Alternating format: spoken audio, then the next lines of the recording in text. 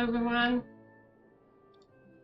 Second please. Okay, there we go. Hi Tanjo, what's up?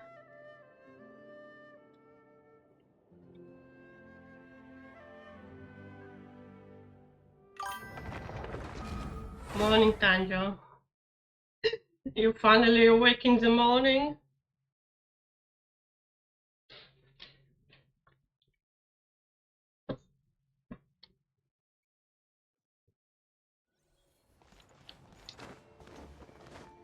Right, I forgot to enable the daggers. Jesus Christ, Tanjo, you should sleep a bit. Come on, keep up.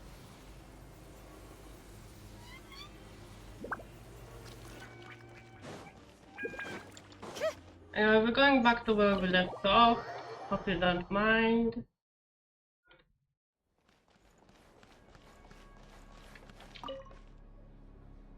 I have to say, I really wasn't expecting Chukunov to vote against Project Stusha. Why? What's so strange about that? Well, in principle, Snezhnaya's business and political elites ought to be the ones least likely to oppose it. As we heard, Project Stusha is basically just a resource distribution framework that requires everyone to cut back during the winter. But even if the policy got cancelled, the Tsaritsa's energy needs wouldn't suddenly go down. The extra demand from the public would have to be filled from somewhere. So logically, the factories would have to take the hit. Welcome, Katarina. This explains a lot. I got a letter from Mr. Mitya just before today's session. He said he's confirmed that there are issues around overtime and excessive energy consumption at the Iskra manufacturing plant. In a situation like this, once the Rooster receives the report, he'll order the factory to halt production and submit to an investigation before issuing a penalty. I'm doing But fine, that's how are a week-long you? process, and I just didn't woke make it up. onto the Vetcha agenda this time. I don't think he suspects anything so far.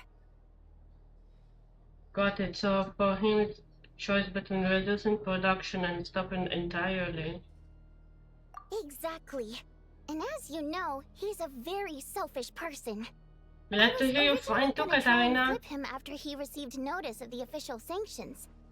My plan was to convince him that the whole thing was completely unfair. Rather than just sit back and take the hit while his factory stopped production, he'd be better off voting to end Project Stuja. At least that way, no one else would be able to make any money either, because all the factories would suddenly have more limited energy to work with. But now, he's already voted against it, which means someone must have used more forceful means to change his vote. Just like with everyone else who flipped. You mean Leket? Yeah, no one knows why Lilac is so obsessed with ending Project Stuja, but by the looks of it, he's inching closer and closer to success. Lelek must have strong motivations, given how he'll stop at nothing to achieve his goal. Maybe he knows the full truth of Project Stuja. Maybe my next step should be to focus on him. Good luck, Tanjo. Good luck.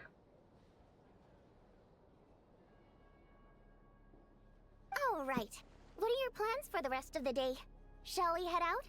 Hey, comrade. I noticed you were here during the debate. I didn't take you for a political enthusiast. I have no advice. I can only say good luck. Greetings, Harbingers. I just happened to have some free time today, and my new friend here thought it might be fun to check out the Vetcha. Ah, Odette must have introduced you. Looks like you two are getting along pretty well. I'll leave you to catch up. I should head back to the troop. Sure. Break a leg and all that. Like I said, good luck, Tanjo. Thought it might be fun to check out the Vetcha, did you? Things are never that simple with you, Traveler. There's no way you're here for kicks and giggles. Tell me I'm wrong. I learned an interesting tidbit today. Some guy called Leket. Oh, yeah. Lelek. To some, he's a Lelek. captivating enigma. To others, he's the bane of their existence. No one ever thought that some anonymous nobody from the Rokat could cause such a stir. I want to find his true identity. Huh? You want to look into Lelik? Then I'm sure his days of anonymity are numbered. What do you think, Sandrone? Fine by me, I guess. If the Traveler actually manages to expose Lelik, it'll be doing Pulcinella a favor.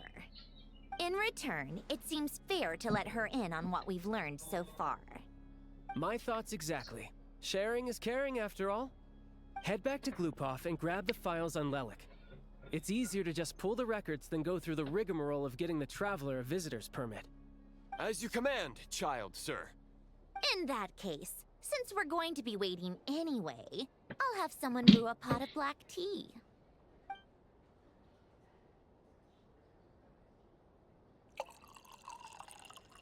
One common thread among the many incidents Lelik has been involved in is that the victims are all too scared to share any real information about him. Clearly, he must have threatened them in some way. His modus operandi is to silently infiltrate the scene and leave a threatening letter behind. But neither the letters nor the crime scenes ever yield any clues to his identity. So all these files have to offer are short statements by the people affected. They don't give us a lot to go on. If nothing else, it shows we're dealing with a trained professional who's versed in counter surveillance. Yes, and to that point, he often strikes in highly secure locations. The victims are high-ranking and influential people who take their personal security Have very fun, seriously. Tanjo, have fun. Somehow, Let me Lelik give you slips some right cash into their to rooms without Katarina. making a sound. And we There's check never the any command really eyewitnesses, quick. nor the slightest trace of a break-in. If he can get in and out Commands. undetected, it means he can strike without warning. Not that that's ever happened so far, but the thought is enough to scare these people sleepless. It's hard to believe that a human being could pull this off flawlessly every time, so they switched the focus of the investigation to Faye. Unfortunately, no one's found anything yet.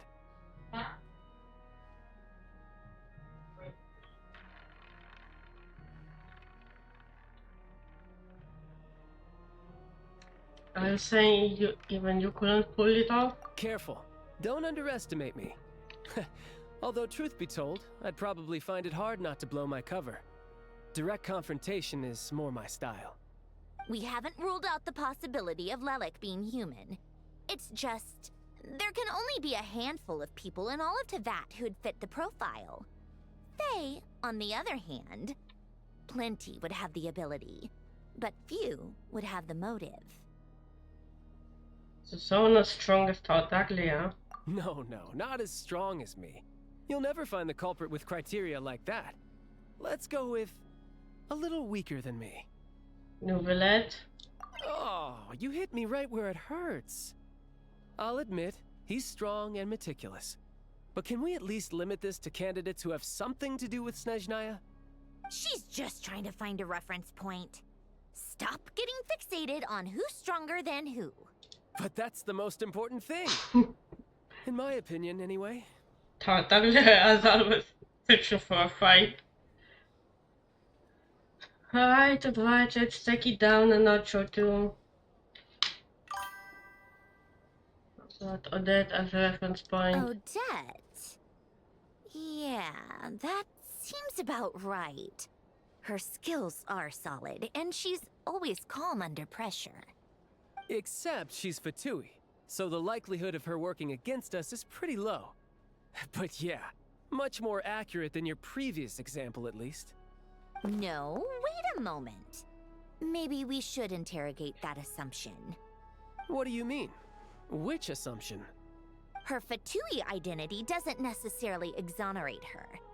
And when you think about it, the Rokot would be precisely what she needs to conceal her identity. Plus, she wouldn't need to be such a pro at covering her tracks. She'd already know where the Fatui will be and when, so she could choose the perfect time to act. Oh, yikes. I was just thinking out loud. Why is this starting to sound like such a convincing theory? Still, what reason could Odette possibly have for trying to call off Project Stuzha? Arlecchino would be the best person to ask. She knows Odette best. Unfortunately, she isn't back yet.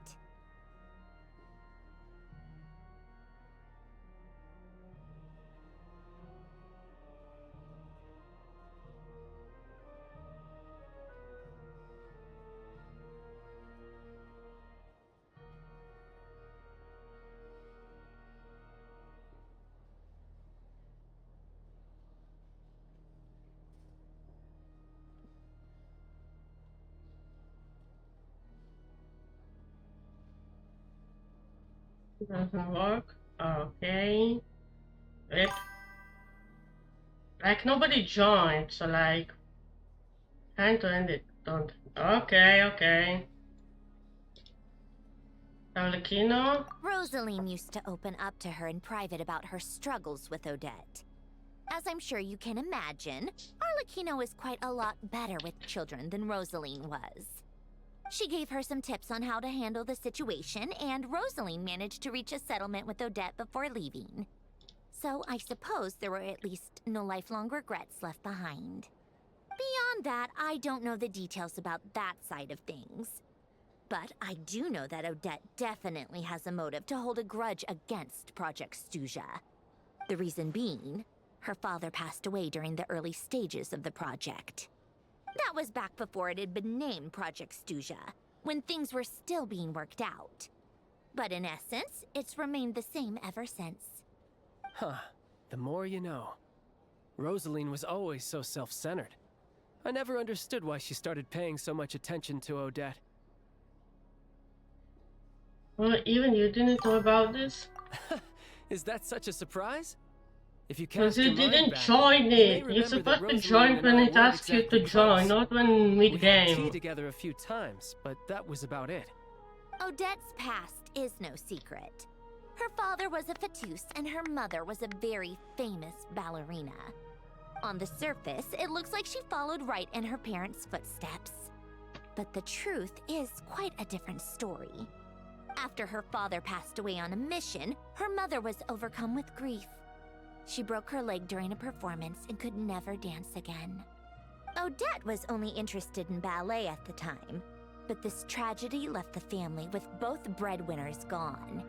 They could barely make ends meet. Per Capitano's policy, family members of Fatui who died in the line of duty had to be appropriately accommodated and provided with adequate assistance. So, regardless of how Rosaline may have felt about it, it fell to her to resolve the issue of Odette's family's livelihood. In the end, the solution they agreed upon was to have Odette join the Fatui. Right, because the alternative would have been a one-off compensation payment, I guess. In that sense, joining up was definitely the better option. Still, she must have had mixed feelings about it, right? If she doesn't even like the Fatui. It's just a theory, a possibility. But as Right. a motive for Odette to become Lelik, it holds up. That said, I have no idea where Odette's head is at right now, or what her conflict with Rosaline was about. Plenty of people were on bad terms with Rosaline. I have no intention of trying to figure it all out.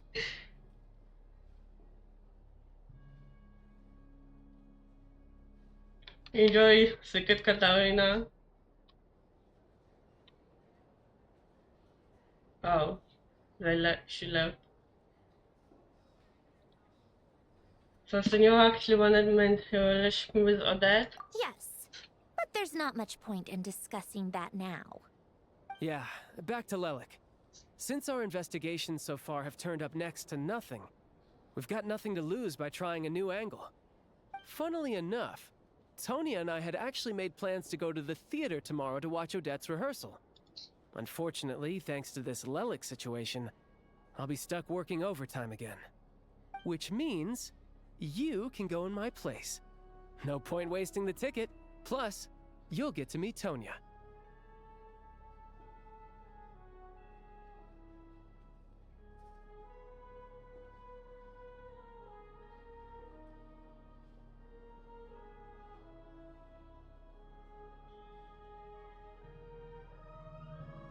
What's the rehearsal for? Spirit Seeker. Quite the classic ballet. It was passed down through Odette's mother's family for generations, though it hasn't been performed in years. But Odette's been practicing it diligently, and it's finally ready for a return to the stage. Excitement is through the roof. Tickets for the official performance sold out long ago. Tonya's excited for it too. She's desperate to see it no matter what. Personally, it's not really my kind of thing, but since she's my little sister, I had to figure something out. I've actually seen it several times before. The story's pretty straightforward. The lead character follows a trail of clues left behind by a spirit, gradually recovering her memories along the way. It's a tale of love and regret. So not exactly reinventing the wheel, at least by today's standards. But when that classic melody kicks in and the lead character begins to dance, it always gets me. It really is beautiful. Not an easy dance to do justice to, though. I know it's always been Odette's dream to perform this piece, but I'm not sure she's really ready. In that case, I think that even if she is Lelik, we should wait until her performance is over before we respond.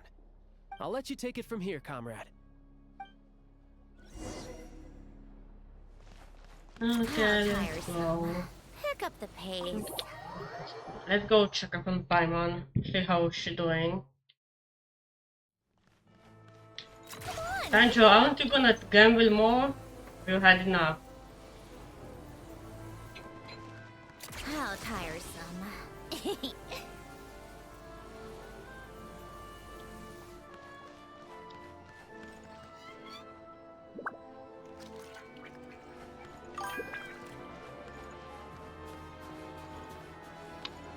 Yeah, I can imagine. Jesus. You should get some sleep, Tanjo.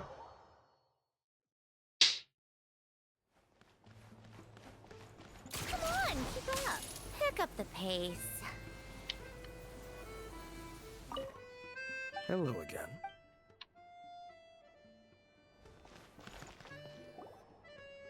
Sounds like you made a ton of progress today. It's good that everything's going so smoothly. Next step is to head back to the theater and get a clear answer from Odette.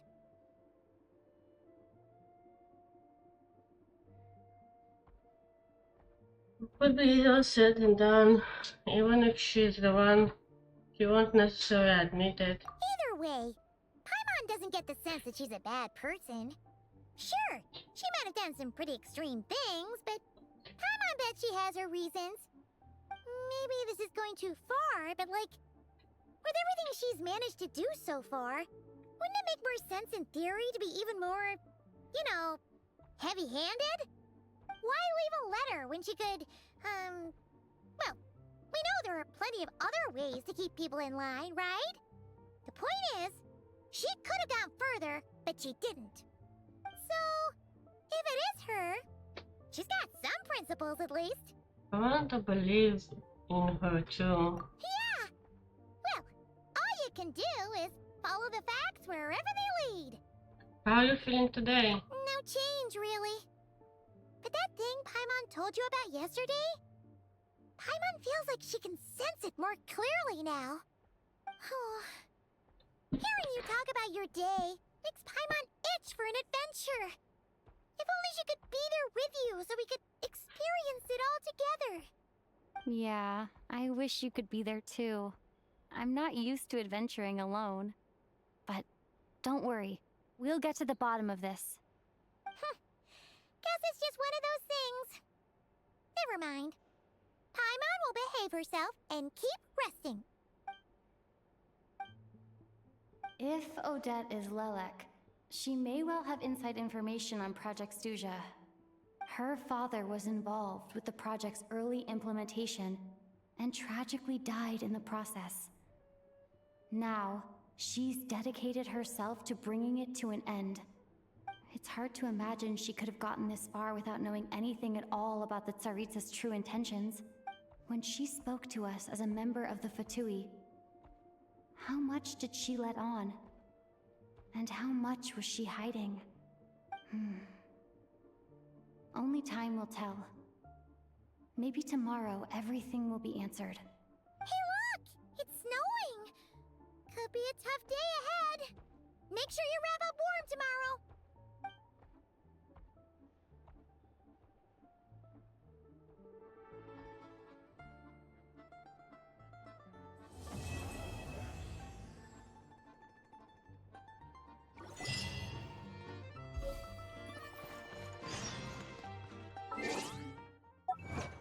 Achievement. Complete quest, okay.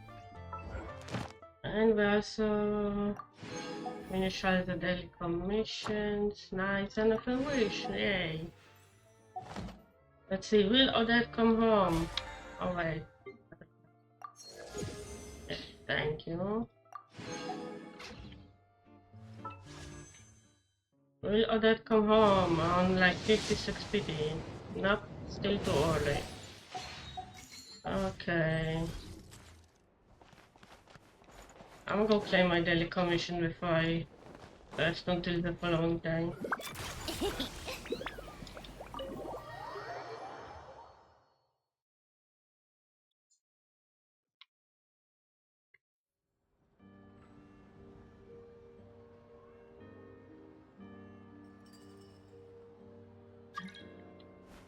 Hmm?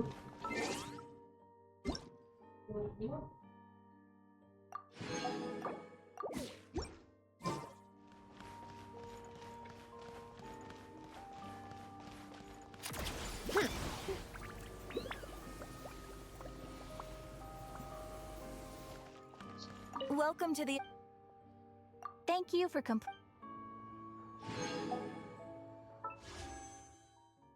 Okay, just like 24 more primos. And there we go. Now we have enough for another wish. Odette, please come home. Aww.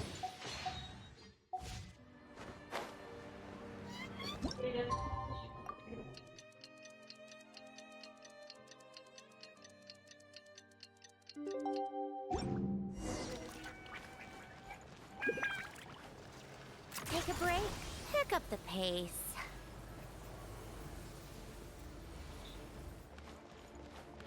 Come on, keep up.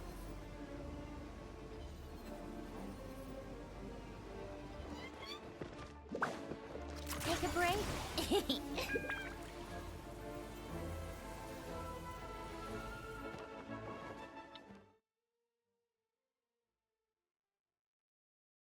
Hmm?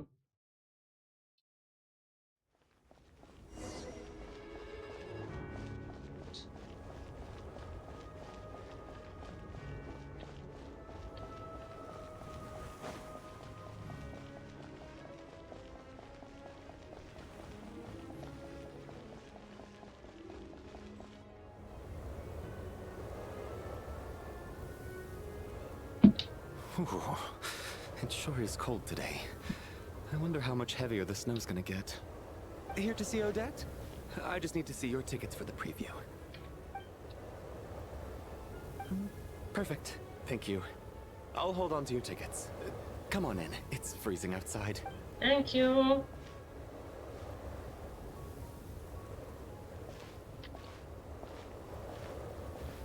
Where did he go? What the fuck? Where did he disappear to? Okay, weird enough, I guess.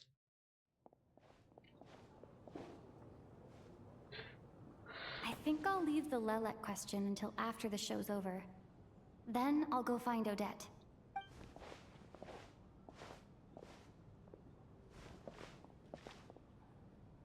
Child said he was originally going to come with Tonya, so I'm guessing Tonya's already here somewhere. Is there anyone here who looks like a Tonya? Let's see. It's a small audience. Makes sense for a preview. But wait, I do see some familiar faces. Mr. Chuganov's back again by the looks of it. Oh, and is that Mitya? And that Fatui officer, Valeri. Guess he must be playing cat and mouse with Mitya again. Oh no, it looks like the show's starting, and I still haven't found Tonya. Never mind. I'll just have to take a seat for now and see if I can catch her afterwards.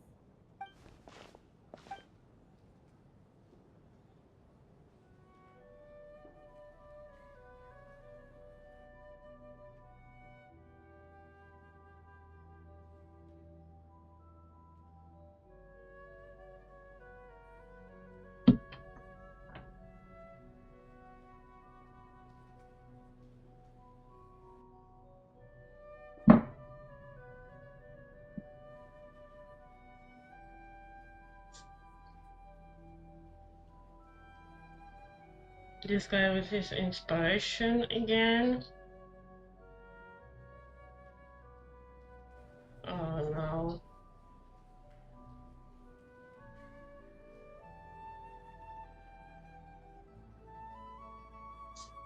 This time his sim isn't gonna fall.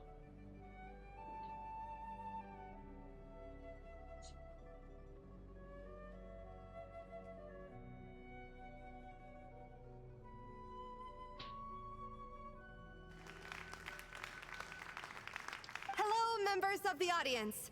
I'm a staff member here at the theater.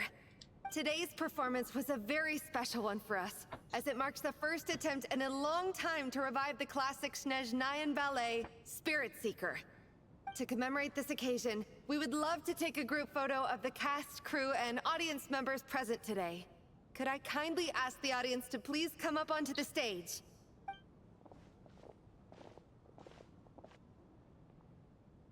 All right, everyone, huddle in a little more. Now, look at the camera. 1, 2, 3.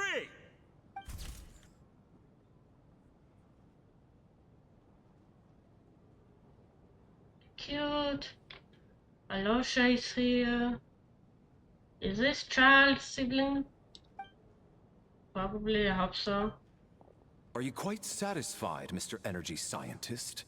I rather hope you don't have any other escape plans to add to my workload today. What are you talking about, Sarge? This was simply my way of inviting you to watch Miss Odette's new show with me. And wasn't the performance spectacular?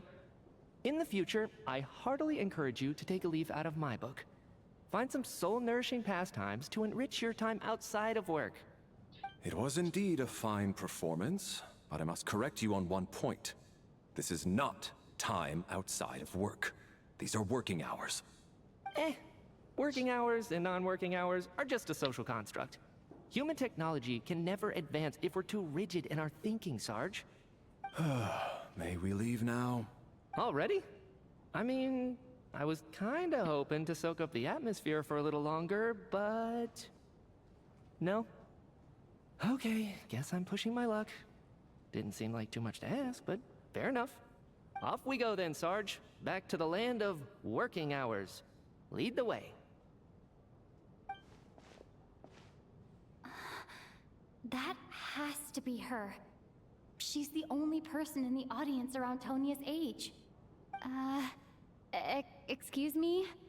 Are you Tonia? Huh? Your brother's busy today, so I took his ticket. Don't worry about him. He's fine. Oh, okay. Sorry for the trouble.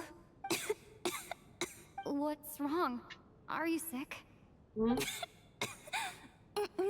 I'm fine. It's nothing. Maybe she caught a cold on the way here because of the weather? Ooh, Tonya. Oh, good. Who opened the door? I haven't seen snow like this in a long, long time. It's most unusual. I know. It's completely white out there. You can barely see a thing. I've never seen such heavy snow in my life. Let's wait it out for now. You'd be lucky not to freeze to death in this weather. Well, look at that. Maybe we shouldn't be in such a rush to get back after all. What do you think? Let's wait and see. Why do you need to take it so seriously? Fate has given us this wonderful chance to take a break. We owe it to ourselves to make the most of it. Come to think of it, there's a small inn not far from here that always keeps plenty of extra blankets on hand for guests. I know the route well. Shall I head over and borrow a few blankets? That way, anyone in a hurry can wrap up warm for the journey back. Just remember to return them next time you're over this way. Sir, there's really no need to go to all that trouble. Hey, it's no trouble at all. Wait here, I'll be right back. What a kind gentleman. Very good. My wife and daughter are waiting for me at home, so I shall be heading back as soon as I get my blanket. So... are you expecting us to go back to the Armory Palace wrapped in blankets too? Don't worry about that. I made arrangements in advance. Should I not return to the Armory Palace within 3.5 hours after Operation Showtime begins, an armed squad will be sent to collect us. They will escort us back, You are one of our key military personnel, so any weather-related risks must be eliminated. Operation Showtime? So, wait. Every single time you drag me back to work when I sneak out, it's a whole official operation? I gotta say, you've really turned this into quite a moral dilemma for me. It's snowing pretty hard out there. I think you should stay here for now. You seem a little under the weather. Sure. My brother might come pick me up in a bit anyway. Time to get to work. I should head backstage and find Odette. I need to look her in the eye and ask her about Lelek. Excuse me, are you looking for someone?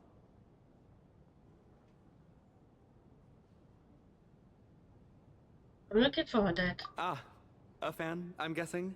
Today is just a dress rehearsal, so Miss Odette won't be meeting with fans. She's taking a well-earned rest right now. Sorry, but that area is currently off limits to everyone except the cast and crew. Huh. Bad timing, I guess. Well, I might as well stick around. I doubt Odette will be leaving before the snow lets up in any case. An hour goes by, but the snowstorm shows no stopping back, or something like that. I didn't wait to the end. What happened to the gentleman who went to fetch the blankets? How has he still not returned? I was thinking the same thing. It's still snowing very hard. Do you think something might have happened to him? Whatever the reason for his delay, I must say I hate nothing more than people who make empty promises and fail to deliver. Well, I have to treat my employees like that on occasion, but that's different.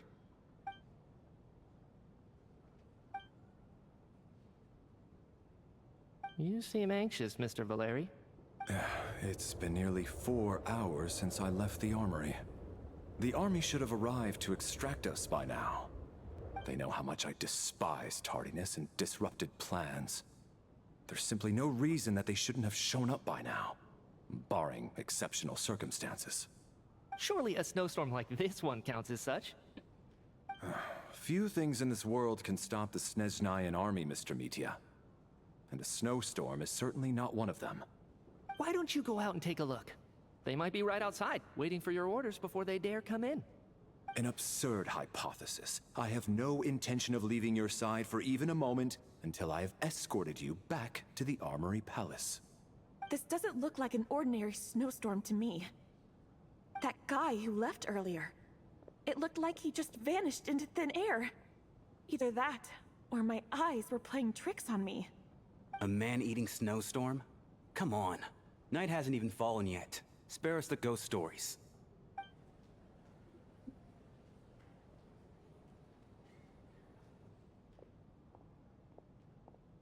Traveler, didn't know you were coming today.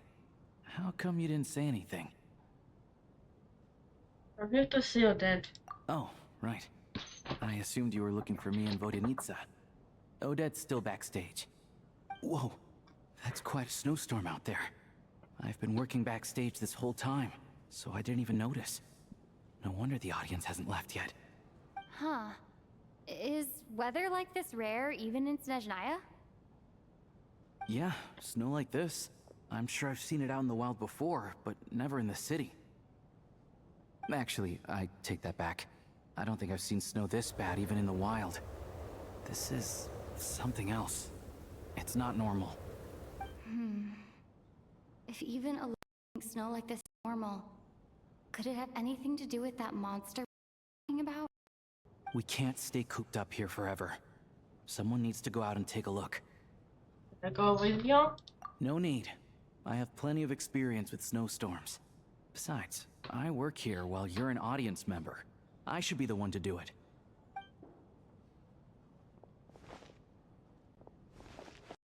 Everyone by the door.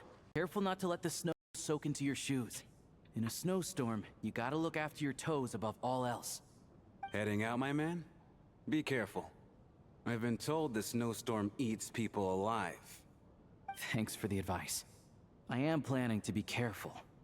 I just want to take a quick look at the situation out there.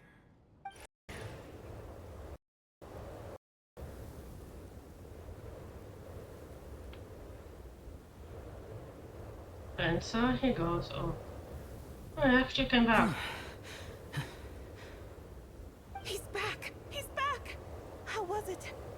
going on out there? Did you see any soldiers patrolling the area? Something about this storm isn't right. There's no one out there. I didn't see a single soul. And something in the air gives me the creeps. This isn't your average snowstorm. I suspect it might be related to recent events in our nation. I strongly advise everyone to stay here until the snow dies down. Are you serious? So all of us are trapped here now? That sounds a little far-fetched to me. You want to go outside and see? I, for one, am not risking my neck in that weather. This just turned from a minor delay into a major hassle. We can only hope that our friend who went to fetch the blankets just ditched us and went home. Is it really that bad? But my daughter, I won't be able to read her a bedtime story tonight. Huh? What are you all still doing here? Whoa! It's snowing hard! Justin cool backstage or quickly go to the So now we're stuck here? Oh, this is terrible! Luckily, it was just a dress rehearsal today, so there aren't too many people here. On the bright side, the theater's always well stocked with supplies. If the snow still doesn't let up as we get into the evening, you can spend the night here, everyone. At least, I assume that's alright? Odette? Fine by me. This seems like a sensible backup plan under the circumstances. My thanks to the theater for being so accommodating. What are you staring outside and praying for, my man? You anxious to get home too? Oh, Your Majesty the Tsaritsa, I beg you, please do not let tonight's snowstorm stop. This is a golden opportunity to spend the night under the same roof as the two top stars in all of Snezhnaya. It's a once-in-a-lifetime experience. I think I've changed my mind. Sir, if you so much as look at us funny, you'll be seeing stars in a whole other way. Behave yourself, or you'll be begging for that blizzard. It's getting colder. We need to keep the indoor temperature up. Close the door and lock it tight. Let's head somewhere warmer.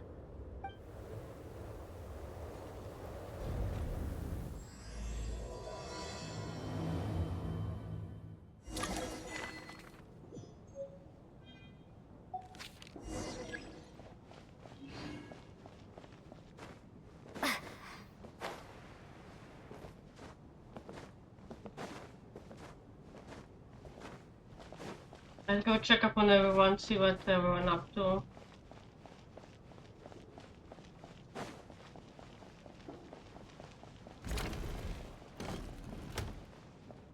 Here, hello.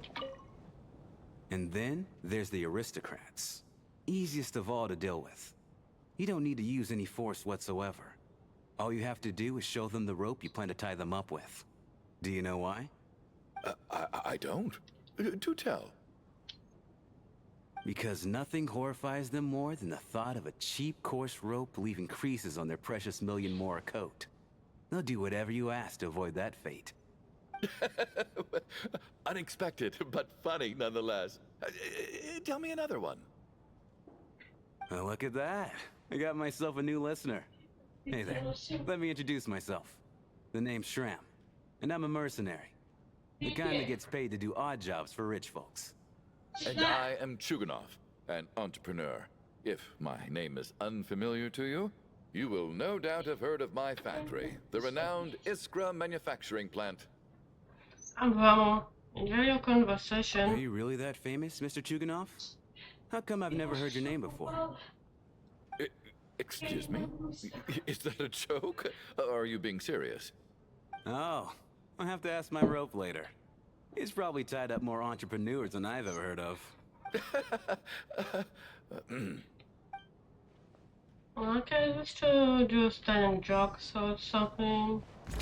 See what do we have here. Hello, Tonya. How are you feeling, Tonya? I'm fine. Sorry to worry you. I'm used to it by this point. I take medicine for it. My brother usually helps to get it ready for me. Child must take great care of his sister. He's never mentioned Tonya's illness, though. You know, I actually find this whole thing kind of exciting. Stuck in a strange place thanks to a snowstorm. Having to spend the night with a bunch of interesting characters. It's pretty cool, don't you think? Right, it's certainly a novel experience. Exactly. It's like one of those stories where an ordinary school trip turns into a magical adventure. I've always wanted something like that to happen in real life. I'm fine, really. Just got a little overexcited. Look after yourself. Otherwise, your brother will come after me. Yeah. Poor Tonya. Hope she will be okay. No offense. My Yeah. husband has major trust issues. To him, I doubt even this snowstorm is a good enough excuse for me to stay out all night. That's the price of marrying into wealth. You'll get used to it. I'm not about to stop you if you want to leave. But don't drag me along. Hello? Can I help you? Okay, you have a really bad husband. Sounds like fun. Let's check up on Alosha and Odette and the others. Hello. I have to say, even though today was a rehearsal and there were some hiccups along the way, Miss Odette's performance was one of the best I've ever seen, even compared to an actual show. I couldn't agree more, especially considering the weight of the subject matter. It takes a truly seasoned professional to do justice to a theme like love and regret. Do you think we were coming on too strong? Odette's ignoring us again. What about you? What did you think of today's performance? I think you could be more expressive. Huh.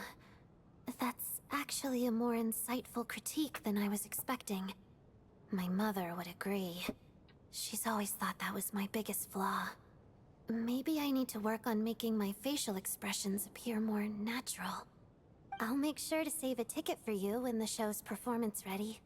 This Thank doesn't seem you. like the time or place to bring up the subject of Lelek. I need a chance to speak with her in private. So unfair. Talk about double standards. And now it looks like I've been spotted.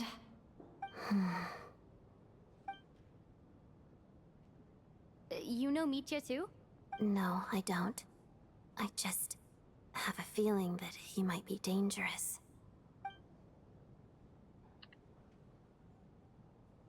Okay, interesting. What's up, Alosha?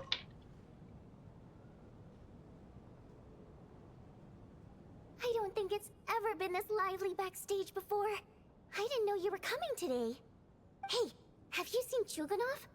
I heard he was coming today. Have you spoken to him at all? Not really. I'm with you. This could be just the chance we need. Yeah, I gotta figure out a way to coax some more intel out of him. I want to know why he suddenly changed his stance on Project Stuzha. What exactly happened before the most recent Vetcha vote? For the Rokad, or just out of personal interest? Shh! There are other people around. Don't say the R word.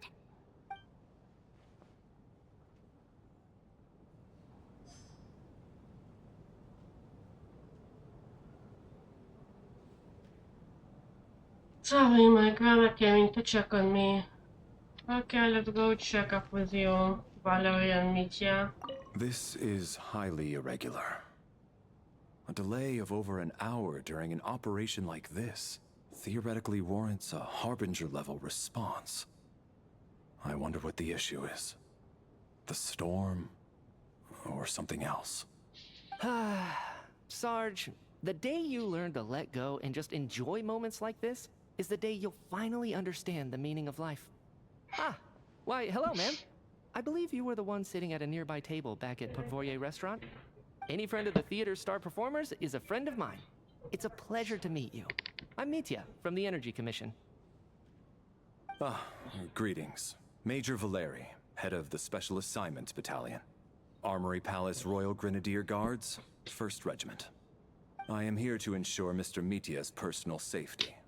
Please let me know if I can be of any assistance. Vamos, delighted to meet you, Bob. Miss Traveler, I cannot help but notice that Miss Odette is stealing glances at me. Any idea what that could be about? I've racked my brains, but I can't think of anything I might have done to offend her. Perhaps she noticed me spacing out during her performance? No idea. So, Mr. Mitya, is your work related to Project Stuja? Yes, that's right. The higher-ups in the Fatui transferred me from the Energy Commission to the Armory Palace because they wanted me to... Really? I can't even talk about that? Pretty sure it counts as part of my private life. All right, I won't say anything. Sorry, Traveler. As you can see, I'm afraid this pleasant chat will have to end here. Okay. Rape.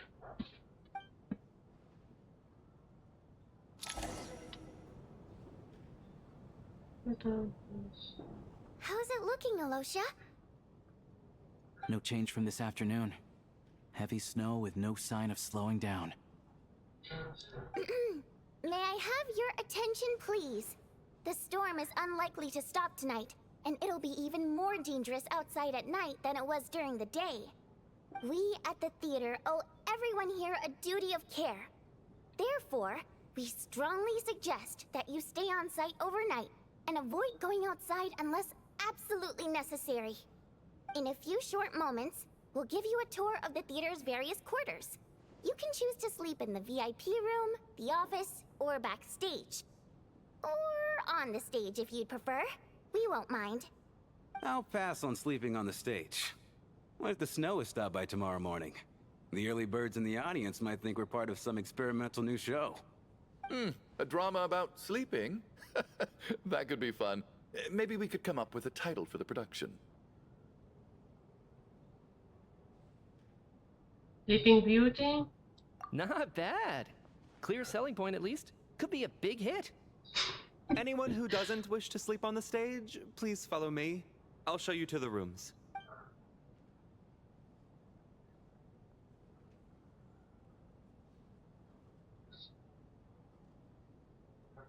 I guess I'll call it a night. Though, I feel like I won't sleep very well without Paimon here. I'm sure she'll be worried that I haven't made it back yet. But as long as she looks out the window, she'll probably realize what's holding me up. I wonder if she's feeling any better yet? At least she hasn't been getting any worse. Still, I should try and get back first thing tomorrow morning.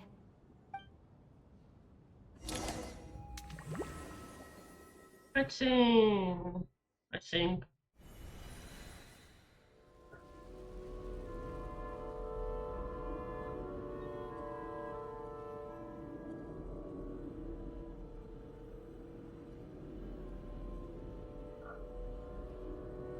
Ah, finally. Welcome back to the world of the living, lazy bones. I was about to wake you. The black mist is almost on us. What black mist? Still waking up, huh?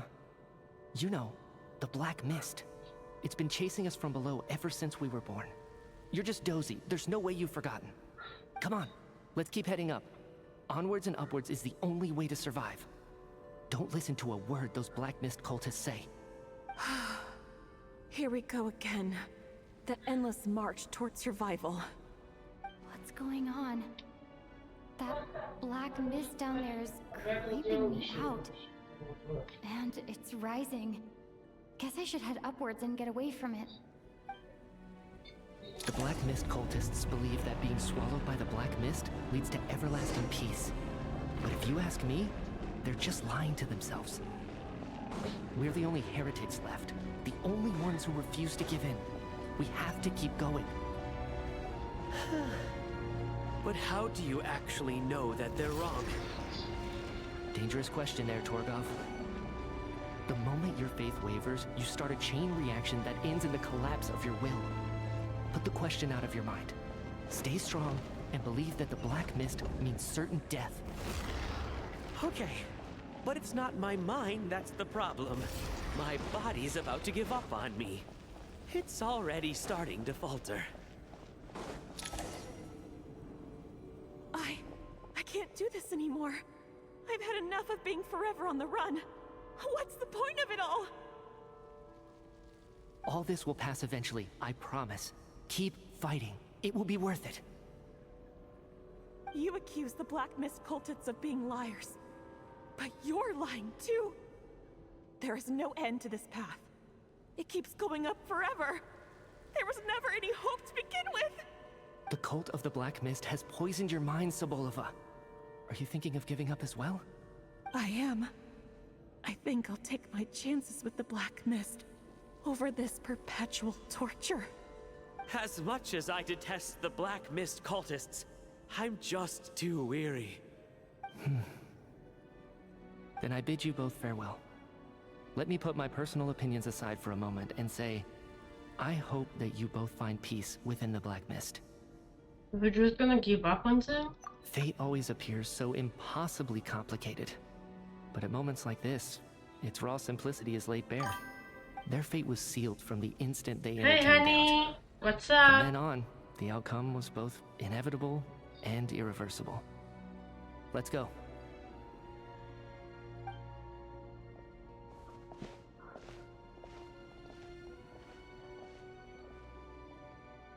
Torgov and Sobolova are gone. I never thought the day would come when even they would be swallowed by the Black Mist. It's just you and me now.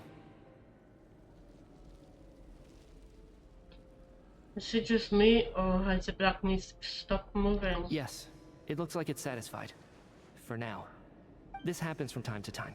But it won't be long before the Black Mist starts chasing survivors once again. No one knows how to stop its advance for good. Well, we should make the most of the precious moments of rest that those two bought for us. Huh? Are you really that sleepy, traveler?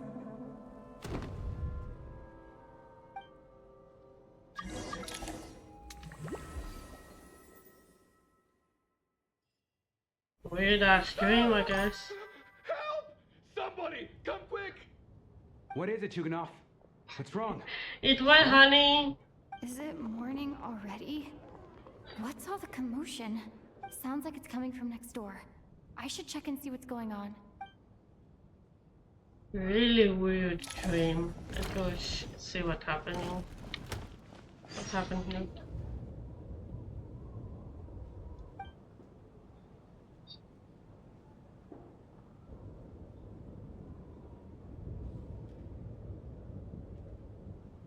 Don't look, Miss Tonya. Stay here. Okay. What happened to them?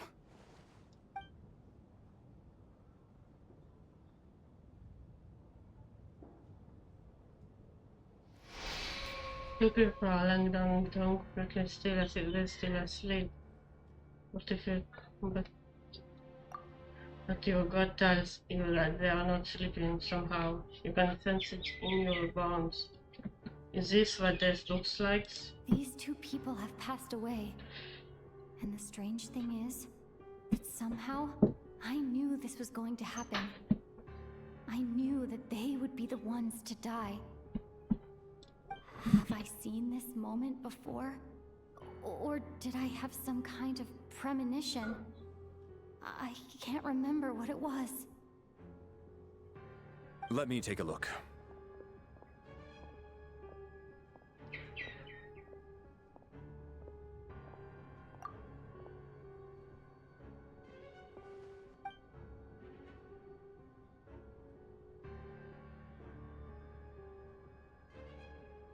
No vital signs in either of them. They're dead. The cause of death, however, remains unclear. No wounds on the bodies, no signs of a struggle, and no skin discoloration caused by the buildup of toxins.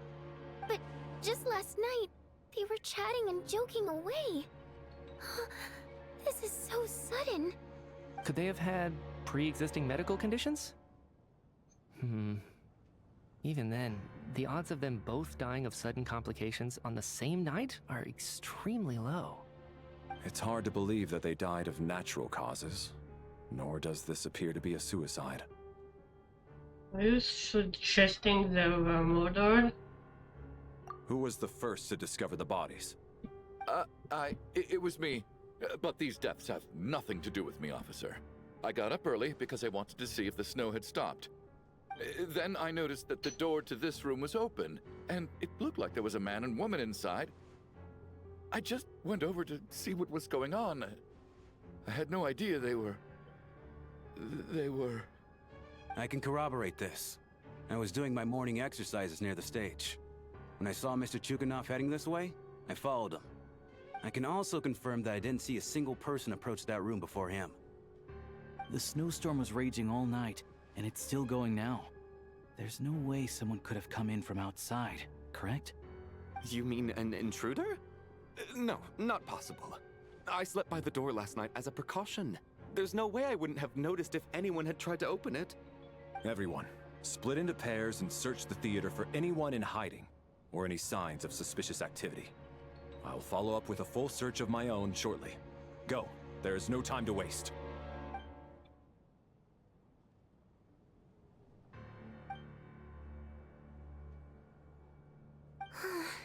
Nothing on your end either? Backstage is clear. No signs of suspicious activity. We checked the basement. Also clear. I don't think there's anywhere here that a living person could hide. Are we certain that the theater doesn't have a back door? Or any tunnel or passageway wide enough for a person to fit through? No, there's nothing like that. If people were sneaking in through some secret tunnel to avoid buying a ticket, we'd have sealed it off ages ago. I also checked the windows. All of them are locked from the inside, and there's no sign of anyone entering or leaving. It sounds like we can safely rule out the intruder theory. If anyone came in during the night in this weather, there'd be no way for them to avoid leaving footprints or water stains. This can only mean one thing. It's like one of those murder mysteries you see in novels and plays, isn't it? The ones where the killer is one of us. We can't quite jump to that conclusion just yet. Could he be right? It's hard to imagine something like that happening in real life. Set in a theater during a snowstorm, a murder takes place and the killer is among us. It's such a classic trope that it seems unbelievable. Looking at who the killer targeted, and the clean entry and exit, it all adds up. I know what this is. It's obvious now that I think about it. What is? What have you figured out? Both victims were wealthy, well-known local merchants. And the door was deliberately left open so I would discover the bodies and witness the crime scene first thing in the morning. Such ruthless methods.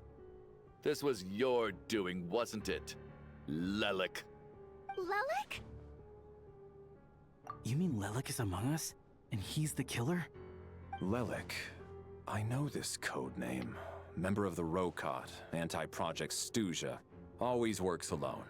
I've read the case files at the Armory Palace. Walk me through your reasoning, Mr. Chuganov.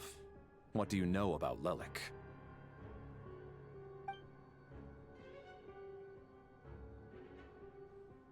What now, huh? What now, Lelik? What more do you want from me? I already voted against Project Stuzha at the Snezhnaya. You snuck into my house the other day while I was asleep. Left a threatening letter. And I did all that you asked. But Project Stuzha cannot be so easily shaken. Not with the rooster in charge.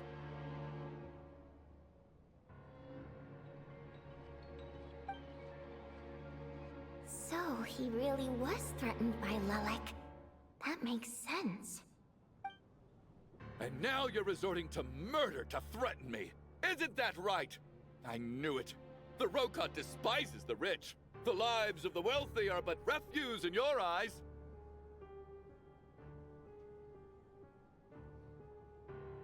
Show yourself! Which one of you is Lelik, Tell me! I'll do whatever you want! Just stop playing these mind games!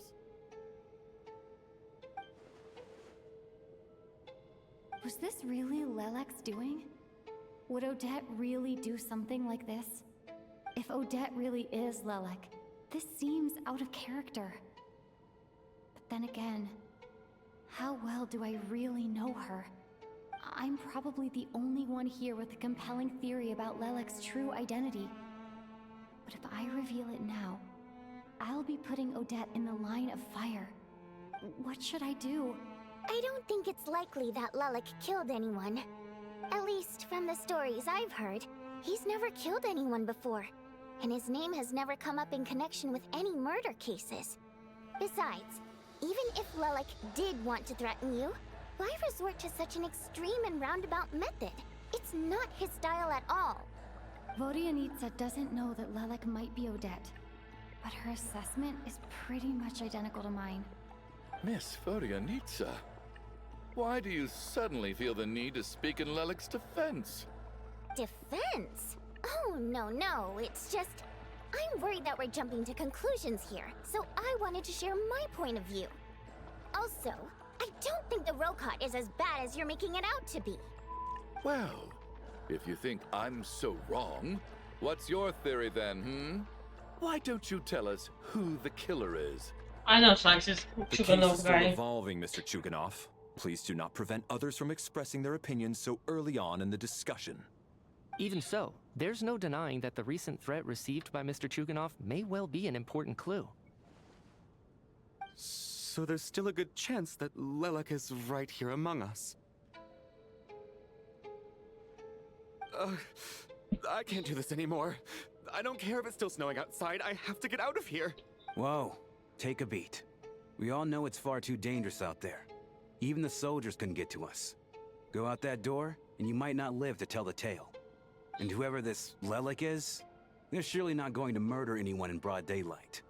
Be sensible, my man. You're safer inside. As much as I regret having to say this, I'd like everyone to cooperate and refrain from exiting the premises until further notice. Because as things stand, every one of us is now a suspect. Unless anyone has further information to share, let's adjourn for now. Feel free to keep searching for clues, but make sure you don't go off alone.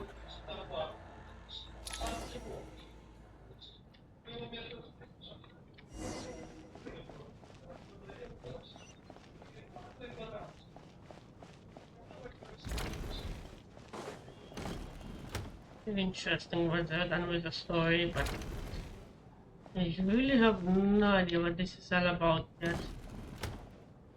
You're right, that was my bad. It was a knee-jerk reaction. I didn't think it through. Luckily, no one suspected my identity. Hello.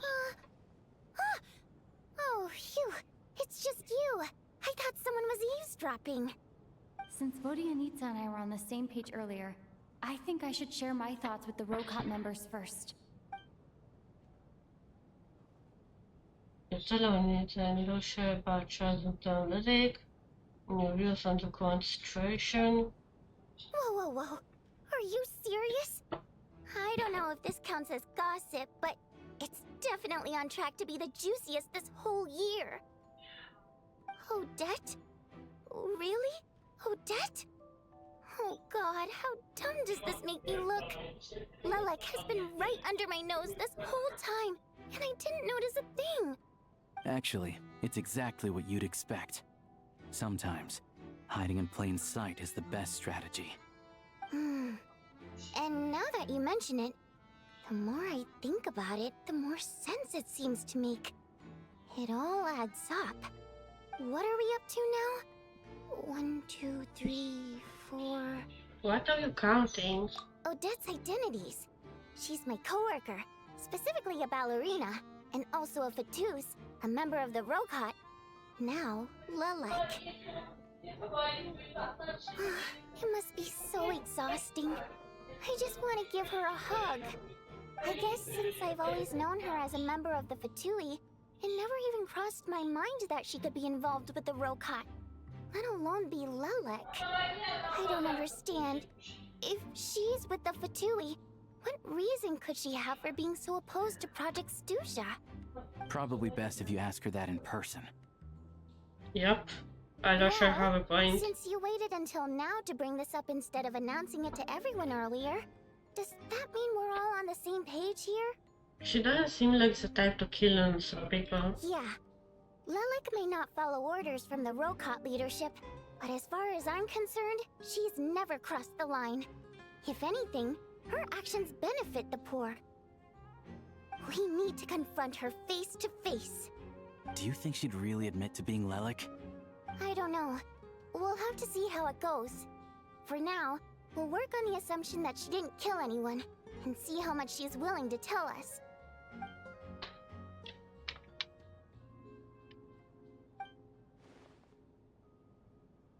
Now's our chance.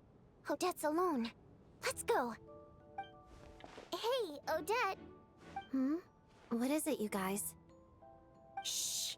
Keep your voice down. We need to talk. So, you're Lilac, aren't you? Alright, fine. You don't have to say anything or explain yourself. Just hear me out first. None of us believes you'd kill innocent people. Whoever murdered those 2 people last night, it wasn't you. Traveler was the first to figure out your identity, but she kept quiet during the discussion just now.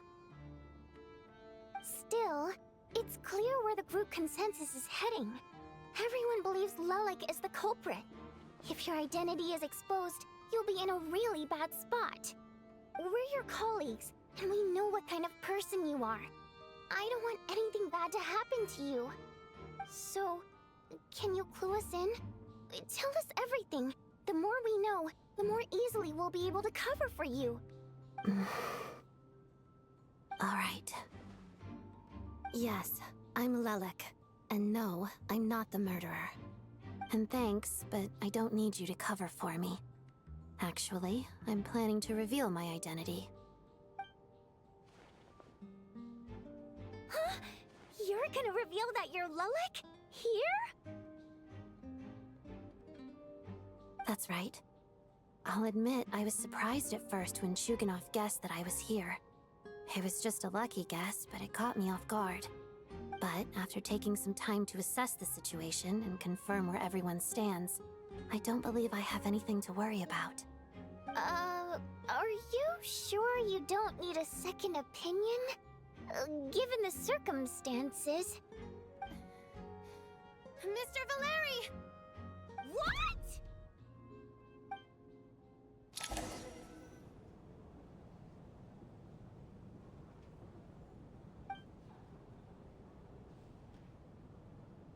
So...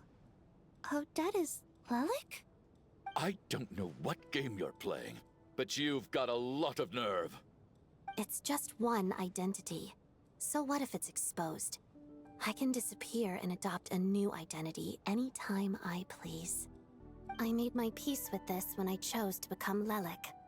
But more importantly, I promise I am not the murderer, which means that someone else is. So, if anyone still insists that I did this, you'd best produce the evidence now. Otherwise, I suggest that you bite your tongue. Because if you really believe I killed 2 people without making a sound or leaving a trace, pointing fingers at me would surely only make you my next target. Is this really the truth, Miss Odette?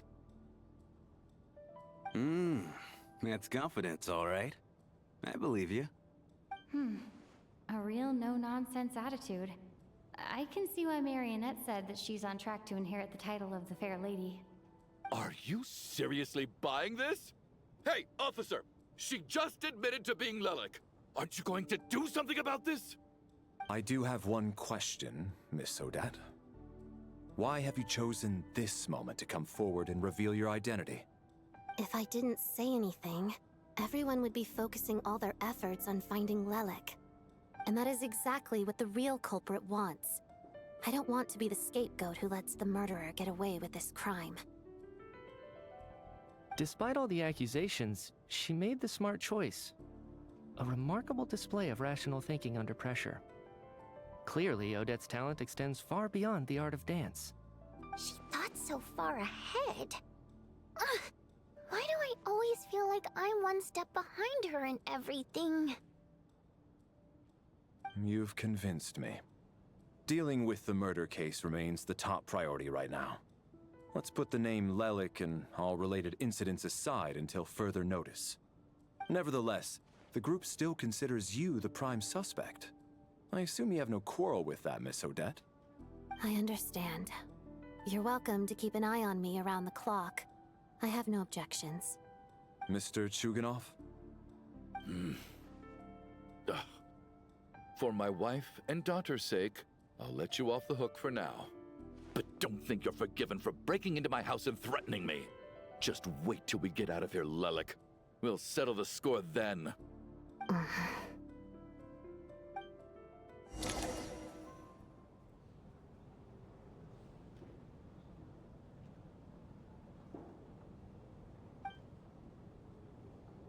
Good work, Lelik guard team.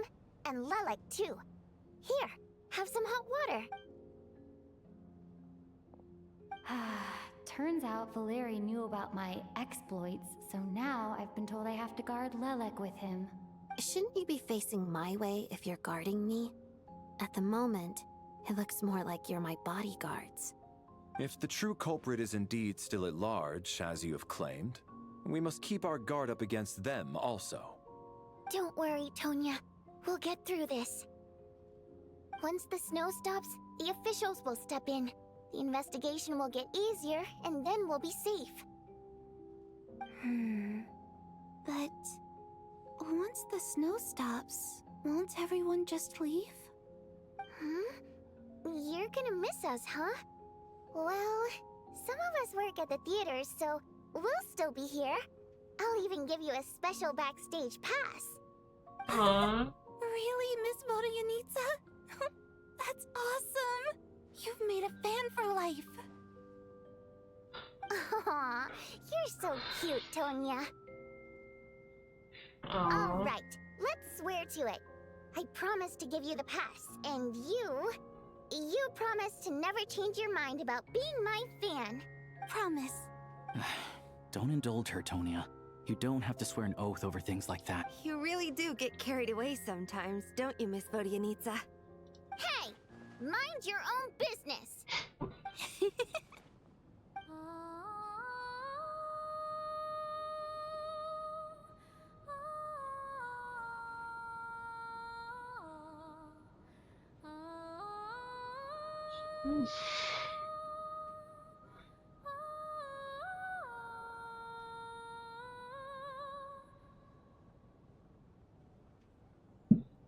Don't be nervous, Miss Water Imp. Everyone's here. There's nothing to be afraid of. Excuse me? Do I look nervous? Don't be ridiculous. No. You sound nervous, lass. Oh. Wait, but how... Okay, plenty of people know that I'm a water imp, but still... How come you understand our primary mode of expression? Primary mode of expression. I've not come across that concept before. Do enlighten me, Vodyanitsa. Well, it's just... We water imps tend to communicate our emotions to each other by singing, rather than facial expressions. The emotions we convey through song take precedence over our facial expressions. So, we think of it as our primary mode of expression. I'm impressed, Shram. I didn't take you for a man of culture, but you're clearly rather learned. It's not about being cultured or not. The thing is, this mode of expression can usually only be understood by other water imps. It's not a simple case of a song sounding happy or sad. And yet, you're clearly human, Mr. Shram. It's really not the big deal you're making it out to be. I think I just have a knack for it. Plus, I have a... very close friend who's a water imp. A delightful lady. But keep that a secret. Anyway, we spent so much time together that before I knew it, I noticed I could understand her expressions. Oh, I guess that makes sense. Still, the fact that you have a water imp friend is even more surprising. I'd better watch what I'm singing when I'm around you from now on. Hey, what are you implying? You're not secretly insulting the audience in your songs, are you? Heavens! Why would I do a thing like that? It's getting late. We should discuss our sleeping arrangements for tonight.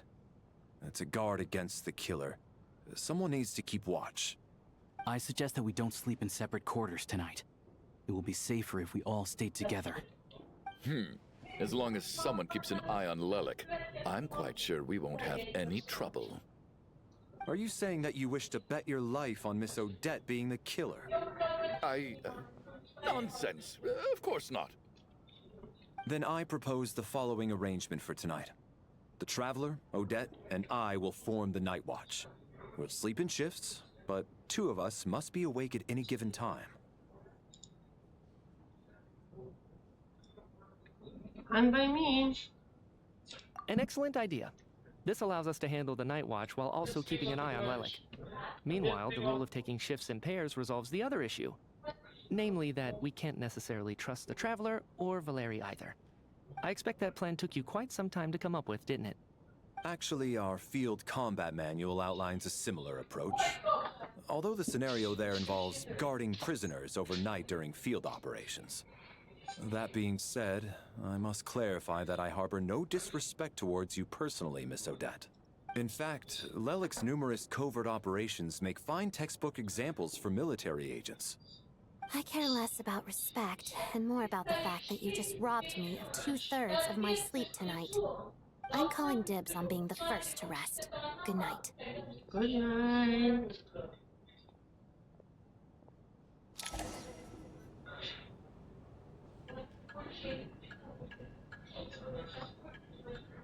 As night falls, you and Valerie take the first watch together. Okay.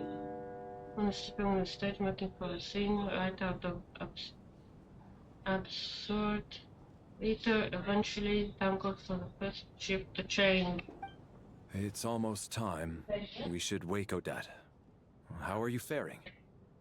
I'm not sleepy. You get some sleep. I'll go after you. Oh, not going to argue with that. I'll take a quick nap. If you start to feel sleepy, wake me up anytime. It's finally time for Odette and I to share the Night Watch. I should wake her up.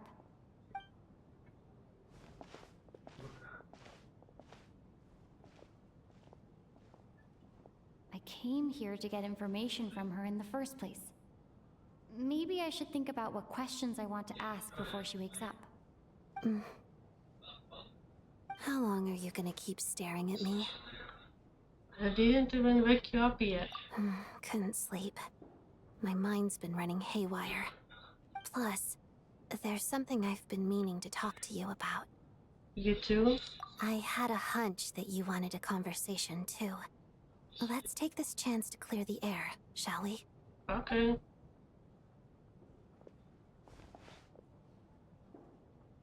I just had a simple question for you, really. It's, Rosaline.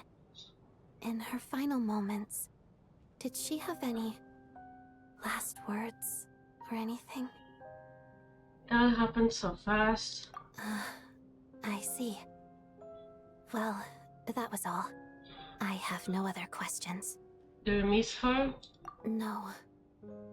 She was utterly ruthless in pursuing her goals. That kind of person should be hard to miss. And yet, even though I never approved of her methods, and she was an abrasive person, the fact remains that I am indebted to her. I heard a little about that from snezhnaya. Oh, she told you. I guess that makes sense. I think she and Rosaline were on pretty good terms. Still, she didn't know the full details. Yes. Rosaline wasn't the kind to gossip about this sort of thing. Not that it's any huge secret to me, though. When I was a child, I had to join the Fatui for the sake of my mother and me. I trained under Rosaline. It was extremely grueling, and it didn't exactly come naturally to me. All I could do was try to ignore the biting cold and practice, practice, practice. I was a newcomer who'd managed to make a good first impression on a harbinger. There was pressure to live up to her expectations, to be worthy of the fair lady's reputation. Every day was a struggle against the cold, pain, and fatigue. And most nights, I struggled to fall asleep. After enduring all that, I've become almost immune to the sensation of pain. I suppose that was the cost of survival. Surely, any child who had to experience that would grow to hate her lot in life, don't you think? You really paid an enormous price. So, I put an equal amount of effort into my ballet. Because in my young mind, that was the only way to defy my fate. It was my way of telling her, the Fatui's demands and your expectations of me are not what I wish for. One day, I will leave. I think she probably blamed my poor performance in training on my passion for ballet. She knew my heart wasn't in it. One time, when I was secretly practicing a dance at night, she suddenly showed up. I knew she was there to catch me red-handed. I told her, "You don't deserve to watch the dance I learned from my mother." She looked stunned. I guess she was surprised that I lashed out first, before she had the chance. But strangely enough, on that occasion, she wasn't fierce with me like she was during training. Instead, she fell silent for a moment, and then left. After that, she never interfered with my dancing or asked me how it was going. She never came to watch me dance again either. Not even once. She was a very proud person. She was. But even now, whenever I take out this core Ignis, I can't help but think of that night. Of the look on her face. So this was a gift from her? Sort of. Although gift might be too kind a term. This is her flame sealed within ice. A symbol of her favor, yes, but also her way of keeping an eye on people. She knew the location of every piece of core Ignis. If any recipient started acting suspiciously, she'd be on to them immediately. Trust her to make even a mark of approval feel suffocating.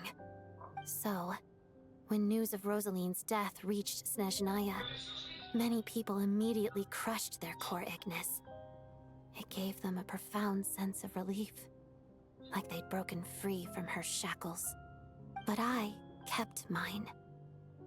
With my sensitivity to pain being as dull as it is, the warmth from this core Ignis is one of the few things I can still feel clearly. I still wonder, did she really come to stop me that night? I wasn't sure, but I was scared, so I said some really awful things. I guess she didn't leave anything behind. Not that I expected her to. It's fine. It's just a bit of a shame that we couldn't settle our differences before the end. Wait, but Sanjana told me you to write certain things. She did. Are you sure she was talking about this event? She said that Aldekino gave Rosalind some advice, and that Rosalind went to see you. Huh. No, she didn't.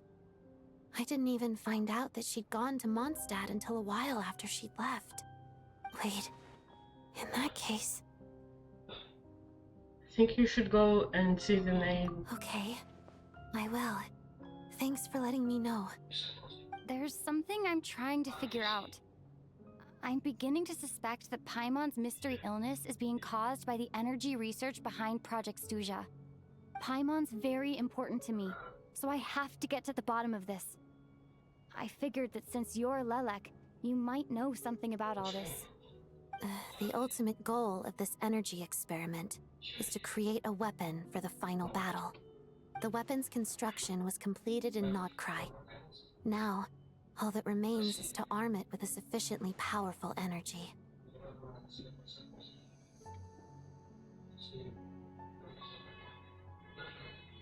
So that's what they were doing at the experimental design bureau. Yes. The weapon's development and all the related experiments are overseen by Lord Piero, the Jester.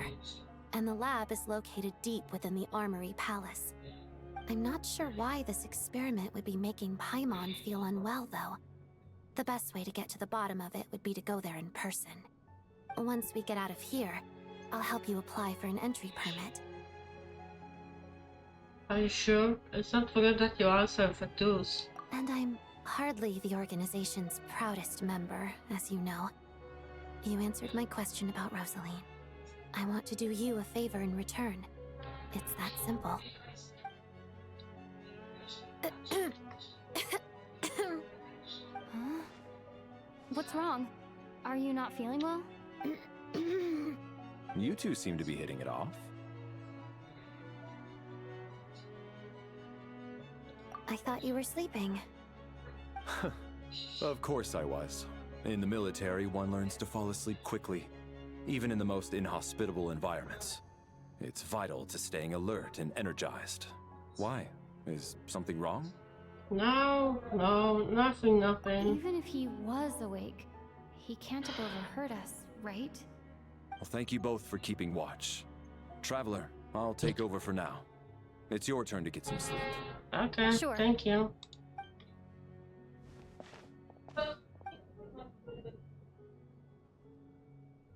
This is our second night here, but at least I found out a little more about Paimon's condition. I hope she's been sleeping well the past couple of days. Huh. Why do I feel like I'm being watched? Hello. Seriously? Is this payback for when I stared at her earlier? But I thought I she know was you're still asleep. here with Andrew, I know. Never mind. I'd better try and get some sleep myself. Oh god, here we go again. I'm gonna die this time.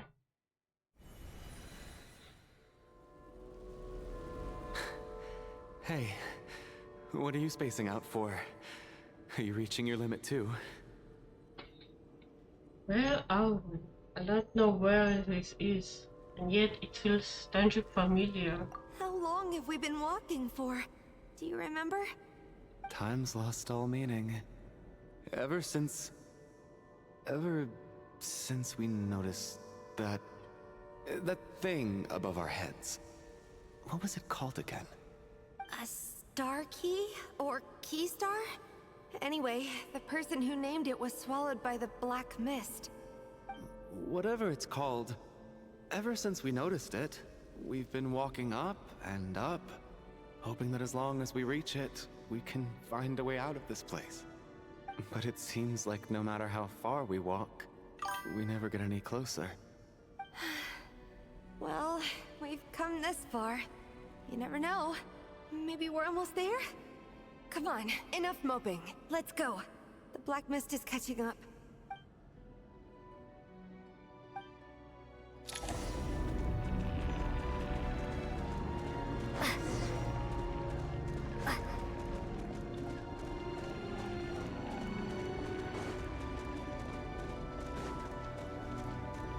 We got ourselves a straggler. Monsters! Watch out! Not again! I've lost count of how many times we run into them. Careful! And that way just went.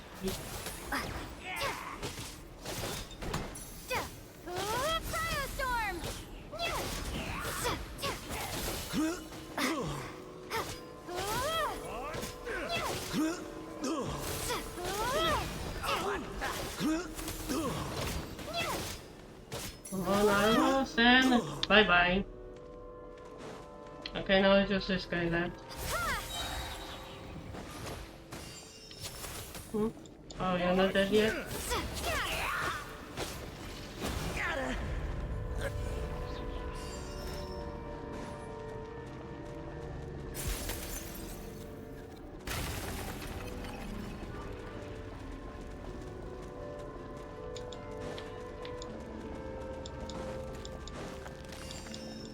Here they come again! Get ready! You wanna fight? Let's go!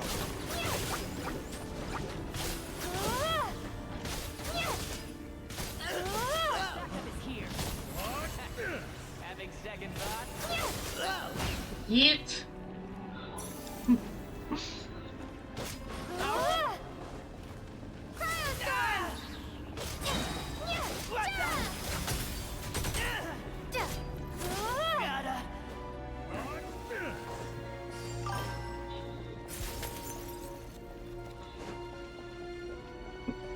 Sometimes was back to gambling from his nap.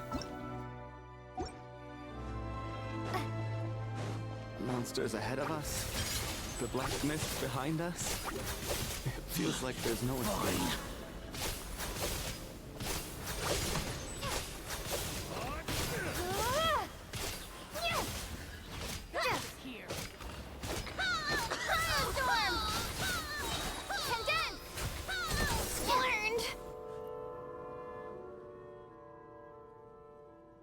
Are you hurt, Coolish? No. I'm fine. It's just... Suddenly I don't want to walk any further. I get you. In fact, I reached my limit a long time ago. Sometimes it feels like there's hope where there shouldn't be. Yeah. The hope that the star gives us is the only thing keeping us going. But I'm not sure it's real at all. It may just be a collective illusion. Otherwise, why would it always be out of reach? Are you really going to give up like this? We know you mean well, but you're only saying that to try and encourage us to keep going, aren't you? Thank you, friend. But enough is enough. Please don't give me any more false hope. Hope is poison in this place. You're going to continue, aren't you?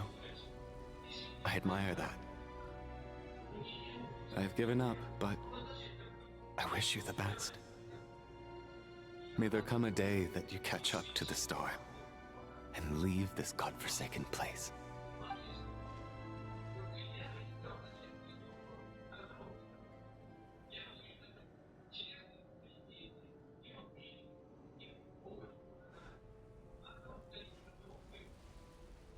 It's not an illusion. We really are getting closer to the star.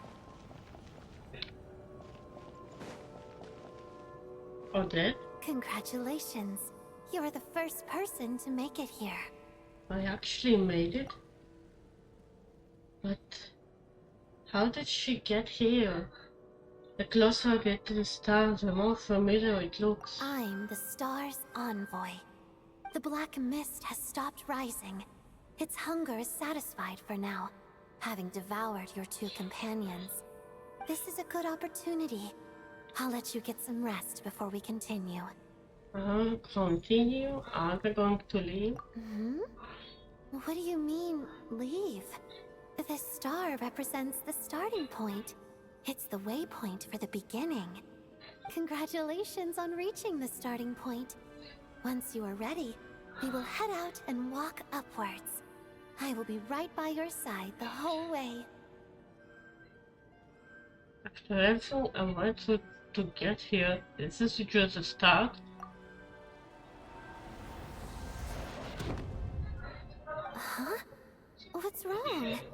Hey, don't give up before the journey's even begun. Okay, I have no idea what the fuck is going on with those dreams here. Too damn creepy. Rampana! Rampana! Is that Vodyanitsa's voice? What happened? Coolish, wake up! Please wake up!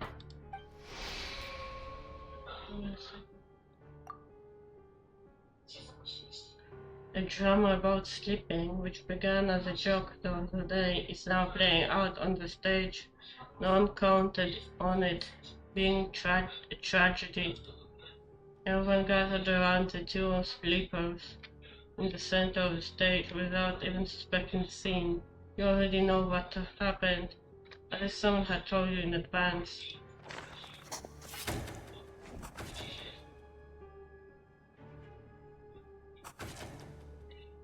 The situation is identical to that of the two casualties yesterday. We cannot ascertain the cause of death. At least there are some elements that we can rule out this time. They slept on the stage with everyone else. So I suppose the surrounding environment can't be a relevant variable.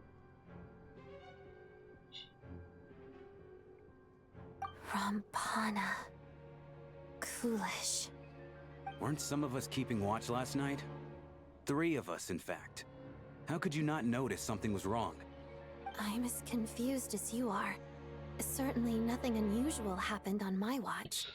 Likewise, and from what I've observed so far, both Miss Odette and the Traveler can be trusted. No incident on my watch either. No reason to suspect Valerie or Odette either.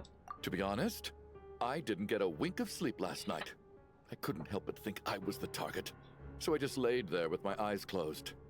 I heard the Traveler and Lelik chatting, but otherwise I don't recall hearing any commotion during the night. Me too. I didn't want to wake everyone up, so I was concentrating hard, trying not to cough. I hardly slept at all. If anything had happened, I'm sure I would have noticed. Then, what could possibly be causing this? Once was bad enough. I can't believe it happened again. I worked closely with Rampana and Coolish for so long. I never imagined that one day they'd... And on the stage of all places... Voryanitsa... 4 victims in just 2 days, and we still don't have a single lead. I need to get to the bottom of this as soon as possible. And above all, keep Tonya safe. I'd never be able to look Child in the eye again otherwise. Still snowing? Yes, I just checked. Still no sign of anyone outside either. So we only have ourselves to rely on. If you ask me, this killer can clearly strike whenever they please. The Night Watch was a useless endeavor from the start. Lelik must be an expert in poisoning. Clearly she used some poison that can't be detected on the corpse. Here we go again. Listen, I was already thinking to myself last night, was Lelik's reason for revealing her identity the real story? Well, now I have my answer. It most certainly was not. She's been playing us for fools. You get off on this, don't you? Revealing your identity, only to carry on with your killing spree? That's a hideous thought. One that only a hideous mind like yours could dream up. How dare you! That's enough! Yesterday, you named Lelik as a suspect because the victims were both wealthy merchants. Lelik might have had a motive then, but today's victims were just ordinary people. Not to mention that they were colleagues of Odette and mine. What reason would she have to murder them? Let me guess, just to scare you? Who knows? Maybe you don't know her as well as you think. I implore you all to ask yourselves, how many people are there really in this world that have what it takes to kill another person? Not many, I'd wager. Lelik is well known to be a ruthless operator, and now she has revealed her identity. How could it be any more obvious? Everything you've said so far is still just conjecture, which doesn't constitute a concrete lead. You need to back up your claims with some evidence. How can you defend her, officer? What did she say to you while you were on Night Watch? Maybe I shouldn't be so surprised. You military types are always colluding with criminals to target the rich. Oh, fucking I hate this guy so much. All so you can get your grubby paws on our hard-earned fortunes. Then tell us to fall in line. The Fatui, the Druzhna, and the Rokot. Thugs, the lot of you. Don't you dare! Sir, but... You were the one who told us not to stop other people from expressing their opinions yesterday. 4 people have already died. Only yesterday I was chatting with Mr. Coolish. Then we woke up in the morning and he's... Turning against one another is the last thing we should be doing right now. Little girl. Even if Mr. Chuganov is a puffed-up, pig-headed windbag who doesn't have a clue what he's talking about, he's still one of the victims here, isn't he?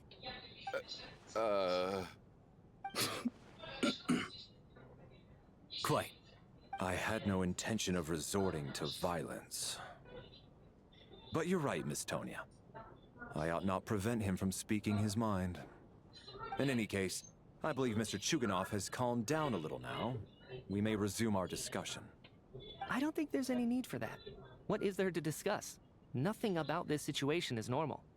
Did you have an idea, Mitya? You're the brainiac here, right? Come on, clue us in. I've been mulling something over. All the leads we have so far concern things from outside the theater. Miss Odette's alter ego, the threats Mr. Chuganov received. But then there's the 2 double murder crime scenes themselves, which have given us absolutely nothing to go on whatsoever. That's highly unusual. Even with the most careful killers, there's always some evidence left behind. So what are you suggesting? I think this could be a supernatural event. It isn't characteristic of human-on-human homicide at all. Correct me if I'm wrong, but aren't you supposed to be a scientist? That doesn't sound like a conclusion someone like you is supposed to make. I got into scientific research because of my insatiable curiosity. But if the present situation defies all known scientific explanations, I don't mind shifting my curiosity toward the paranormal instead. Now that you mention it, I remember when I first came to the theater. I heard rumors about this place being haunted. Haunted? Yeah, I think I heard the same thing. But I mean, they're only rumors, right? We've worked here for years. Surely we would have noticed any spooky goings-on by now. Well, this has taken an unexpected turn. A haunted theater? If Paimon were here, she'd probably be hiding behind me in fear right now. Why don't we take this opportunity to look for clues again with a more open mind? Maybe a different perspective will help us see something different. Very well. Whether it's criminals or ghosts we're looking for, the same rules apply. Everyone needs to tread carefully. I'll move the bodies into the same room for now.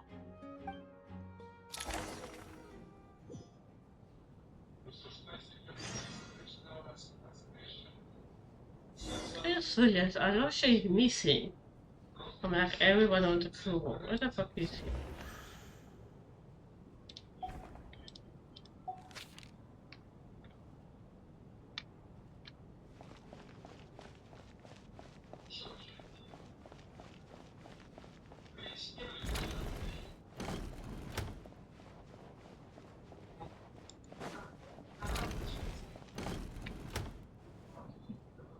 Valeri, come take a look at this.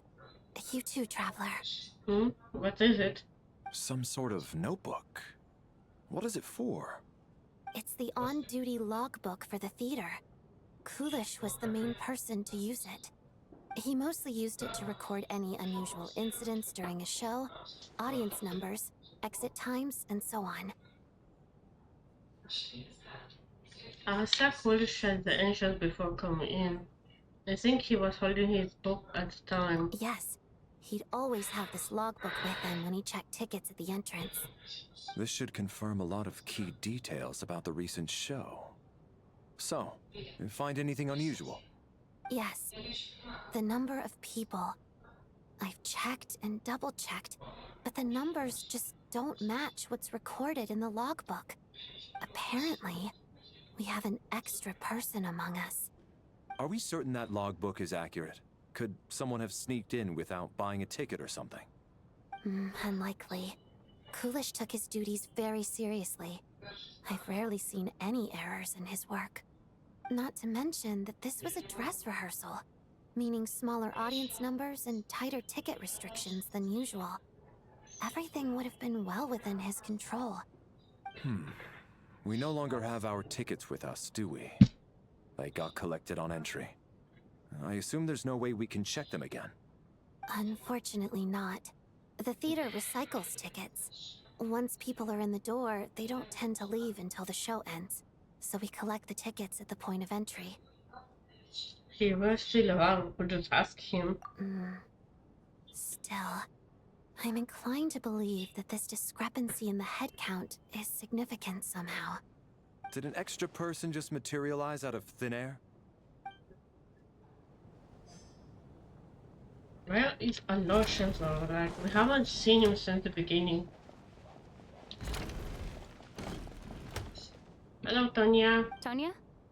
Did you find anything? Not yet. Still looking. So, are we supposed to be looking for something paranormal? I think I'd prefer teaming up with you than looking around on my own. This looks like somebody's notebook. Shall we read it together? Well, it doesn't look scary or anything, so I guess it should be fine. Alright, let's read it together. I told me I would understand someday, but even now I still don't. I don't believe anyone should be forced to abandon their homeland because of a change in power. She never considered the feeling of as water in snowballs. Every inch of land reflects memories of my childhood. When I close my eyes, I can still hear everyone's songs echoing everywhere. I will not forgive those who devour and throw us away. And I miss you very much, Mother. Okay, that's someone's diary. Probably Vodyanitsa.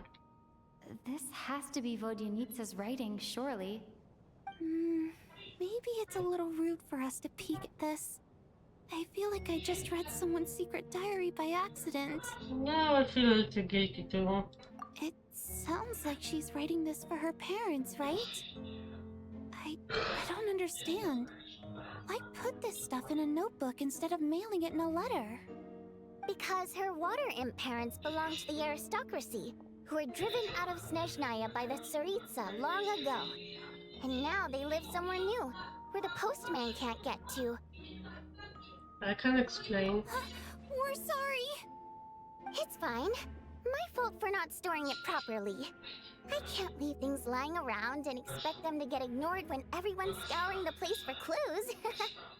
Alright, give me my notebook back. I'll take over the investigation in this room.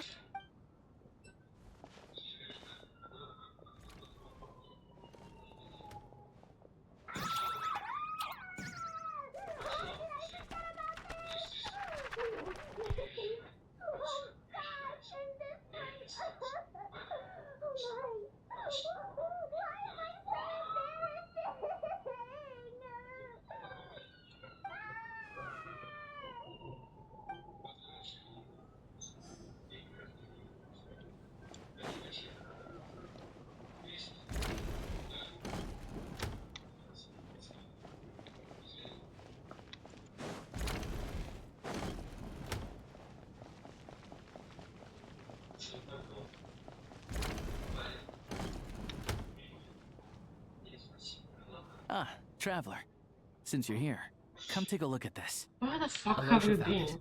We're both curious to hear your perspective. It appears to be an investigation report. And the focus of the investigation was the rumors of haunting we heard about earlier.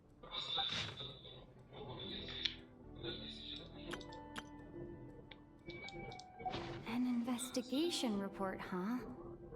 Looks quite old. Huh. This person's name looks to be of Sumeru origin to me. Was the investigator from Sumeru? The theater manager must have hired an investigator once specifically to look into this issue. But it doesn't look like anyone ever looked at the report.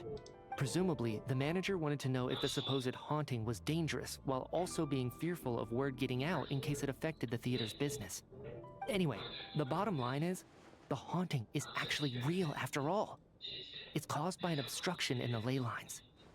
Is there any chance this is the key to finally making some progress with the murder cases? Ley line problems are pretty unexceptional to me by this point. And while it certainly offers an explanation for the ghosts, it's hard to imagine what connection it could have to these two murder cases. Some of the language that appears at the very end of the report caught my eye.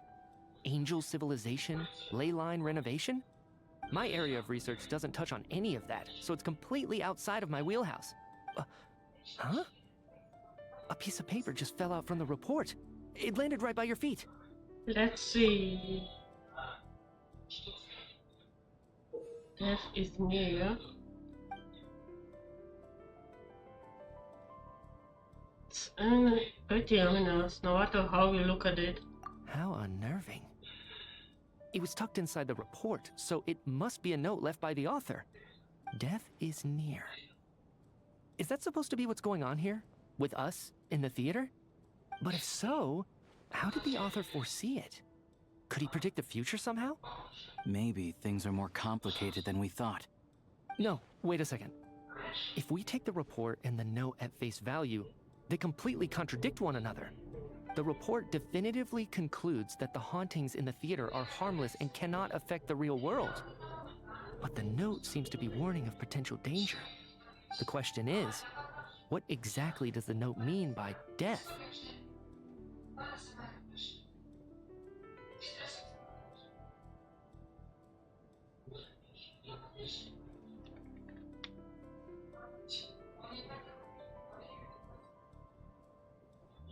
Is it a fault of the victims? The various ways we could interpret this keyword lead in completely different directions. Let's pause our analysis here for now. I think we need more information.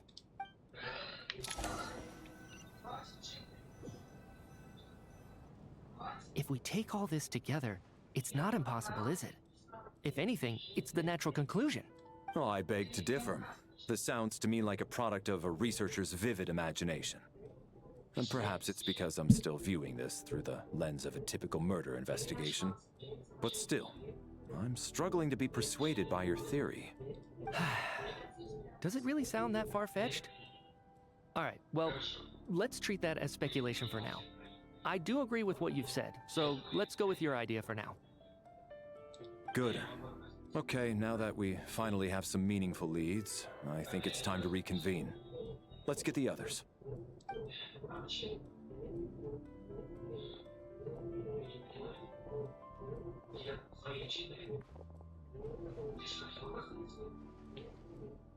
So, that's about everything we've discovered so far. I'll share my theory first. Based on what we've learned from the logbook, I believe the extra person among us is most likely the killer. If the killer had simply bought a ticket, it would have greatly increased the risk of their identity being exposed. I expect he or she either hid in the theater ahead of time, or found a way to slip past the ticket inspection. They then blended in with the group and waited for an opportunity to strike. What about the note found in the investigation report? Any thoughts on how that fits in? The killer may have simply planted it there as some sort of sick joke. I've seen my fair share of psychopathic killers. They love playing cryptic mind games. So, it has nothing to do with the haunting of the theater after all. This theory makes sense to me. If we have an audience member unaccounted for, chances are they didn't come here to watch the show. Could it really be that simple? So, in other words, all we have to do is find out who got in here without a ticket, and all our problems will be solved? Then let me make one thing clear. All the theater staff should be well aware that I came here for the rehearsal legitimately, yes? There's no way I'm the one who didn't have a ticket. It's true. I hear you used every trick in the book to get a hold of that ticket, too. Everything short of throwing a temper tantrum and rolling around on the floor at the entrance. I most certainly did not degrade myself in such a way. Probably a stupid question, but I might as well ask. Did anyone here get in without having their ticket checked? Guess it was naive of me to expect them to just admit to it. Especially after the unprompted Lelic reveal. Once was already a miracle. Twice would be unfathomable.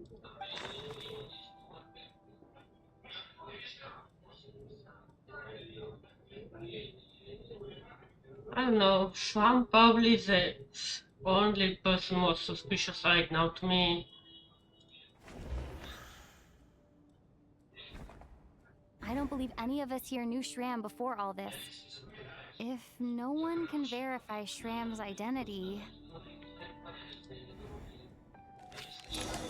Mr. Shram, did you really go through the ticket inspection to get in here? Huh? Me? Why am I being singled out, my friend?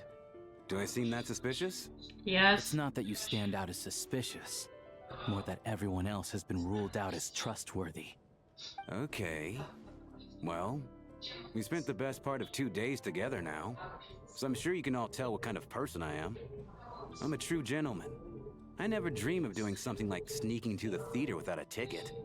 Yeah, I have no doubt that you're a good person.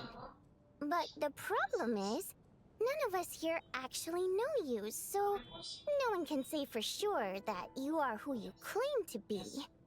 Although, actually, what was it you said last night? Yeah, you're friends with that water imp, which is why you understand our primary mode of expression. Last time I checked, there were barely any of us remaining in Snezhnaya, since most of the water imps left. Could you tell me a little bit more about your friend? There's a good chance I actually know her. And I suppose it's also kind of a way for everyone else to get to know you a little better.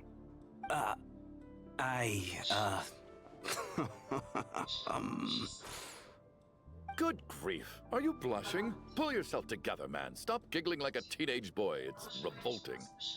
Hey, revolting is a little strong. All right, fine. I'll admit it. That water imp friend of mine, the truth is, we're dating. I was just the bodyguard hired by our family. But the stars must have aligned, because sparks began to fly between me and their daughter. Never in my wildest dreams did I think I'd get so lucky. We don't need details. Just get to the point. Okay. I'm just a little hesitant to reveal her name, that's all. You know how it is. These are delicate times. Even with me to protect her. If word gets out that she's dating a human, both the Fae and human factions will give her a hard time. Really? Wait, no. That can't be. Huh? Shram, what the devil are you talking about? Why is everyone looking at me like that? Surely you can understand where I'm coming from. Delicate times? Factions? Yes? You know, the Civil War? Last time I checked, the Fae and the humans were still at each other's throats. If I'm not mistaken, the last significant civil war in Snezhnayan history was over 400 years ago, when Her Majesty the Tsaritsa had just taken the throne and was consolidating her reign. What do you mean, 400 years ago? What's going on here? Is Shram from the past? All right, Mr. Mitya, you win this round. As far-fetched as it is, it appears that your theory may be correct. I'm just as amazed as you are. I didn't even believe it myself, to be honest. Is someone going to explain what's going on here? From the look on your face, you figured it out too, haven't you, Traveler? Not really. Okay. Going into the field of the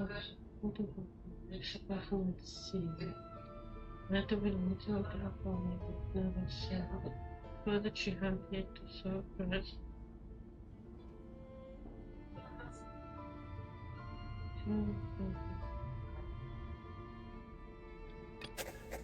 Vodianitsa's private letter touches upon the history of the Water Imp aristocracy's exile, but reveals nothing about Shram's identity. That seems to be the case. Shram's the extra person, but there's no way of learning his identity from this clue.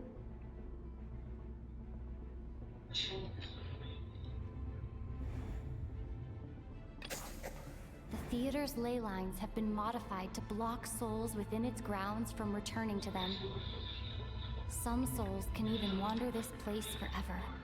Mr. Shram's statement proves he's from hundreds of years ago, and according to the investigation report on the theater hauntings, Mr. Shram is very likely a lost soul wandering the theater.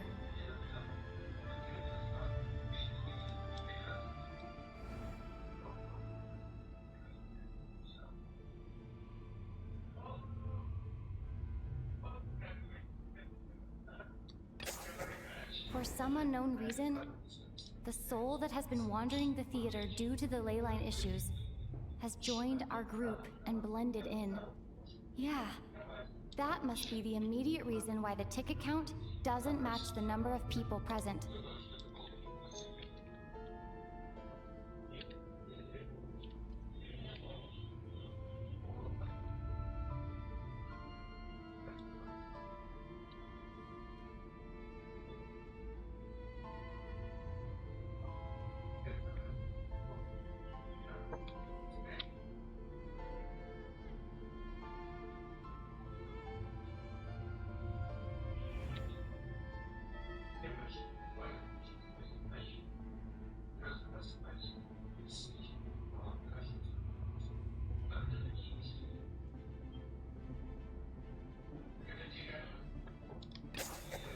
The contents of the investigation report have been verified. There are indeed leyline issues and wandering souls in the theater. Death likely symbolizes the deceased. Mr. Schramm, for instance. Death is near. Huh. That must mean that there's a dead person in our midst. That's the truth, isn't it? Yeah, the logic is clear now. The investigation report said that there would be souls stuck wandering around the theater because the ley lines were cut off. Mr. Schramm must be one such soul who died in the theater a long time ago. In which case, that also makes him our extra person. So when the note said death is near, it must have been referring to death as in the deceased, people who died a long time ago. Someone who died a long time ago. In short, there's a dead person among us. The extra person we've been searching for is a ghost from the past. You mean I'm a ghost? No. Don't make jokes like that, my man. There must be some mistake. But even if I was dead, I know for a fact I didn't kill anyone these past 2 nights. Yeah, even if all that's true, the report also said the souls inside the theater can't affect reality, right? They're harmless. Then what if the problem isn't the souls at all, but the ley lines themselves? The ley lines have a powerful ability to attract and devour souls. Let's say that the ley lines are like a black hole, constantly seeking to engulf souls. But the souls that don't want to return are trying to avoid being sucked in. Huh. Why does this analogy sound so familiar? What happens when the black hole can't achieve its goal? I'm only speculating here, but what if it ended up swallowing innocent souls by mistake? Or intentionally taking other souls to compensate? That could explain why we weren't able to determine a cause of death. If you're right, and their souls were devoured by the ley lines, it does make some sense. It does seem to explain a lot of the things we couldn't make sense of. Does that mean it's true? Except there's no concrete evidence. Mitya is relying on a lot of logical leaps. Still, it seems like the best explanation we have under the circumstances. All right, so how could Schramm not know that he's dead? Seems a little unlikely that he hasn't noticed anything unusual even after several days interacting with us. On the contrary, it's perfectly normal for a soul to wander the theater for centuries without questioning their existence or reason for being there. It's simply what's natural for them.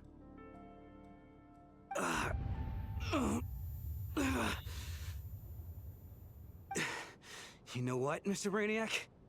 I think you might actually be right after all. I'm trying to remember and...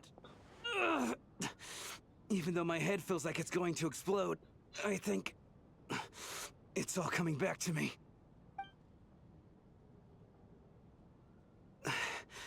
I was the one who didn't want to remember my own death, so I forced myself to forget. Well, I'm sure those are painful memories. My lady and I snuck out to go on a date one day. We bought tickets for the theater. It wasn't really my thing, but I was just happy to be together. All of a sudden, a group of people burst into the theater, shouting for all the water imps to get out, performers and audience members included. It was clear the conflict between humans and Fae had reached a boiling point. This time, the extremists were even coming after the water imps who had nothing to do with the war. I thought I could pull one over on them. So I took off my jacket, draped it over my lady, and tried to sneak out amid the chaos. But I got caught. They started shouting, calling me a traitor to humanity. But I was going to do whatever it took to buy her a chance to escape, no matter how many people stood in my way. I had to, both as her bodyguard and out of love. It's all right, friend. You can stop there if you want.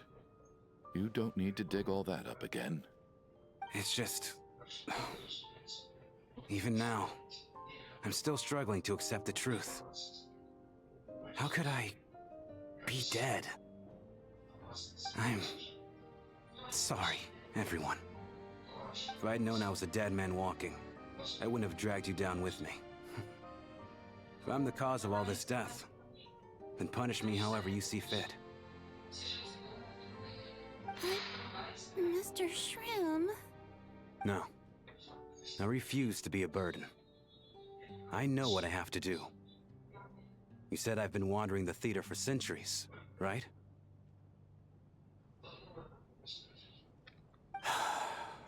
I guess it's high time I got a breath of fresh air. Out there, I mean. I'll leave this place and take all this death with me. Go out on my own terms. Mr. Shram, I'm sure we can figure out a different course of action. My good sir, we both know I'm not supposed to be here. I should have accepted my death long ago. One way or another, this has to end. Unless you're saying this goes against another one of your military principles somehow. No, I'm speaking on a personal level this time. Let it go, man. Oh, wait. One last thing. Miss Wateramp. My lover. Her name was Litia. Litia Ozarova. Do you know what happened to her? Ozarova. Oh, Auntie Ozarova. That's what we all called her. I remember her as a very kind elder. She had a bunch of kids, too. I'm so glad she survived. And she had lots of kids? Good. That's... good. I could hardly expect her to stay single just because of what happened to me, right? As long as she went on to be happy, that's all that matters. Besides, I'm dead. My soul's been wandering around here for so long because I was worried about her. But now, I can go without regret. There's no need to see me off, my friends. I've enjoyed our time together over these past few days. Perhaps you attacked me. We'll meet again in the next life.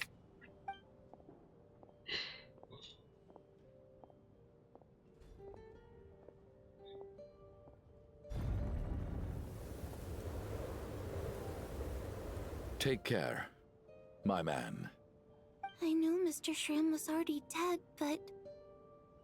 I still feel so sad. Death is cruel, no matter how we might try to make sense of it. So, was the conflict between Fae and humans really that bad back then? I was only little, so I don't remember much. It's terrible to think that so many innocent people had their lives turned upside down. Even the historical records about that time period don't say much about it.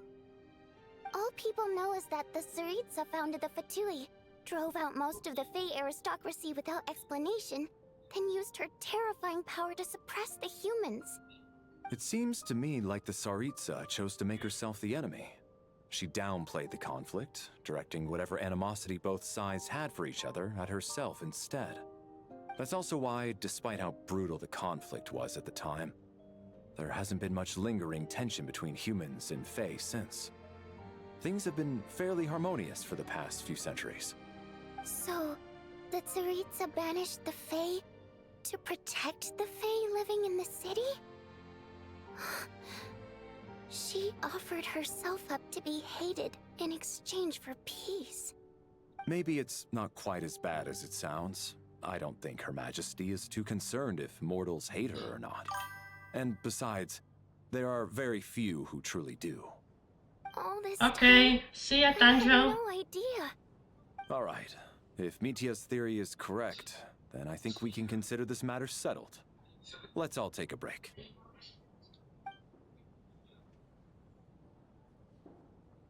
Ugh, if only this blasted storm wasn't still raging on.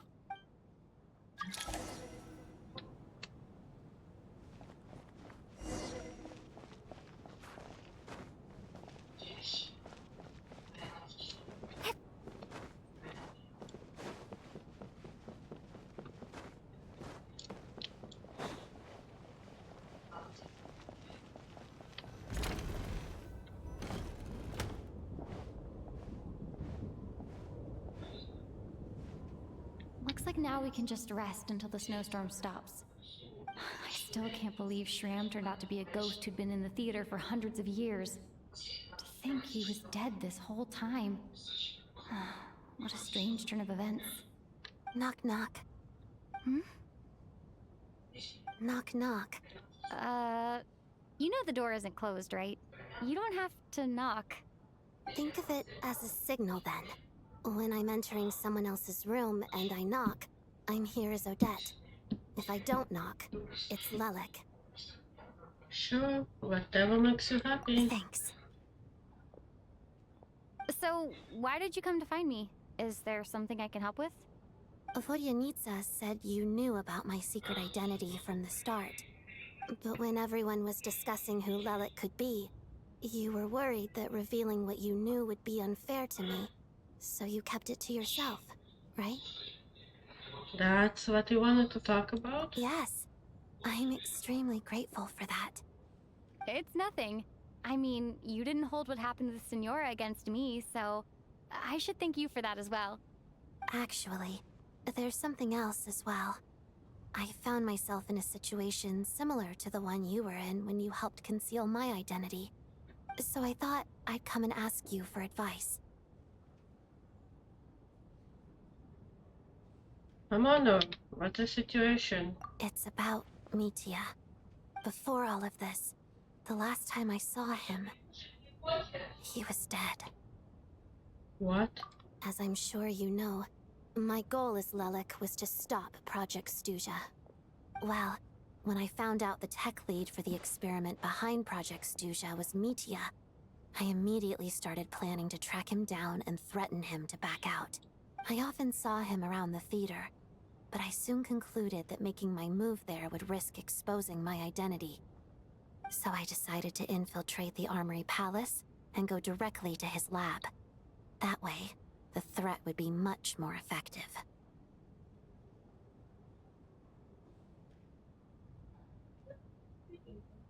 If you manage to infiltrate it, you really do have what it takes to be a hamburger. Well, I suppose there was a bit of luck involved. But I am a Fatus, so I already had some familiarity with the building's layout. But when I finally made it to his lab, Mitia seemed to be dead. Are you sure he wasn't just dozing off? I checked his breathing and his pulse. He had no vital signs whatsoever. I'm certain of that. I thought maybe another anti-Project Stuja activist had beaten me to it, and chosen a much more brutal method. So I made myself scarce. That's why you were so on guard around Mitia that first night here. Yes. When I saw him sitting in the audience during the performance, I could barely contain the shock. To me, it was a miracle. Somehow, he'd come back from the dead. But then, the murder started happening and things got so complicated that it wasn't really at the front of my mind. That is, until Mitia himself said there must be a dead person among us. Then I couldn't ignore it any longer. And yet, you thought that bringing it up right away would single Mitia out. Just like when everyone was suspecting Lelik. Exactly. I thought there could be something I was missing. Besides, we soon figured out that Mr. Shram was a ghost. And we knew there was only one extra person. So we thought he had to be the one. But now it seems like there's another candidate. I understand why you kept it to yourself. There was so much information being thrown around during that discussion. Bringing up Mitya would have just introduced more confusion. So, what do you think we should do? Let me confirm one thing first. When was it that you found Mitya dead? Around a week ago. Sometime in the afternoon. A week ago? That's earlier than I thought. I saw him just a few days ago at a restaurant. That definitely would have been after you found him dead. He seemed completely normal to me. Chatting with Vodyanitsa, trying to avoid Valeri. So he was definitely alive on that day. Huh. Well, all I can say is I know what I saw. Here's a thought. The reason we even suspected a dead person could be among us was because of the problem with the theater's ley lines. But Mitya's death happened inside the Armory Palace. The ley line issue affecting the theater shouldn't reach that far. You're right. I guess he doesn't fit the profile of the person we were searching for. I think the chances of it being him are very low. Surely he can't have died for real in the Armory Palace. Unless... Unless what? Unless he really did come back from the dead. You're right. Do you think we need to disclose this to the others? Huh, what's this? A private meet and greet? Where do I line up? That's not what's going on here. Well, I was just making the rounds. Thought I'd try to lighten the mood a bit. Vodyanitsa's handing out food if you're hungry.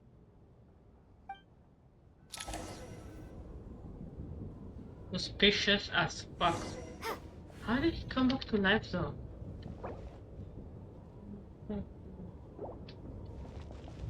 Can my keyboard please work?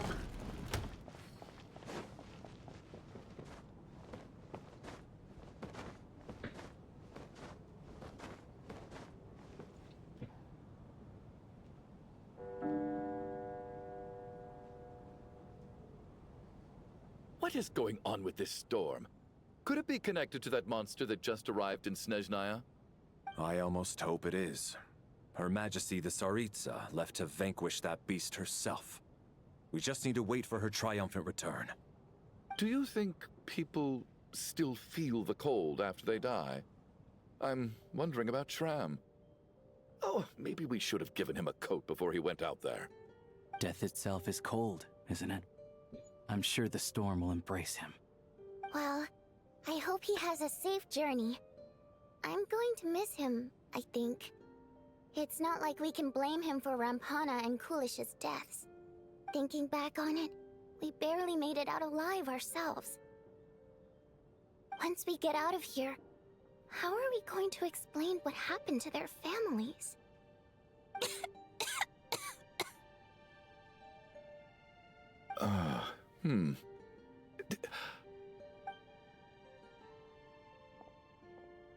Are you okay?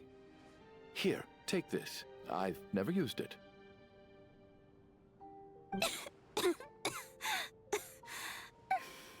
Thanks. Look who's Mr. Nice Guy all of a sudden. Is it because Tonya stood up for you this morning? At least you know how to return a favor. Yeah, without Tonya, who knows how badly he would have been hurt. I told you already, I never intended to resort to violence. Duh, bunch of rascals. Little girl? I was rather surprised when you spoke up for me this morning. I didn't think I had many admirers here, so, thank you. Oh, no need to thank me. I said some bad stuff about you too. I've been, too embarrassed to admit it, but, you remind me a lot of my daughter. So kind to everyone, but never lets her old man off the hook. Unless my wife and I are having a fight, then she's always on my side. Especially when she was little. Every time I took her out...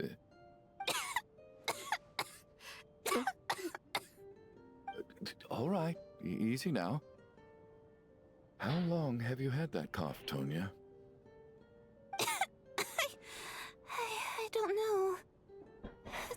probably been a while. I'm fine. Are you taking anything for it? Yeah. I'll be fine once I see my brother. He's gonna pick some frost fairy flower leaves and brew a tonic for me. I'll feel much better once I drink that. I see. That's good to hear, then. We should probably discuss arrangements for tonight. Now that the deceased has left our midst, there shouldn't be any more incidents. However, out of an abundance of caution, I'll keep watch. Shouldn't we take shifts? I can take one if needed. No need. I managed to get a nap in earlier, so I have plenty of energy right now. After all the tension of the past few days, everyone else should just focus on getting a good night's sleep.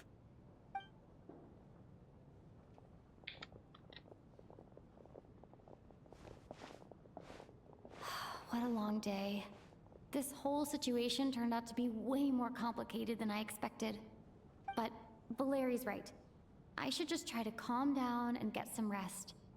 The last thing I want is to give myself nightmares.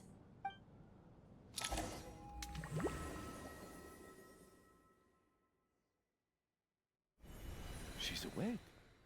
She's awake! Get over here, you big lug, and take a look! If you must call me something, call me Mr. Door. The Black Mist is coming. You need to go. Black Mist? Haven't I heard it before? Are you all right?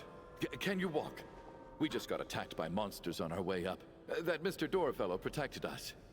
He just seemed to come out of nowhere. Not much of a talker, but when it comes to taking down monsters, that man doesn't hold back. Curses! The Black Mist is catching up to us. We need to keep going. Mr. Door, I don't believe I've ever seen you around here before. Why is that? There's no need to try to get to know me. I'm just Mr. Mr. Door! Looking for trouble! Get rid of him! I can just push people along. Well, anyway, we're lucky to have you here. Yes. Thanks for saving us earlier. No need to thank me. This is where my duty lies. Oh shit.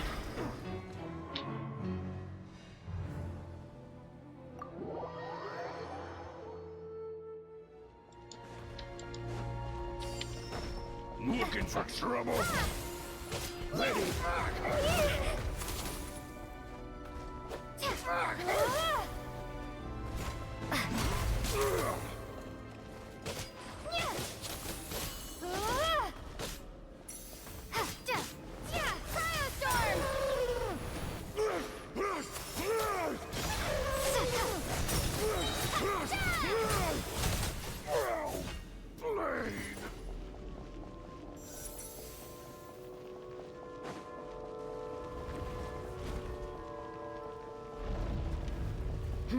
So we're doing this the hard way.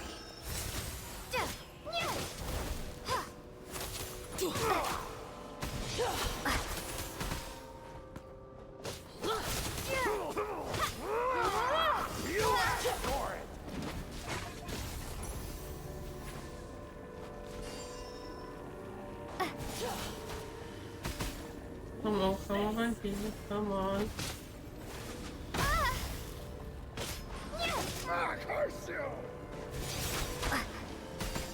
And Kate!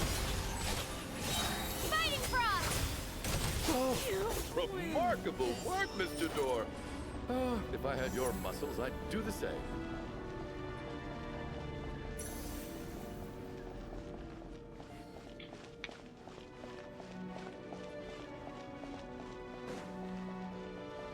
Are none of these doors the one you're looking for?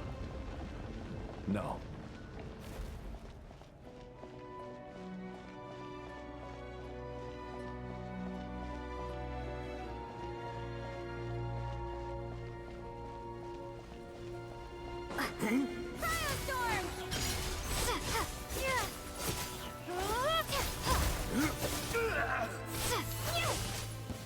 Come no closer. By my command.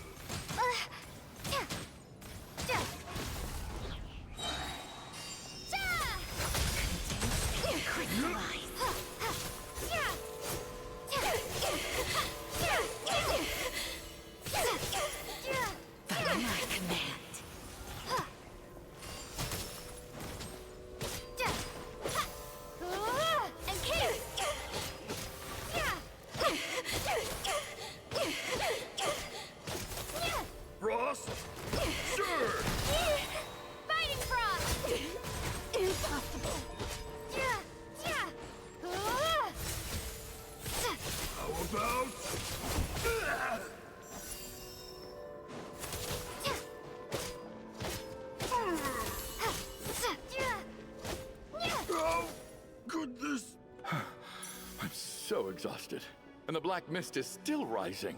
Oh. Wait, look! There's more monsters down there! Are they coming from within the black mist? No, no! They're gaining on us! Quick, keep going, or they'll be at our heels any second!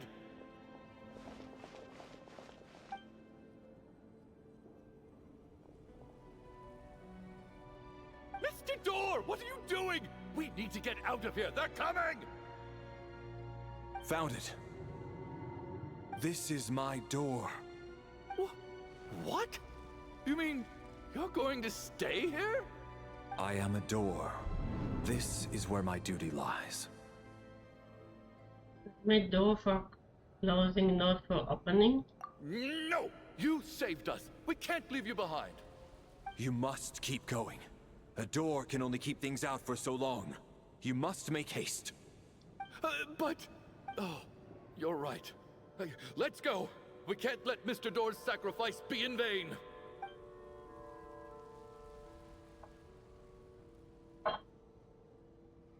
The black mist isn't moving anymore. Looks like both the monsters and Mr. Door are gone. I didn't just imagine all that, did I? Surely I wasn't so scared out of my mind that I hallucinated a door as a human being. No, I remember Mr. Door too. Oh, okay, good. There's no way we both hallucinated the same thing. Hmm? Getting sleepy? Well, looks like we're safe for now. Go ahead. Let's get some rest. Okay, I still have no idea what the fuck was this black mist. Shit's going on. What time is it? Is it morning? I think I had a nightmare. Oh, I guess everyone's still asleep. These past 2 days have been exhausting. Valeri's keeping watch though, so he's probably the only one awake. Valeri? Oh no. Please tell me he's not dead now too.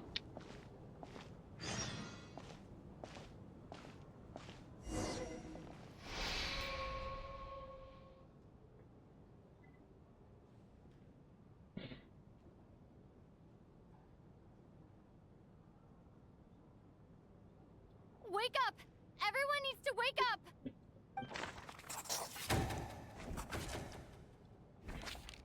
Just like the last 2 nights. No clear cause of death.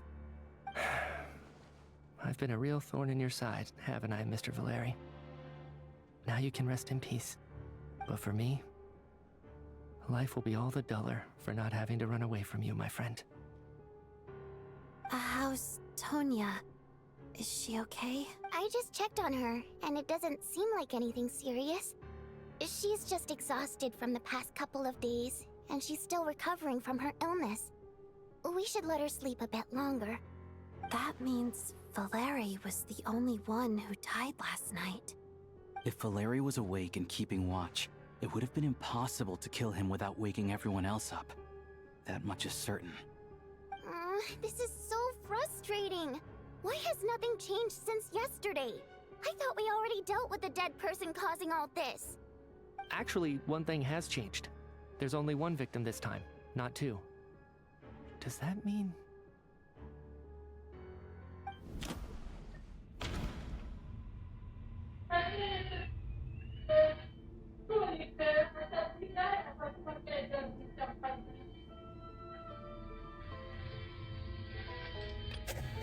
Can a death at night even be defended against?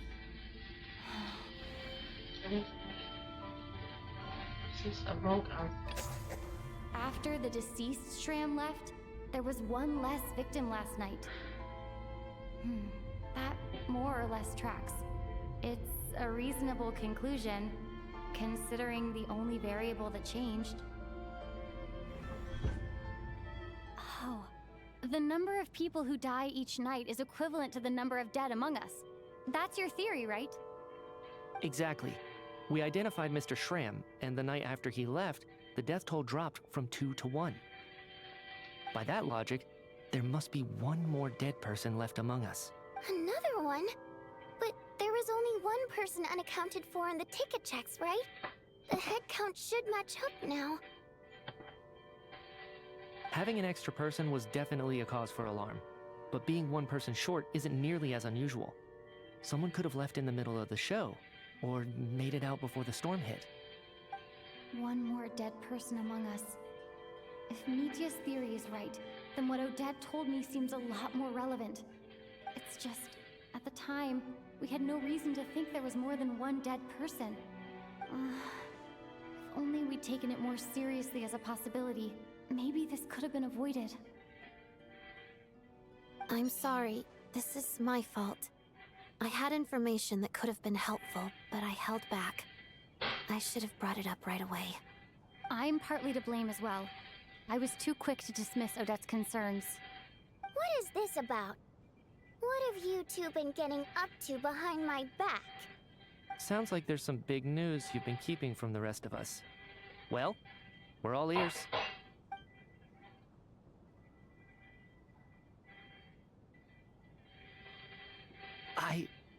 I'm the dead person? Wow, that's certainly news to me. Odette and I talked about it yesterday, but we thought it just wasn't possible, so we left it at that. Yeah, I don't blame you. If I'd been there, I probably would have reached the same conclusion.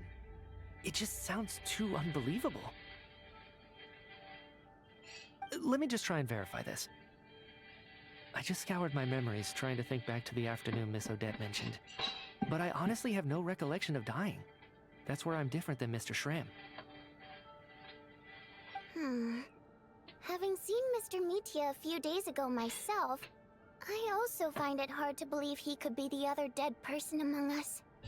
Well, if it isn't Mitya, then who? Do we vote on it? If you don't mind me asking, Traveler, I believe you mentioned that you know Tonya's brother. Had you ever met her before all this? No, never. Wait, are you saying... Now just 1 minute. I know where this is going. You can't just randomly point a finger at anyone you want. You're in the hot seat, and all of a sudden you want to divert our suspicions onto somebody else? Trying to pick a fight, Mr. Chuganov? Whenever you open your mouth, all you do is attack people, and I've had enough of it. If you don't want to engage in a civil discussion, you can shut up. You little brat! Did Mitya ask about Tonya because he suspects her?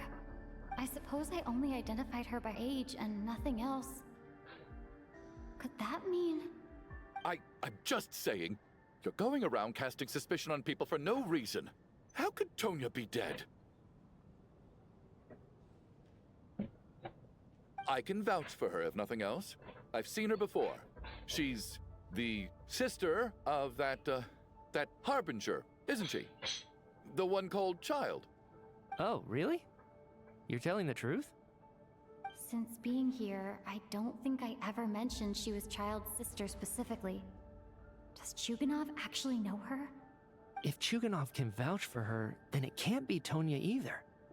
In which case, it seems unlikely that there's another dead person among us at all. Miss Odette, could you go over that afternoon with me one more time, when you found me dead? No problem.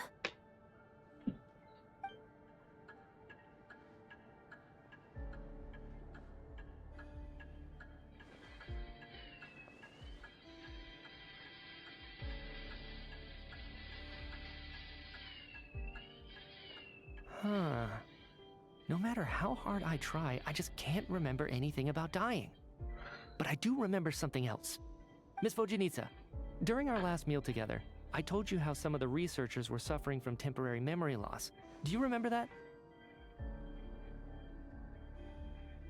Oh, yeah. You said it was hindering the progress of your experiments. You thought they were just under too much stress or something. Right. And even though I don't remember dying that day, I'm pretty sure I experienced something like amnesia. Some of my memories from that afternoon are missing. Are you suggesting you're missing the memory of your... Of course. How am I only just realizing this? Humans aren't necessarily aware of their own death. You mean being silently assassinated? Or dying in your sleep? situations like that. The researcher's amnesia. Suddenly it all makes sense. I must thank you, Odette. I think your perspective just helped me reach a breakthrough on a series of issues that have been troubling me for quite some time. All right. It's decided then. I'll be the one to leave today. Oh, leave? Hey, wait a minute. Aren't you rushing into this? What if you're wrong? You'll pay with your life. Come on, kid. Aren't you gonna fight for your life? This seems like a rash decision. I have other reasons beyond what's been discussed. In fact, thinking back, I remember during Miss Odette's performance, while I was sitting in the audience stalls, a brilliant new idea for my research popped into my mind. But then, my train of thought suddenly cut off. I can't remember it now at all, and I didn't take any notes. I guess that must be another instance of temporary amnesia. No. Hold on. I see where you're going with this. You're suggesting that each instance of temporary amnesia is a death, right? There's a glaringly obvious flaw in that idea, no? How can one person die so many times? I believe Miss Odette's account. During the period where my memory is blank, I must have been either dead or in a similar state. All it would take is for the same thing to happen in the theater, and I would come under the effect of the ley lines in this vicinity. This increases the likelihood of me being the deceased, does it not? But... There's no evidence to suggest that anyone other than me is a candidate for the deceased. So allow me, as a scientist, to treat this as an experiment. Please relax, everyone. I don't think things are as bad as they may seem. If I really am the deceased, then to leave the theater will be a relief for me. If, on the other hand, I'm still alive right now, well, apparently you've all witnessed my resurrection recently anyway. Who's to say I won't return from the dead again this time? Nietzsche's right. This is the only thing we can try right now. I think he's deliberately downplaying the gravity of the situation, though. He probably doesn't want to burden everyone. What is a scientist if not someone who gambles on experiment after experiment in an attempt to obtain the truth? With this snowstorm, the ley line phenomenon, ghosts of the dead, and my amnesia, we've been paralyzed by not knowing and powerless to do anything about it. It's a terrible feeling.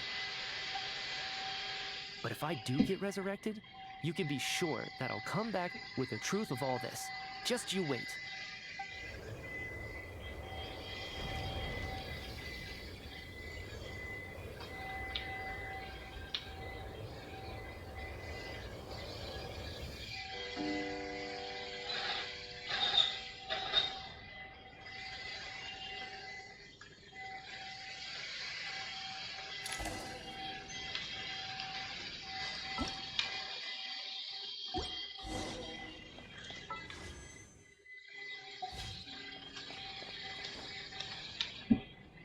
Poor Mr. Nietzsche.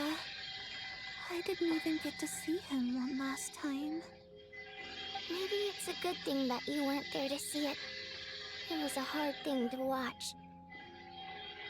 I hate goodbyes. Why does it feel like everyone around me is slowly disappearing? Not just in here, I mean. In the outside world, too. Maybe it's the realization that, at the end of life, everyone has to face it alone. Come to think of it, the main reason we're still alive right now is pure luck. Each morning here, for every one of us, there's the chance that we might not wake up. You could take it a step further and say that the same is true outside, too. Who can never be 100% sure when they drift off to sleep that they'll open their eyes again in the morning? If I make it out of here, I'm going to cherish every moment that I'm awake and live without any regrets. Without regrets? I feel like a strange sense of anxiety has been quietly growing inside me over the last 2 days.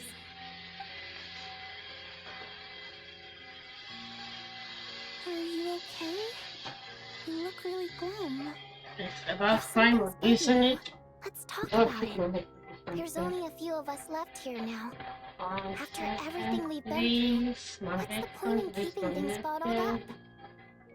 I want to close the door. Let me see. Yeah. No, my mic doesn't. That's cool. Okay, let's continue. I have a travel companion named Paimon. Alosha and Odette have met her before. She's been feeling unwell recently. You're worried about her, aren't you? That makes sense. We've been trapped in here for days. To be honest, I used to feel like I was just a spectator in this world, watching everything that happens from the sidelines. Maybe it's because I'm a descender? A descender? But with Paimon by my side, over time, I slowly felt my connection to this world growing stronger. She loves eating, sleeping, and having fun, but she's also a great guide.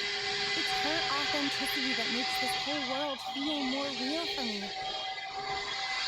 Over the last few days that we've been apart, I've often caught myself wondering, what would Paimon say if she were here right now?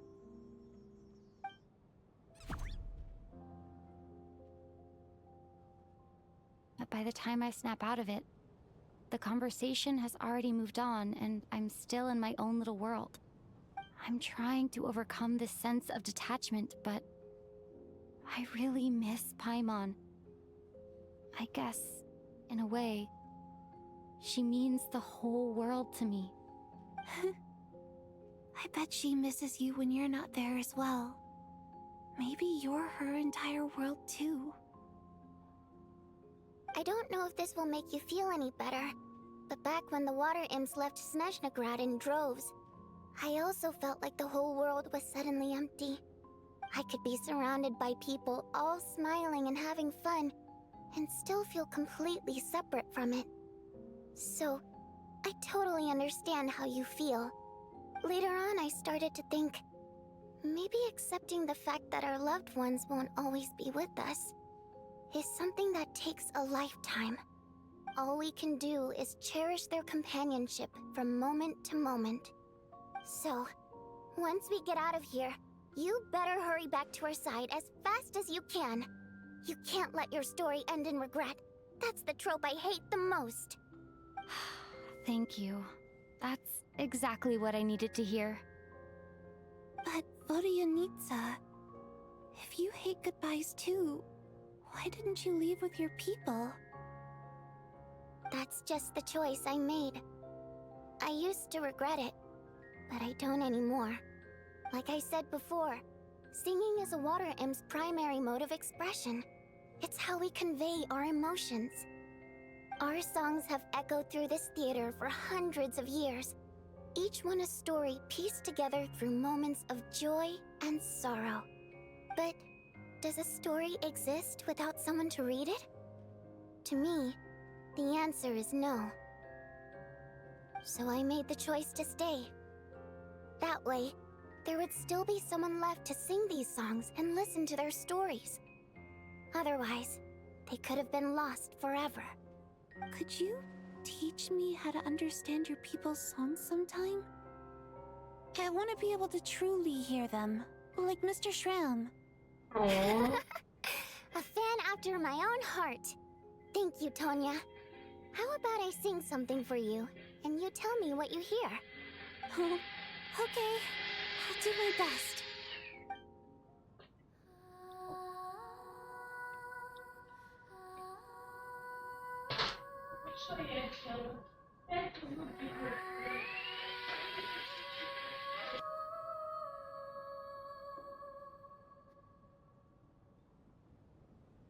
I've never heard that one before. I feel like I can hear a sense of longing somehow. I wonder why that is. Color me impressed, Tonya. You're a keen listener. Most people can only tell if a song is happy or sad.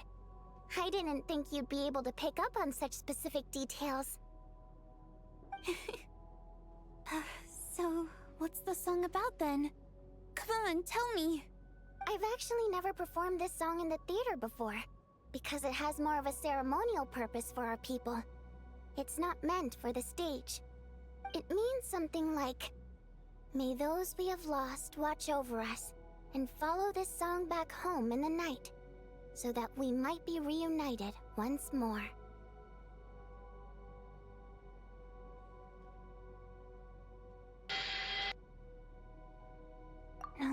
could hear that sense of longing. You sing it for loved ones who have passed away. I hope it reaches them. It's getting late, Tonya, and you're not well. We should all turn in early. I suppose there's no reason to keep watch tonight. Okay, but, before I go to bed, could you sing that song a couple more times for me, Vodyanitsa? Of course. Anything for my #1 fan.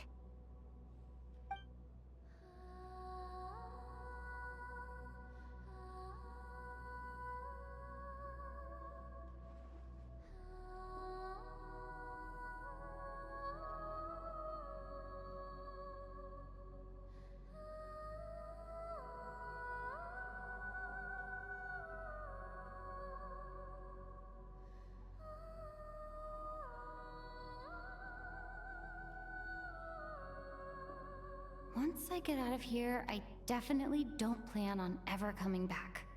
But I guess that means I'll never get to hear Vodyanitsa sing again. That's a sad thought. Before I fall asleep, I should cherish this moment of companionship while it lasts.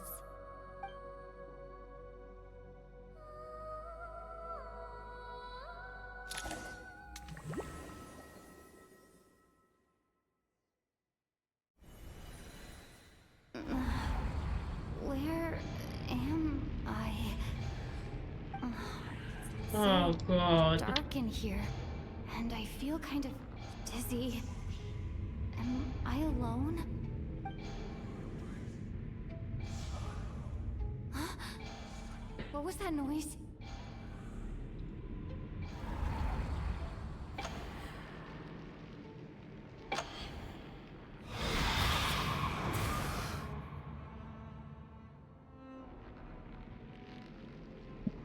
Return, O spirits. Fulfill your oath of protection.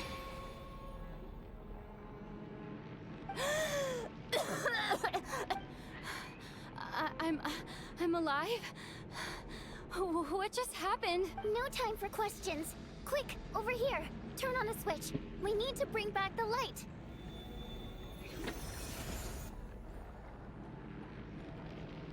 All right, we're safe. The spirit just now is called Night Prayer. The light subdues her, but she'll attack without a second thought in the dark. Is she a ghost? Sort of. I know it's hard, but you can't let this place go dark, or she'll kill you again. They really just died? Yep. Luckily, I was here to resurrect you. Otherwise, that'd have been a real bummer. A bit more than a bummer, I'd say. Wait, so you have the ability to resurrect people? Sure I do. I'm your guardian spirit after all. I specialize in soul recall. Oh, it's nice to meet you, by the way. Oh, thanks. It's nice to meet you too. All right, there's no time to waste. The black mist is already catching up. We need to avoid it at Night Prayer at all costs. Come on, let's go. We need to reach the next switch before the place gets too dark. If we bring the light back, Night Prayer won't be able to get to us. Sweet, sweet light! It's back! Now that's a sight for sore eyes. Shh! It's Night Prayer. We need to move quick, but don't let her notice you. Look out!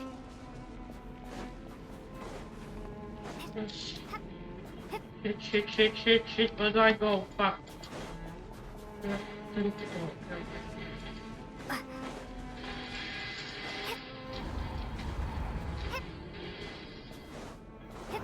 This is not the end.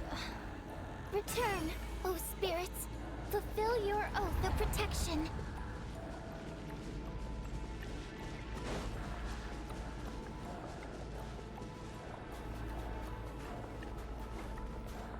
Maybe I wasn't meant for this world. Return. I don't see shit in this. What the Fulfill your oath fuck? of protection.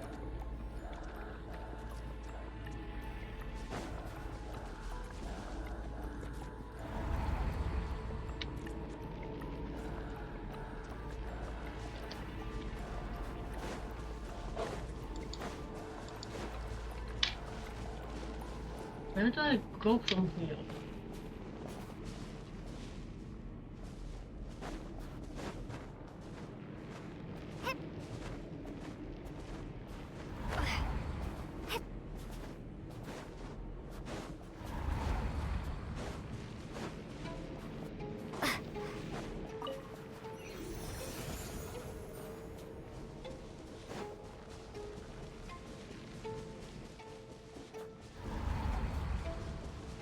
The next switch is over there.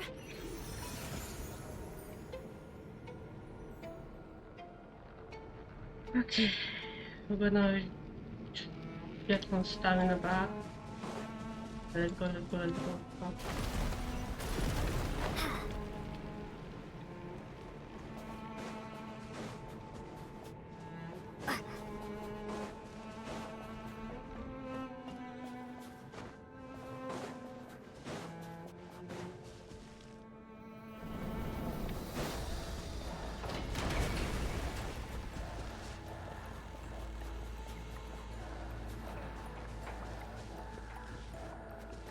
Can this bushes not be collidable, please? For fuck's sake. Oh, I need to go in here, okay.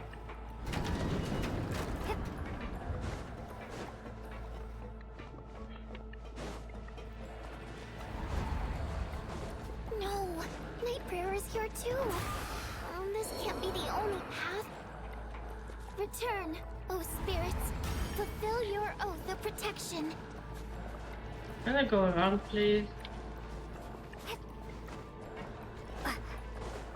The switch is just up ahead. Hurry!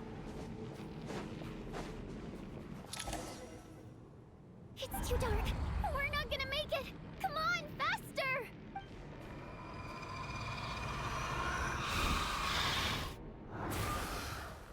Traveler! I won't let you die like this. Not on my watch.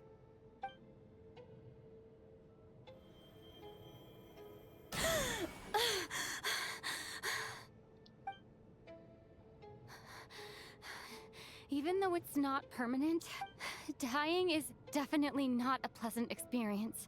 Great. You're back. Yeah, thanks to you. Time for you to get out of here. Quick, before the light runs out. What about you? You're not coming with me? I can't. I've already been used up. What does that mean? A guardian spirit's skills are finite. I can only resurrect someone so many times. I might not look any different, but my essence has been exhausted. Now, I will slowly start to fade away. I can go no further.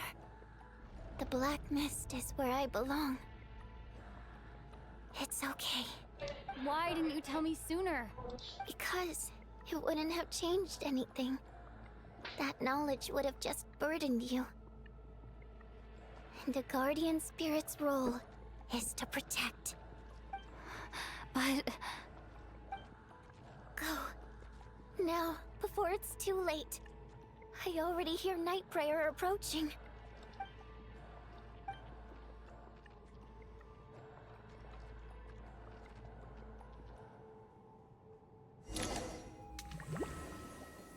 What the fuck is all of this?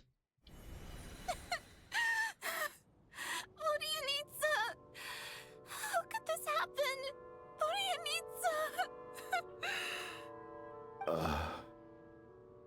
Well, I guess there's no need to inspect the body.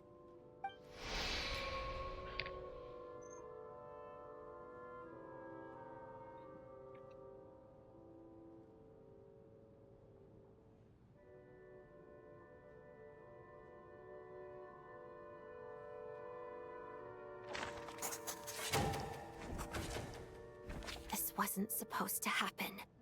You lied to us, didn't you, Chuganov? You've been lying from the start.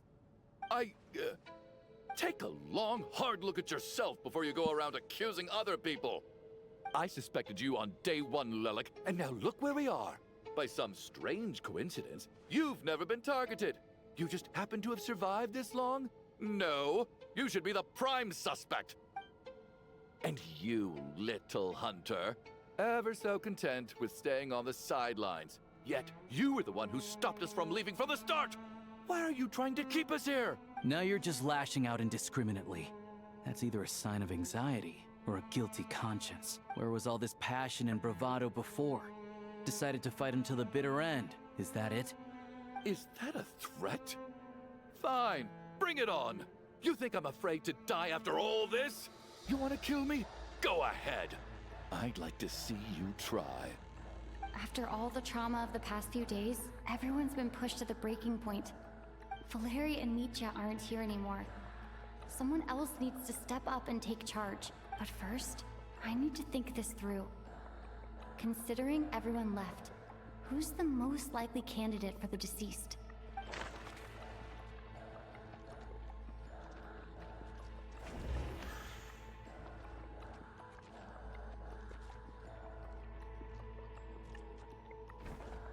Of those who remain, the only person we've never met before is Tonya.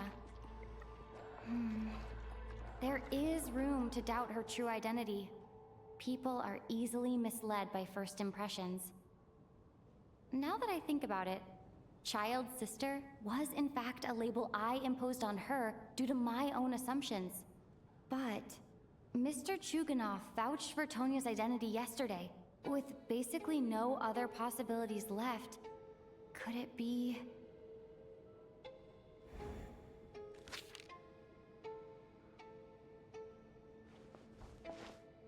Tonya, how's Tusser been lately? Tusser? Your brother Ajax must have mentioned me in his letters home, right? Did he say anything about a blonde traveler? No. And my brother's name is Razik, not Ajax. Chuganov, looks like it's your turn to do some explaining. Yesterday you said you could vouch for Tonya. Why did you give us a false testimony? I knew you were behind this, Chuganov. You've been lying through your teeth from the start. Everything about you is fake. Down to the wife and daughter you're always talking about. Your entire family man persona is a charade, isn't it? That night, when I infiltrated your place as Lelik, I noticed you were home alone. Didn't think much of it at the time. Just thought everyone else was out. But thinking back on it now, that doesn't seem very likely. My guess is, you live alone, don't you? Even that was a lie? But why would he lie about having a family? Oh, curses. Oh, why is there no end to this blasted snowstorm? If it would just stop. If it would just stop. I think I remember now. I know how I ended up here. It feels like a distant memory. But at the same time, it's just like it was yesterday. The reason I'm always coughing is because I got sick with frostbite. The locals usually call it the snow cough. It's not a very common illness. It's partly genetic and partly caused by the cold climate, but it can be fatal. They sent me to the hospital as soon as they found out I had it. And I spent so long lying there in that hospital bed. After a while, I felt myself growing weaker and weaker. Nothing seemed to be working anymore. Neither the treatment that the doctors were giving me, nor the medicine my brother was brewing from frost fairy flower leaves. So one day, I told my brother that I wanted him to take me outside for once, so things could be like they used to, just for one day. I wanted to meet loads of friends, experience new things. He agreed. He snuck me out of the hospital, and we escaped. We got to the theater, bought tickets, and went inside. Oh, it was all so exciting. I remember the show very clearly. It was amazing. But I found myself getting sleepier and sleepier. Oh, Tonya. When I woke up, I couldn't find my brother anywhere, so I guessed he'd already left. But there's no way he'd leave me behind. So I decided to stay here and wait for him. At the time, I figured he'd probably gone to brew some more medicine for me. I was planning to chew him out for abandoning me when he got back. Tonya, it sounds like by then you'd already... Yeah, I know. I understand now. Dead, aren't I? This cough and the feeling weak, it's probably just my body's memory. After all of that, it turns out I can't blame my brother after all. I was the one who abandoned him. I'm sorry, everyone. I realized this much too late. It seems like death skewed my perception. And now I've dragged you all into this mess. Your name probably isn't even Tonya, is it? Didn't that ever strike you as odd over the last few days? Well, when I was little, my brother and I read a storybook, and Tonya is the name of one of the characters. When we escaped from the hospital, our family and the hospital security were looking everywhere for us. So when you first approached me and said my brother had sent you, and called me Tonya, I thought he must have chosen a fake name that only the two of us would know. Because he was afraid of getting caught. Now, it seems like that was just wishful thinking. At least your memory of death isn't painful. That is a small comfort. Now it's your turn, Chuganov. Talk to us. I believe no lie is ever told without a reason. You're right. I was lying. I happen to know that the Harbinger child and his sister Tonya managed to get tickets, so I lied to you and pretended I knew them. And yes, I was lying about my family too. The truth of the matter is, I lost them a long time ago. I just refused to accept reality. And now I've spent the second half of my life living a lie. I'm a joke. My daughter's name was Iskra. And before you ask, yes, Iskra, as in Iskra Manufacturing Plant. She also died from the snow cough. She was just 6 years old. If she were still alive today, she'd be around the same age as little Tonya here. After Iskra passed, my wife couldn't bear to face those memories either.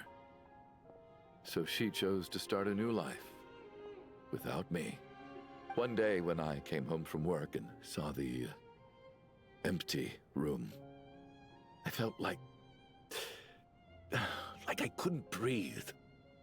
Subconsciously, I started to imagine that they were still there. I soon discovered that this was the only thing that made me feel any better, so I just embraced the delusion. Nothing more than a pathetic means of escapism, I know. But at least it's not a crime. So explain your false testimony then. The night before last, when I was chatting with Tonya, she mentioned that her brother would brew medicine for her from frost fairy flower leaves. Combined with her various symptoms, I suddenly understood everything, including the fact that she was deceased. The snow cough used to be an incurable illness. I would pick frost fairy flower leaves to brew medicine for Iskra too. It took hours and hours on the stove. But the year after my daughter passed away, the Jester of the Fatui announced that a cure for frost blight, also known as the snow cough, had finally been developed. It turned out that all previous treatments were completely ineffective. No better than random concoctions. That was the final straw for me.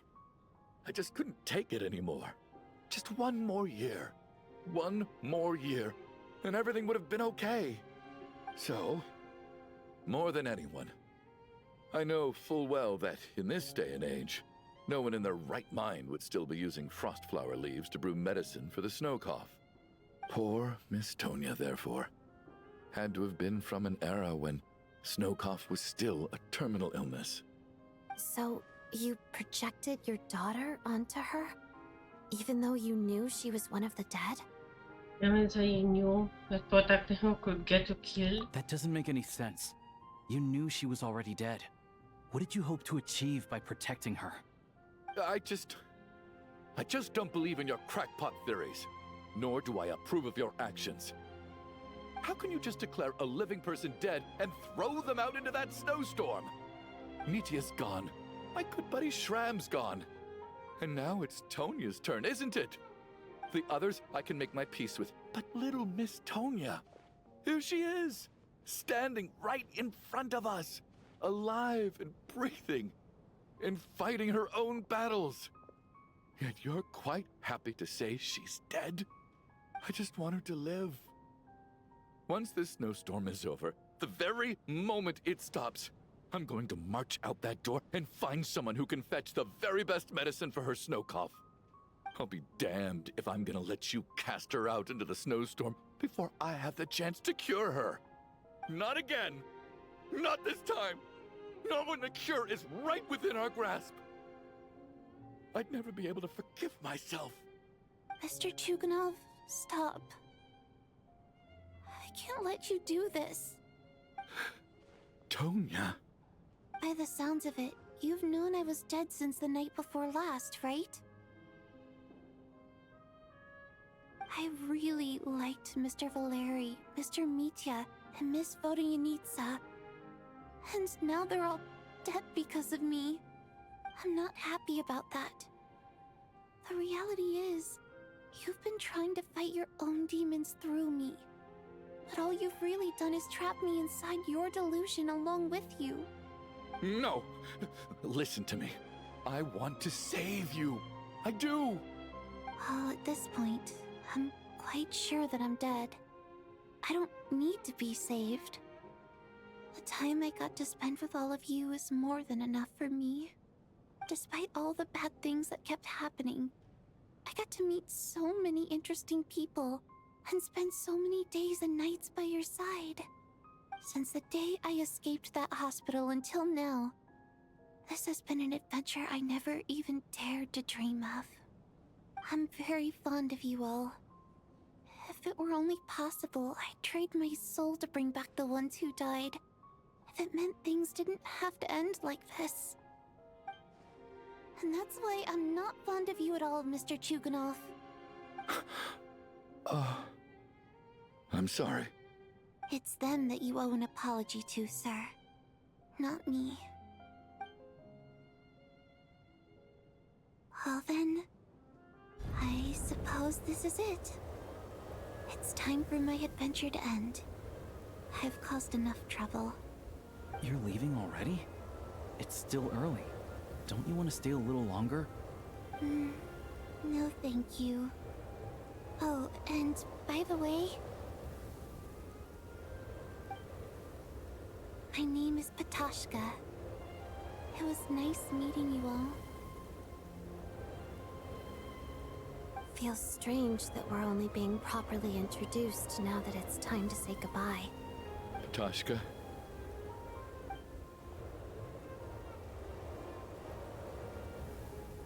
What are you doing, Chuganov? Are you crazy?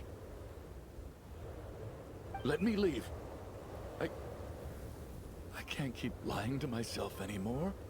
In your dreams. Don't think you're getting off that easy when you had a hand in the deaths of so many people. The Fatui have honed quite an array of enhanced interrogation techniques since they were founded. Once we're out of here, Lelik will personally give you a taste of every last one.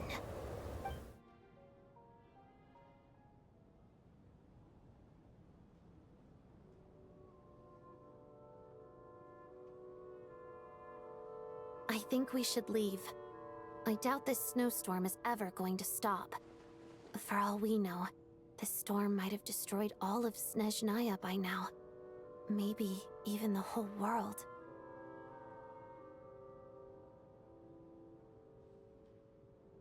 Starting to feel the same way. Wait, we finally solved the mystery of the haunted theater today.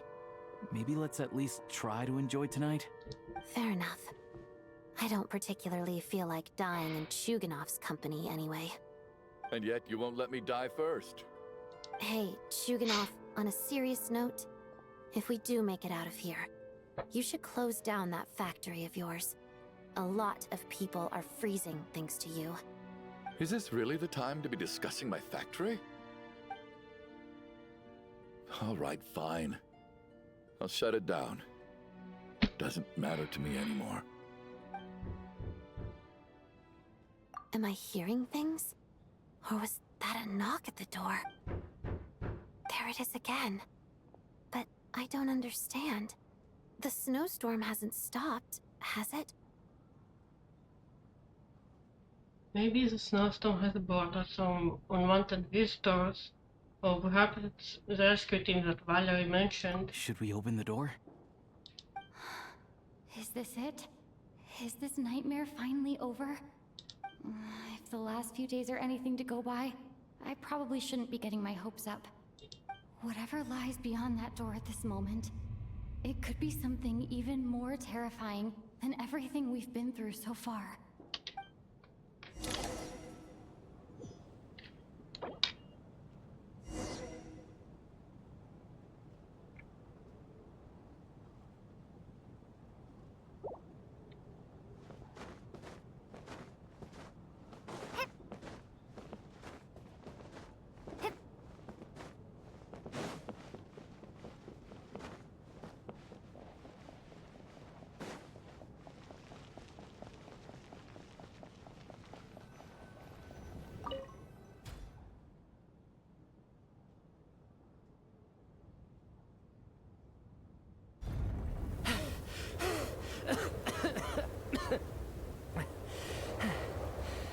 Hey everyone, I'm back.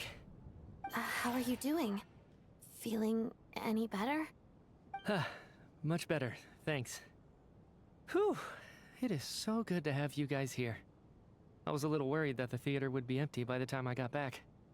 Let me see. Tonya and Vodyanitsa are missing, which means Vodyanitsa died last night. And then you discovered that Tonya was the other dead person. Am I right? Not Tonya. Pitashka. First, tell us how you made it back here. Given the conditions outside, no one should be able to return alive.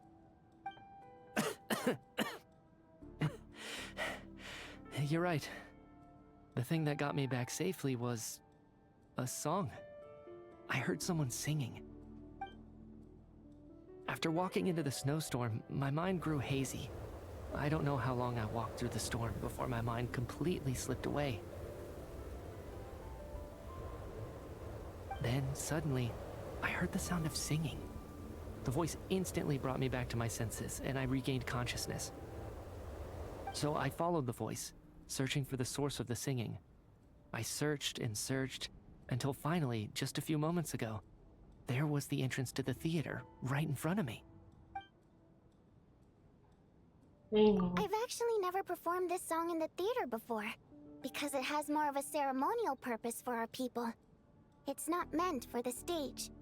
It means something like, "May those we have lost watch over us, and follow this song back home in the night, so that we might be reunited once more." That must have been Vodyanitsa's Requiem. Who knew it actually worked? That song is meant to guide the souls of the dead. Mitya, that must mean that you... Huh. No kidding. Seemed like I guessed right then. This is what I've been so desperate to tell you about. When I first stepped out of the theater, I was still quite lucid. My memory of it is still pretty intact. I remember the outside world being completely different than what I'd expected. It was like this was a world where only the snowstorm existed. There wasn't a trace of any humans or buildings ever having been there. I don't know how else to describe it, except to say that it just didn't seem like the real world. And as for the Requiem, if I was guided here by Vodyanitsa's song, it can only mean that I must already be dead. And this is my soul, not my body. But I didn't experience a clear moment of death while I was out there. Nor do I feel any different now than before I walked into the snowstorm. You don't seem any different to me either. In fact, this is something I've been wondering about for a while now. If souls aren't physical, shouldn't they lack tangible form? Both Shram and Patoshka were clearly deceased, and yet their souls didn't look or feel like ghosts at all. They were visible, tangible, no different than you or me. This raises a truly terrible thought. Is that really what Mitya is suggesting?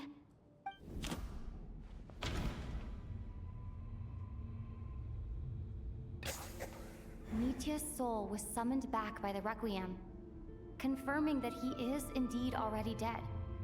And yet, he looks no different from us. Of course, if even the long deceased like Mr. Shram can blend in with us undetected, then maybe we've all been dead from the very start. And all of us are now souls wandering the theater.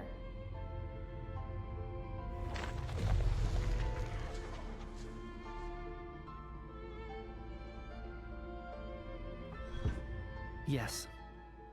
I think that this is probably the afterlife. What did you say?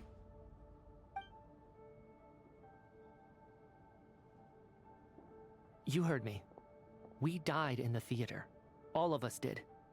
But due to an obstruction in the theater's ley lines, our souls are trapped here, while an endless, infinite snowstorm rages outside.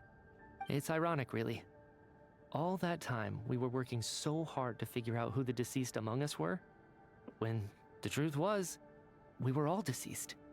The only difference being some of us died more recently than others. Do you remember that note, "Death is near"? Seems like we misunderstood what it meant after all. Death was nearer than we wanted to think all along. The note simply meant that all of us were already dead. So all our attempts to survive, our search for the deceased, it was all for nothing? Hard to say. At the very least, we helped 2 lost souls find clarity and go to where they belong. The presence of those 2 is probably what caused our souls to be drawn in by the ley lines. In which case, the deaths we've awoken to over the past few days were just souls returning to the ley lines for good. If what you're saying is true, doesn't that make us the lost souls now? Huh, no wonder. This afternoon, when I was moving Vodyanitsa's body, I noticed that the other bodies in the room hadn't decayed one bit after all these days. That's further proof that those aren't physical bodies at all, but merely our shells here in the afterlife.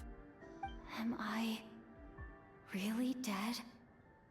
This doesn't feel real to me at all. No, that's impossible. This cannot be how it all ends. I still find it hard to believe that all of us are dead. How exactly did we die in the real world? None of us have any memories of dying, right? Not even knowing how we died is preposterous. Good grief! Surely there has to be some reason. Exactly. It's hard to rest in peace when you don't even know how you died. It gave me lots to think about as I strode out into the snowstorm. I racked my brains trying to remember the cause of my death, the exact moment I died, the root of all of this, right up until my consciousness faded. Wait. Hold on. Right before I lost consciousness, I think I saw something. What was it? I can't remember. And I think I lost my notebook and pen. Mitya, your hand. Is that blood on your fingers? Huh? You're right. There's blood on the fingertips of my right hand. Looks like it's already dried. When did that happen? What the? I guess this was what I saw. I must have desperately drawn it in my own blood right before losing consciousness. What's wrong? Do you recognize the symbol? It's Renova, the ruler of death. Alosha, do you still remember that Snezhnayan folktale you told me about? It was about the Grim Reaper. When someone's about to die, he appears as an incarnation of someone familiar to guide their soul into the afterlife. And as soon as you recognize his face, your life is over. I heard a similar tale when I was little. You think the Grim Reaper in this story refers to the ruler of death you mentioned? That's right. In which case, death is near could also mean that the Grim Reaper is here, disguised in a familiar form. Death, the deceased, and the Grim Reaper? So it's a triple entendre. When I first saw this note, I thought it contradicted the investigation report. But now it seems like that was the whole intention. So the Grim Reaper deliberately misled us. Then, we started suspecting each other and searched for the deceased while they hid in plain sight. By that logic, the one person most likely to be the Grim Reaper incarnate is...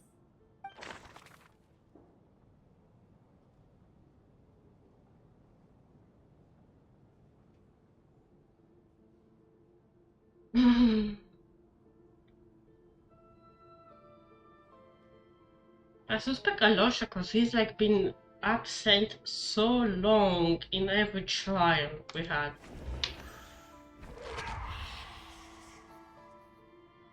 No doubt about it. It's Alosha.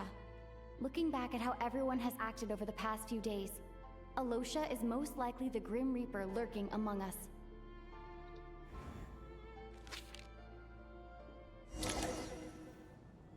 Is it you, Alosha? You were the first to discover the investigation report, and you had plenty of time to slip the note inside to mislead us. So? Surely you can't suspect me based on that alone. What if someone else found the investigation report first, slipped the note inside, and then put it back without telling anyone? There's no denying it. The note could easily have been slipped in much earlier than it was discovered. That's not all. I've also noticed that, although on the surface, Valeri, Mitya, and sometimes I were the ones taking charge of the situation, looking back now, even though you didn't say much, you were always subtly guiding everyone from the sidelines. What do you mean? You were the one who emphasized how dangerous it was outside and insisted we all stay here. It was also you who suggested that we all sleep in the same place. And earlier today, you tried to convince Patoshka to stay. I don't understand why, but it was out of character. So, you didn't understand my intentions, and now you're assuming the worst. Seems pretty unreasonable if you ask me. He still won't admit it? Fine. Let's see how he responds to the most damning evidence of all. The biggest question I have right now is, if the Grim Reaper is impersonating Alosha, then where's the real Alosha? When did they switch?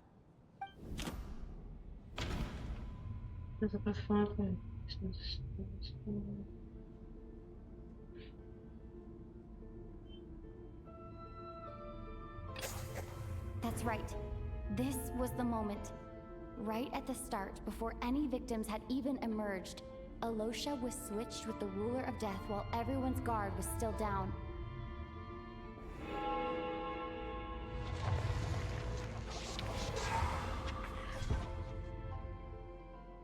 When all this began, right after the performance ended and the snowstorm began to pick up, no one suspected anything unusual. We just assumed we were snowed in. It wasn't until we discovered the bodies the morning after that we realized something out of the ordinary was going on.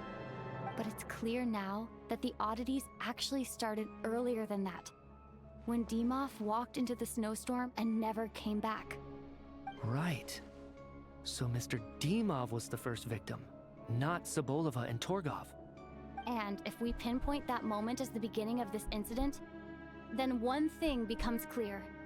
Alosha, you are the only person who walked into the snowstorm and came back without the help of Vojanitsa's Requiem. More precisely, Alosha never came back at all. The one who came back was the Grim Reaper. Not bad. Well, backed me in the corner. I suppose there's no point in keeping up the act anymore. Alosha? You're the Grim Reaper? I am no such tired cliché. Mortals should address me as the ruler of death.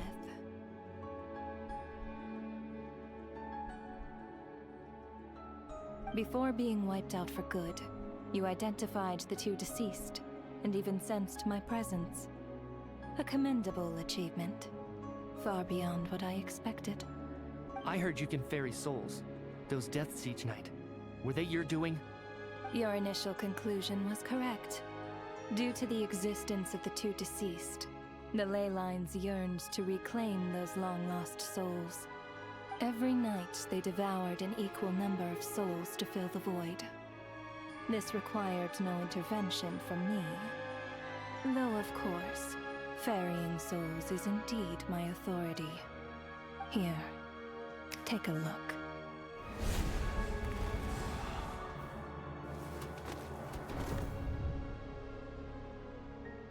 What are you doing?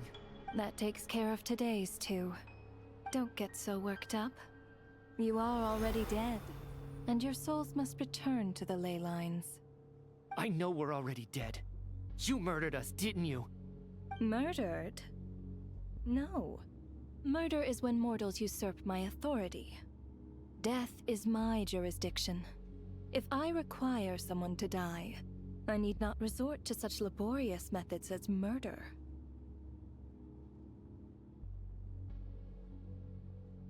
You simply met the criteria to trigger my curse of death. I know about the curse of immortality. So there's another death-related curse too? You cursed us? When? And why would you do such a thing? So often, humans pray to me, begging to know when their death will come, and what form it will take. But few people ask why. If you must have an answer, know that death comes simply because one's time has come. So you're not gonna tell us the truth? Hold your tongue. By all rights, you shouldn't even be allowed to speak with me. Those angels from the past are to blame for the reckless renovation of the ley lines here.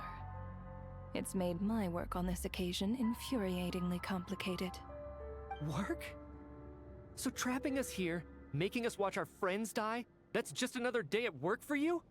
You clearly have a lot of questions. Fine. As a reward for your remarkable accomplishments over the past few days, I shall answer a few of your inquiries, provided they aren't too unreasonable. After the physical body dies, the soul must return to the ley lines for that person's death to be considered complete. My work encompasses the entire process of death, including, naturally, the guiding of souls into the ley lines, with which you are now so familiar. You must also be rather familiar with Natlan's Night Kingdom, I presume? It was I who supported the creation of the Night Kingdom. It provided a convenient means of guiding the souls of Natlan. Here, too, the ley lines connected to the theater underwent some modifications. The angels hoped to make them capable of accommodating the souls of some special creations. But this actually hindered their ability to accept ordinary souls to some degree. This effect manifested itself after you died from the curse in the theater, leaving you stranded in the afterlife, unable to achieve a complete death. But if souls who die from the curse of death fail to return to the ley lines within a short window of time, they will miss their chance for good. Then, they will remain forever suspended between life and death, no longer subject to the authorities of either. So if you don't resolve this matter soon, and see all our souls return to the ley lines before long, we'll escape your control. Mitya is sharp. This must be what Renova was worried might happen, and the reason she got involved to begin with. But if you have the authority to guide souls, why didn't you just show yourself and get it over with? Why hide among us in the form of Alosha? You seek to understand the mind of a god. Very well. I'll tell you. This is a theater, and I decided I wanted to watch a show about death. That's why I encouraged you to take the events to the stage. I found myself getting quite immersed. I suppose the entertainment you provided makes up for all the trouble you've caused me by being so defiant in the face of death. There. Are you happy with my answer? Can't say I am. Really? But it fits the stereotypes you humans have about gods. Just moments ago, you were complaining about how infuriatingly complicated your work here has been. Work is work, I get it. There are times when it's a huge pain, but you just have to get it done, right? That's a rather unique perspective for a human. You are in fact correct. There is a pain point in this case. Due to the obstruction in the theater's ley lines, there is a hard limit on the number of souls they can receive each day, making it impossible for me to ferry all your souls at once. Revealing my identity too soon would inevitably have led to futile resistance, and there was a risk that any souls who chose to run would disappear. Then there was the issue of the 2 lost souls you called the deceased.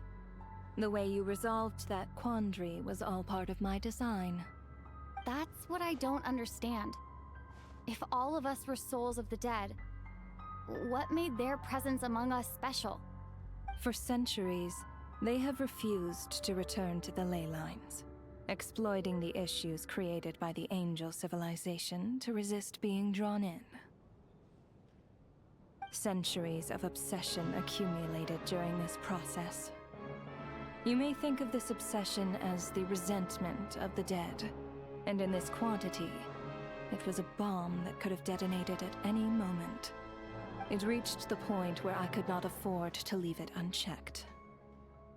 But the only way to fix it was to help them acknowledge their own deaths, make peace with their regrets, and willingly walk into the snowstorm. Only then, with my guidance, could they finally return to the ley lines. Otherwise, you would not like to know what the consequences would have been. I vaguely remember seeing Patashka, but in the most terrifying form. Was that in a dream? Is that what would have become of her if she hadn't returned to the ley lines? I see your dreams brought you many revelations. So you see, death in fact grants wisdom to mortals. Souls connect to all things in the world and see the chain of cause and effect between them. It's nothing unusual. Anyway, giving psychological counseling to lost souls is not my strong suit. That is more of an angel's role. It was something I could not resolve directly using my authority, so I decided it was easier to leave the bomb defusal to you. Meanwhile, of course, their presence caused the souls of other members of your party to return to the ley lines each night. From where I stand, that was killing 2 birds with 1 stone. As both issues slowly resolved one another without me having to lift a finger, all I had to do was stay close by and keep the situation under control. Then use my authority to wrap things up at the end. And, of course, while I was at it, I thoroughly enjoyed watching this drama, dealing with death from a mortal perspective, play out on the stage. Sounds like you had it all figured out, Grim Reaper. I just did the math. You said there's a hard limit to the number of souls the ley lines here can receive each day. It's 2, isn't it? That much is obvious, even to a fool. It's time to review this whole affair. If the ley lines can only take in 2 people per day, I need to go over the deaths from these past few days again.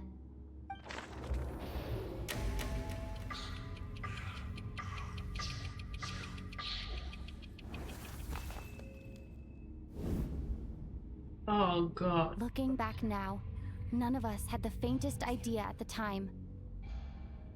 From the moment the staff member named Demoff walked into the snowstorm, the incident had already begun.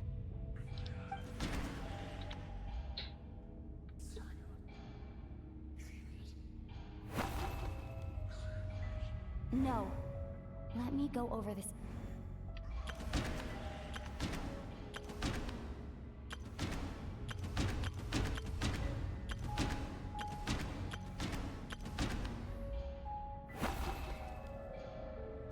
No.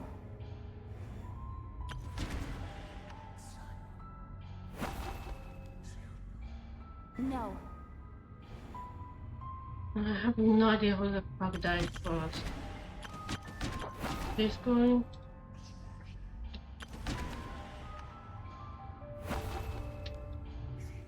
No.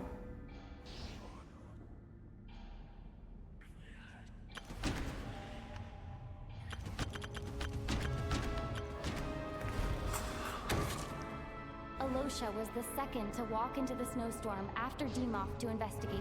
During this process, the ruler of death assumed his identity, making him one of the victims.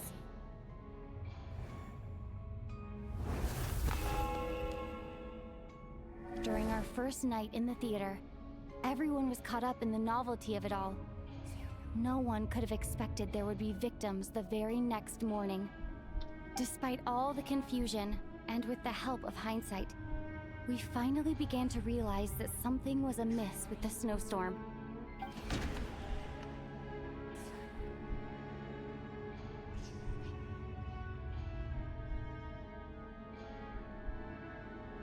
I think it was this too. No? No. Let me... Is this too?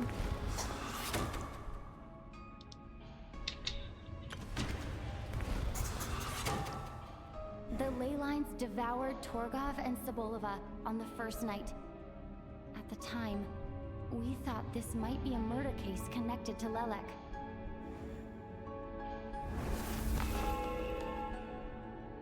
Odette and I spoke a lot that night. 3 people were on watch, but in the morning, we discovered that someone had fallen victim all the same.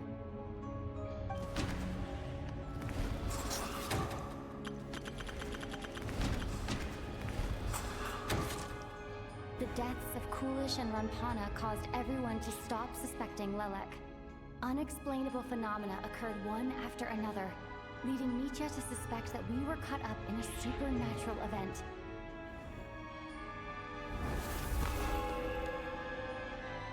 Later, we discovered that there seemed to be an extra person among us, and subsequently discovered the existence of the deceased.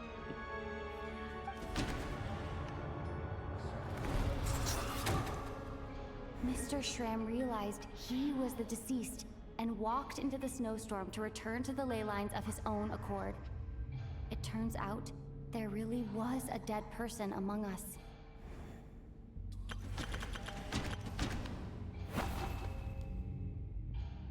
No.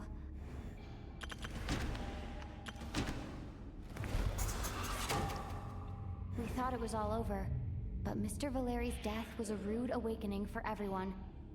Once again, the ley lines consumed him during the night. A lot happened today. Mr. Valeri's death led us to discover the connection between the number of deceased and the number of victims during the night.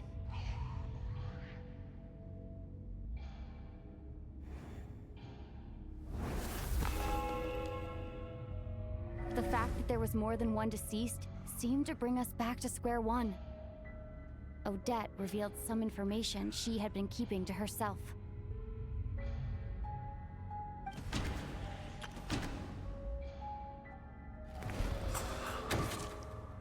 As it happened, Patashka filled the void left by Mitya's return from the ley lines by walking into the snowstorm this morning.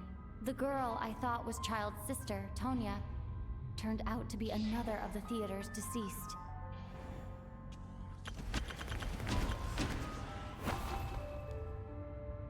Although Mitya did indeed walk into the snowstorm that day, he returned from the ley lines with the help of Vodyanitsa's requiem. The void in the ley lines hasn't been filled, so let's rule out Mitya for now.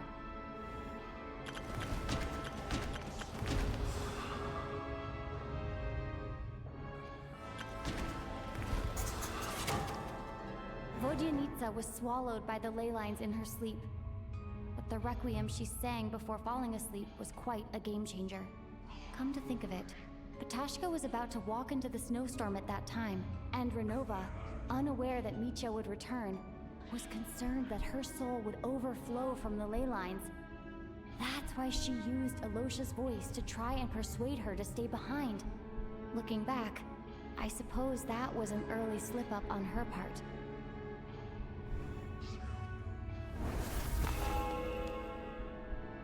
No one could have expected anyone who walked into the snowstorm to return.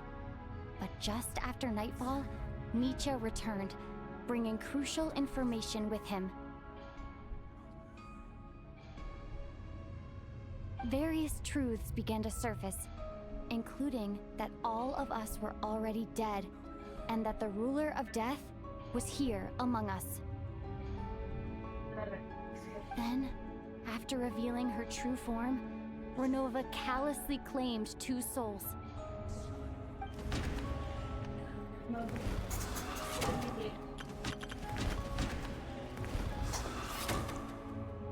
fact, everyone was already dead by the time we took the photo.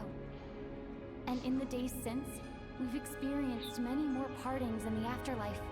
Now, only Mitya and I remain. And the true culprit behind everything still stands before us.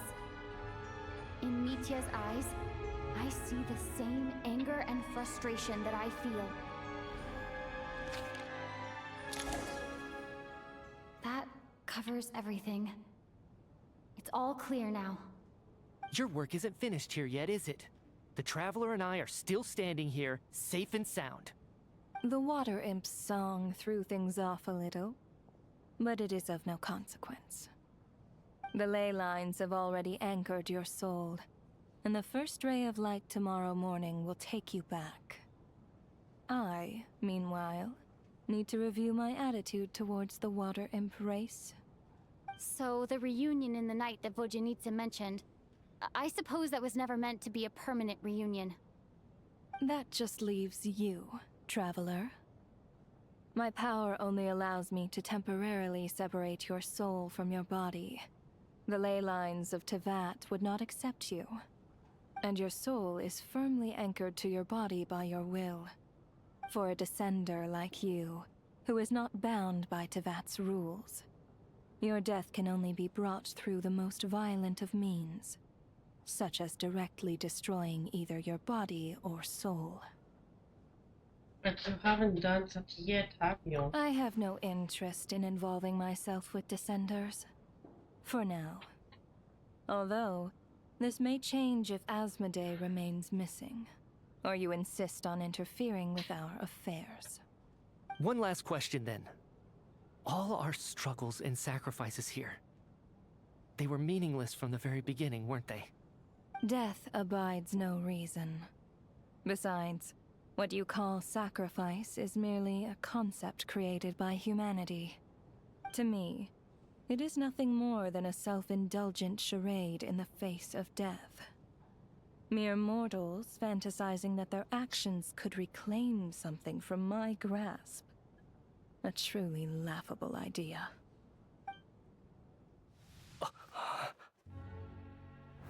Grim Reaper, you really know how to get on my nerves. I'm not here to ingratiate myself with you.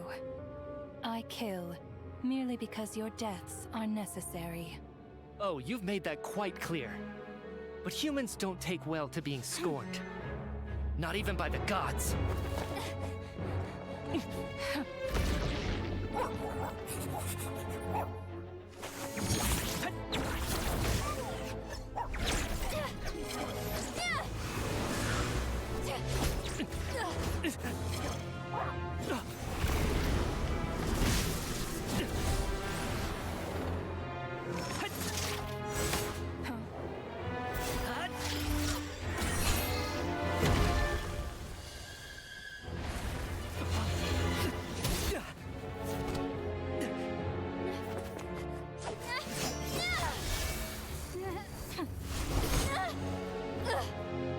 This is futile.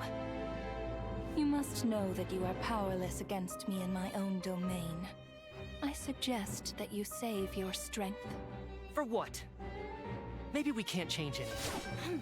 But if nothing else, we can at least teach you to have some respect for the dead. Audacious.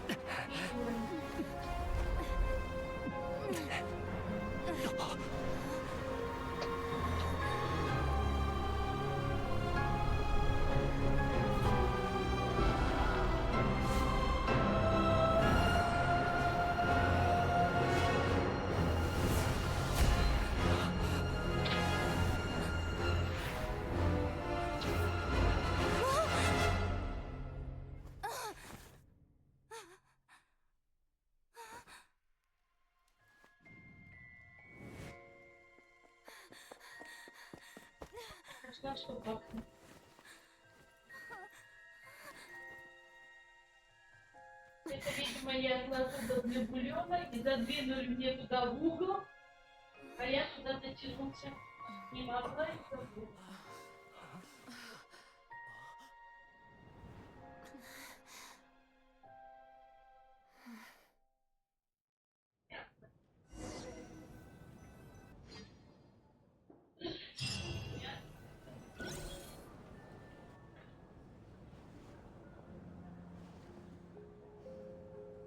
How are you holding up, Odette?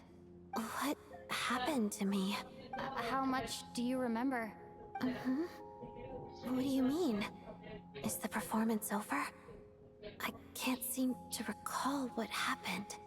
Has Odette already forgotten?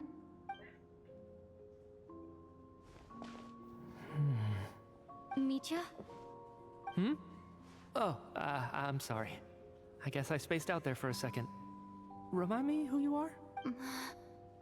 Don't you remember anything? Yeah, I remember now, comrade. Looks like we guessed right. Just like me when Odette found me at the Armory Palace. For some reason, everyone killed by the Ruler of Death eventually came back to life. Just with one catch. They forgot what happened while they were dead. Odette and the others have already forgotten everything. Why were you able to remember this time? Could this be the reason? You said this is the Ruler of Death's symbol, right? I don't see anything there. You don't? Huh. Okay. I guess that makes sense. I carved this into my hand in the afterlife, so it's not visible in the physical world. Does that mean I carved this symbol into my soul? What an unsettling thought. Still, at least I get to remember what happened. I suppose it's a blessing in disguise. What about you, though? The Ruler of Death mentions that you're a descender? Is that why you can remember? A full explanation would get complicated very quickly, but that's essentially it. Well then, now that it's all over, let's figure out what we've learned. The first thing I notice is that everything here is precisely as we left it, right before our deaths. This confirms that time passes differently in the afterlife than in the real world. They say that right before death, time slows down and your whole life flashes before your eyes. That must be how you know you have one foot in the afterlife by that point. Anyway, clearly the few days we spend in the afterlife probably only amounted to a few short minutes in the real world. This also aligns with previous reports of widespread temporary memory loss among the Armory Palace personnel. Now it seems likely that those were all brief deaths caused by the Grim Reaper's so-called curse of death. To those unaware of the truth, dying and coming back to life must feel similar to a short bout of catatonia. This leaves me with a couple big questions. What are the conditions that trigger this so-called curse of death? And why are we resurrected after we die? If nothing else, I think it shows that killing us wasn't her ultimate goal. We still don't know her true reasons for subjecting us to death. Right. This time only got complicated because of the situation with the theater's ley lines. That's why she had to approach it differently. If the previous incidents of amnesia among the researchers are anything to go by, killing us is usually a pretty routine matter.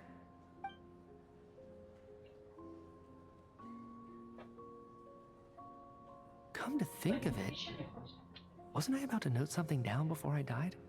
I can't remember what it was, but I think it was something related to my research project. Sorry, Traveler. I'll catch up with you again later. Right now, I have to make a trip back to the Armory Palace. Okay, Ma'am, good enough. if I may, no one of your description has ever shown up in my investigations into Mr. Mitia's friends. Yet, you two seem very familiar with each other. Could you perhaps tell me where he was in such a rush to get to? And, by the way, have we ever crossed paths? Forgive the presumptuousness, but I feel a vague and indescribable sense of familiarity about you. I can explain everything. Could you help me gather everyone in the theater in one place?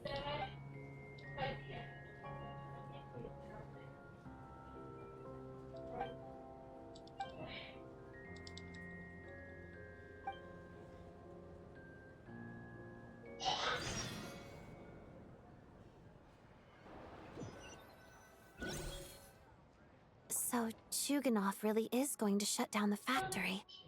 I guess this theater incident actually did us some good after all.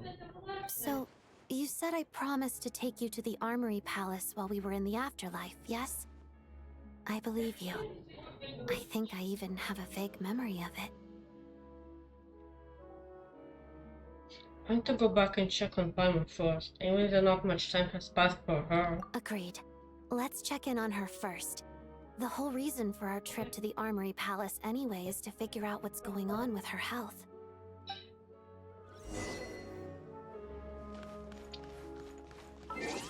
Jesus fucking Christ. Oh god. Hello. Like this. Achievement.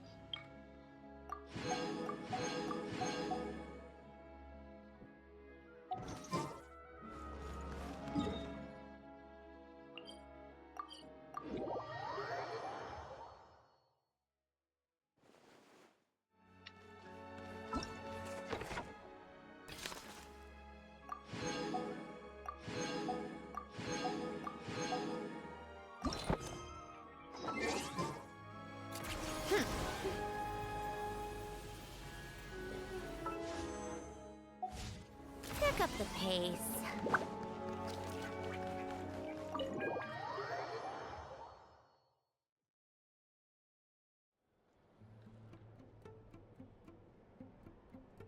I'm finally back. Even though a long time has passed from my perspective, as far as Paimon's concerned, I probably just went out to watch a very short show. I should keep my emotions in check when I see Paimon again, or it'll seem weird. Wait. The atmosphere here feels off. Shh. Stay quiet. Let's go inside and take a look. Have we still not been able to notify Child yet? We need new orders. What if that person comes back again?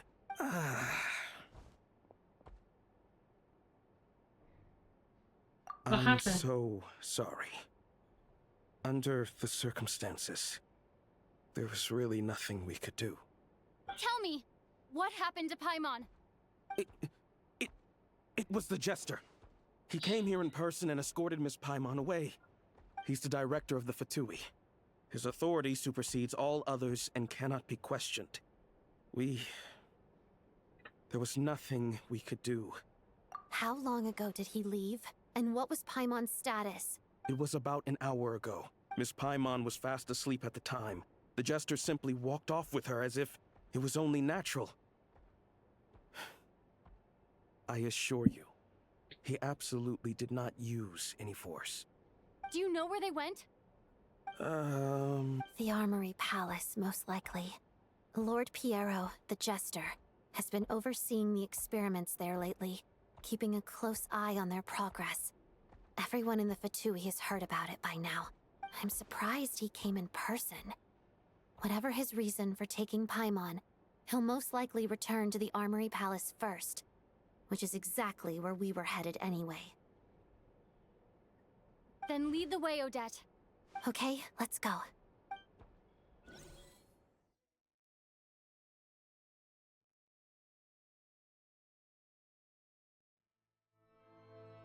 It's just up ahead. Quick, let's get inside. No, I'll go alone. You know I'm planning to force my way in. You're with the Fatui, so you should stay outside. I was hardly planning on taking you through the official channels anyway. I'm here to force my way in, just like you. I may be a Fatus, but I'm also Lelek, enemy of Project Stuja. Paimon's safety is paramount right now. With me around, you'll have an extra pair of hands. There might be devices inside that are easier for an insider to deal with. If you say so. Let's go. There's no time to hesitate.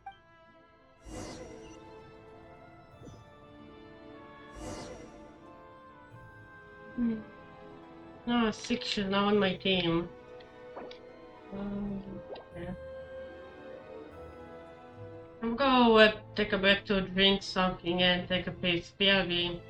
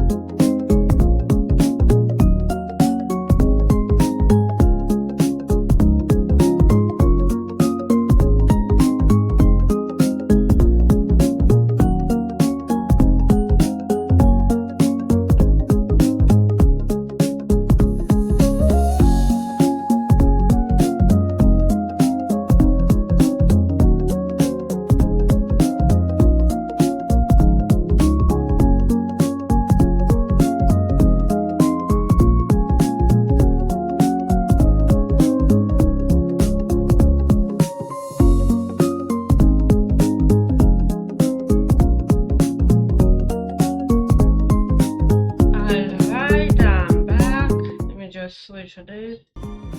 Okay, there we go, I'm back. Thank you, darling, for reminding me to go drink something. Anyway, let's go. Why are friends fine, I'll use the steam. Hey, who are you? This part of the Armory Palace isn't a restricted access. What do you think you're doing? No questions, please. We're short on time.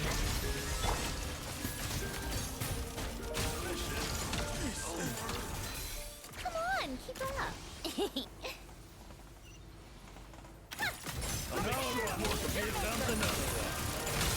A spot.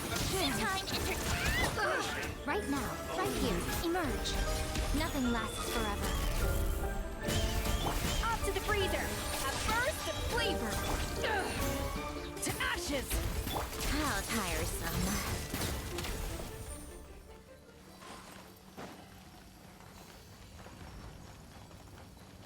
Take a break? Trespass at your peril. Dash of frost! Right now, emerge. Right here. Let us have space. What a joke! Right now, a sight to behold. The pinnacle of excellence! Ugh.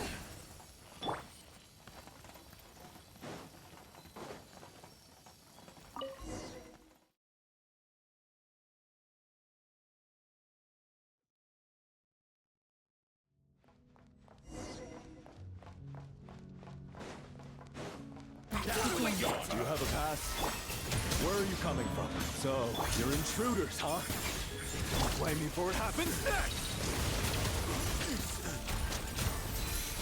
Take a break while you still can! There's nowhere to hide!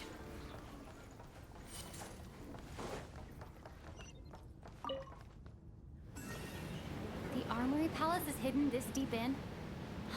This place is much bigger than I imagined. They're conducting top-secret research, after all. The deeper it's hidden, the better, is standard Fatui logic.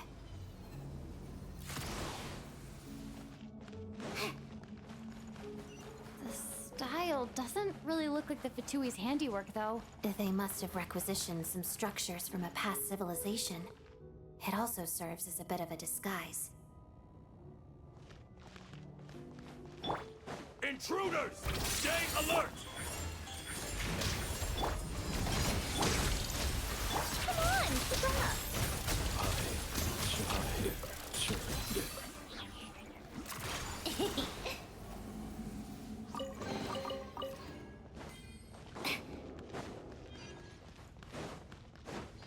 up! Intruders? Don't come any closer! Just what are you guys trying to do here? I'm short with your scalp! Right here. I'm always watching. Up! There's on the loose! Couldn't. Eyes on me! How tiresome. Couldn't. No one interferes with a jester's work!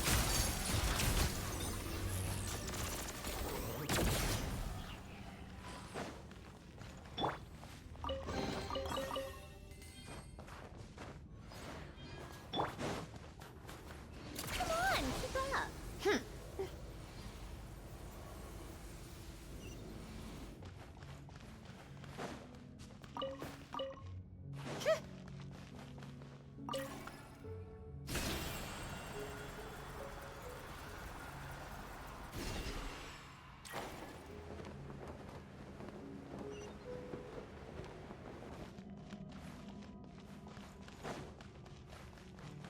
How tiresome.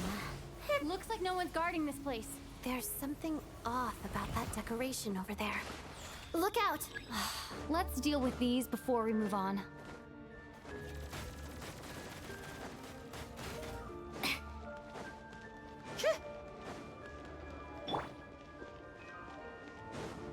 Emerge, right here, right now.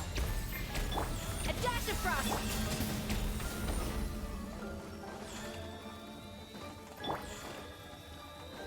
Emerge.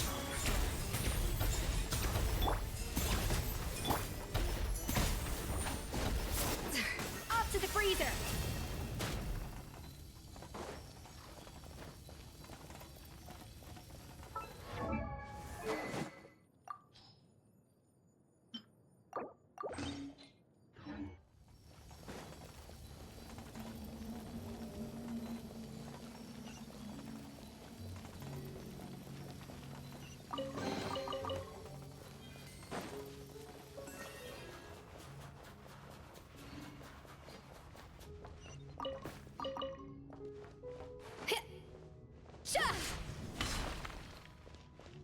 The researchers here probably don't know that we're uninvited guests.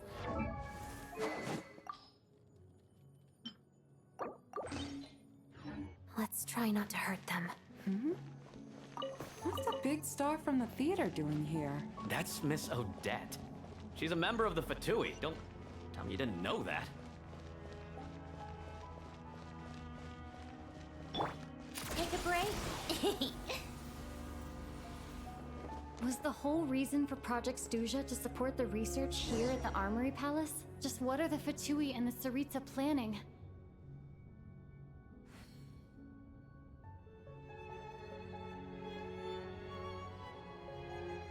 Cha! Come on, keep up. Pick up the pace.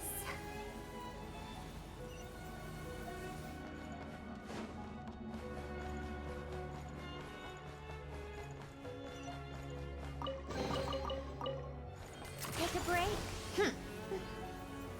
Whoa! Who are you? Never seen you around here before. Looks like there's no way through here. Maybe using the power of this prism could help?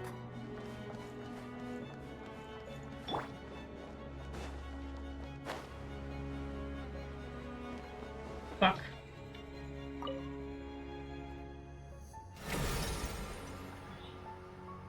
I think I see some images. It's the prism's power at play, causing images of the past to reappear, albeit only as illusions.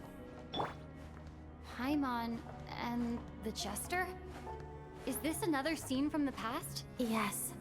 It looks quite old, though. I don't think it happened in the recent past.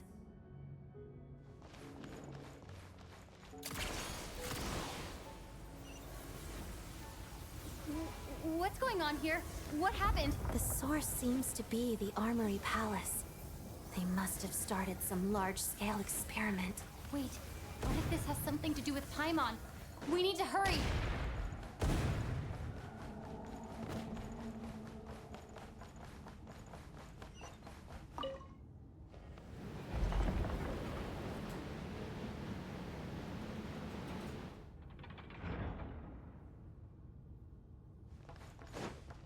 We're almost there. The Armory Palace is just up ahead. Paimon, please be okay. Right here. A little amuse-bouche.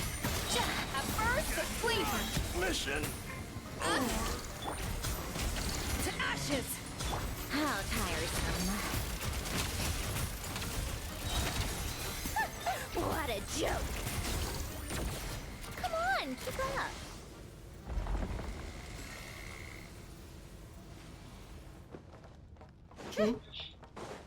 Is something over here? Oh, I went the wrong direction, my bad. Pick up the pace.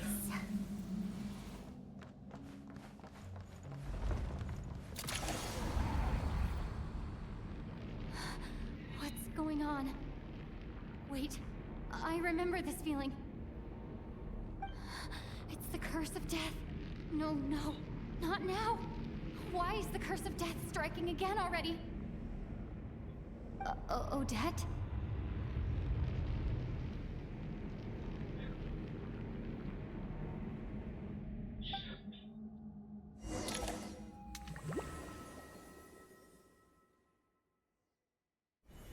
Is this the afterlife again? I need to find a way back to reality. Is that Odette's core Ignis? Could that be what just woke me up?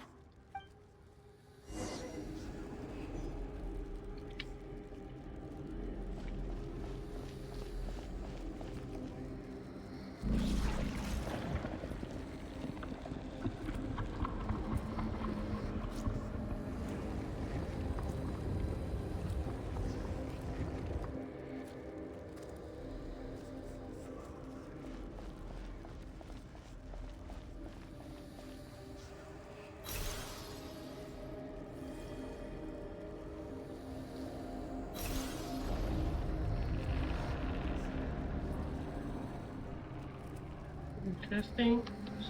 I should have to run off.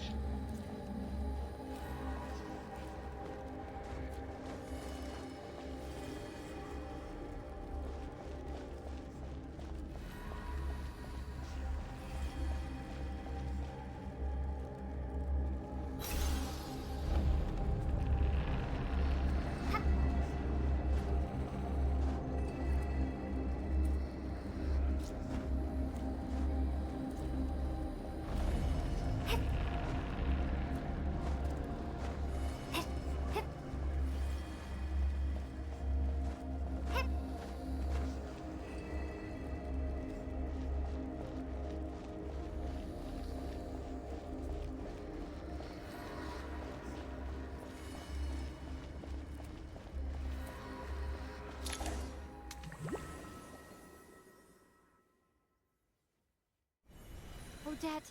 Odette! No signs of life, but past experience says that she should be resurrected before too long.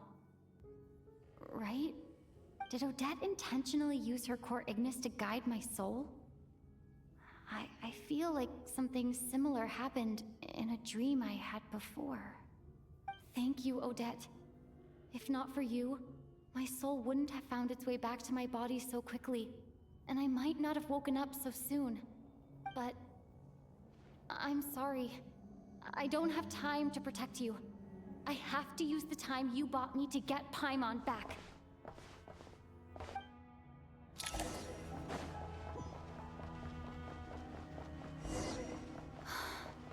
Sure enough, everyone here has been affected. Paimon! Paimon!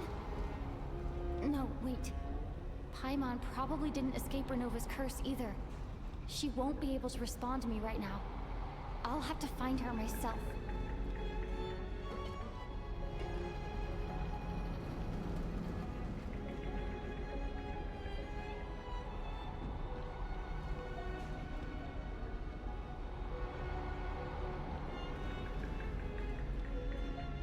Mitya! Is this the laboratory he works in? What happened here to trigger the curse of death again so soon? I'll have to ask him when he wakes up. Finding Paimon has to take priority now.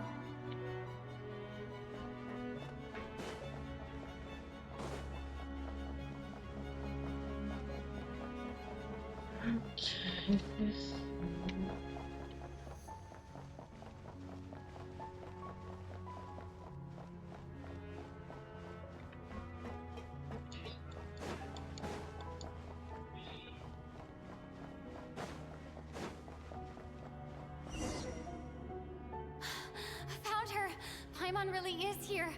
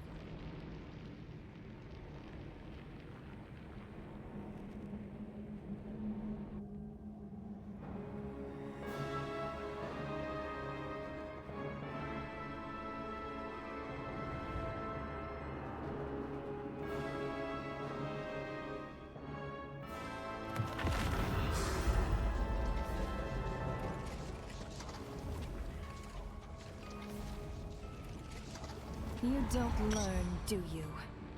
Renova. You've already been involved in one mass death, and now you show up at the scene of another. This might have passed for a coincidence the first time, but a second time? Am I to assume you are intentionally interfering in Snezhnaya's affairs? Judging by your expression, it seems that you understand little of what is going on here. In that case, a word to the wise. Do not interfere in Snezhnaya's affairs. A civilization that fails to learn its lesson constantly depletes its own worth. It will one day lose any reason for its existence. And as a descender, you are perfectly suited to be the lifeline to which a dying civilization might desperately cling. Consider your position carefully. No advice needed.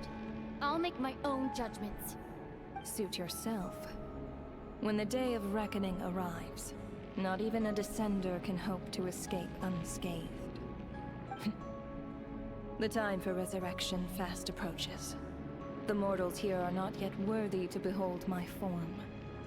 So that will be all for today.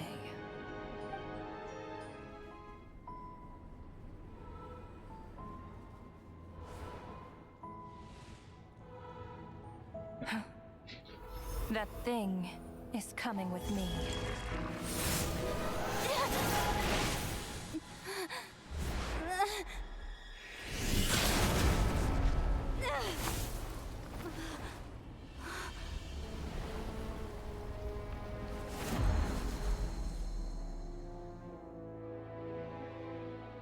You awoke sooner than I thought. The curse of immortality is stubborn, unable to enter the ley lines, yet not content to remain a spirit. Ruler of Death. What do you want? You perplex me. Both you and you. That thing may be a creation of Celestia, but it possesses none of Celestia's power, let alone authority. Your obsession with it baffles me.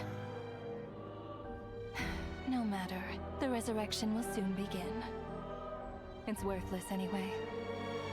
I'll reclaim it next time.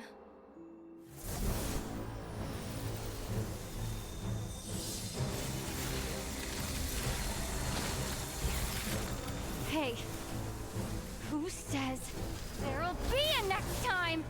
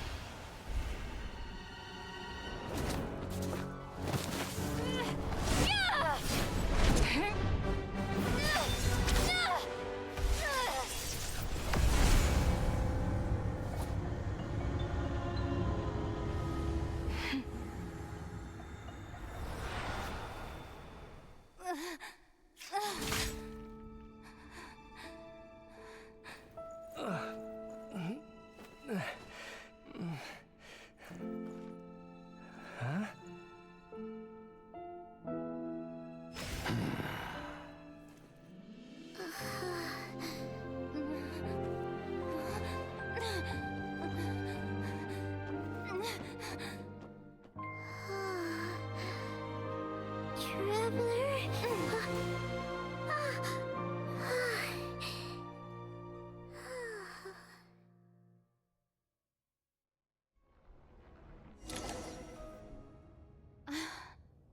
I missed you, Paimon. What are you talking about?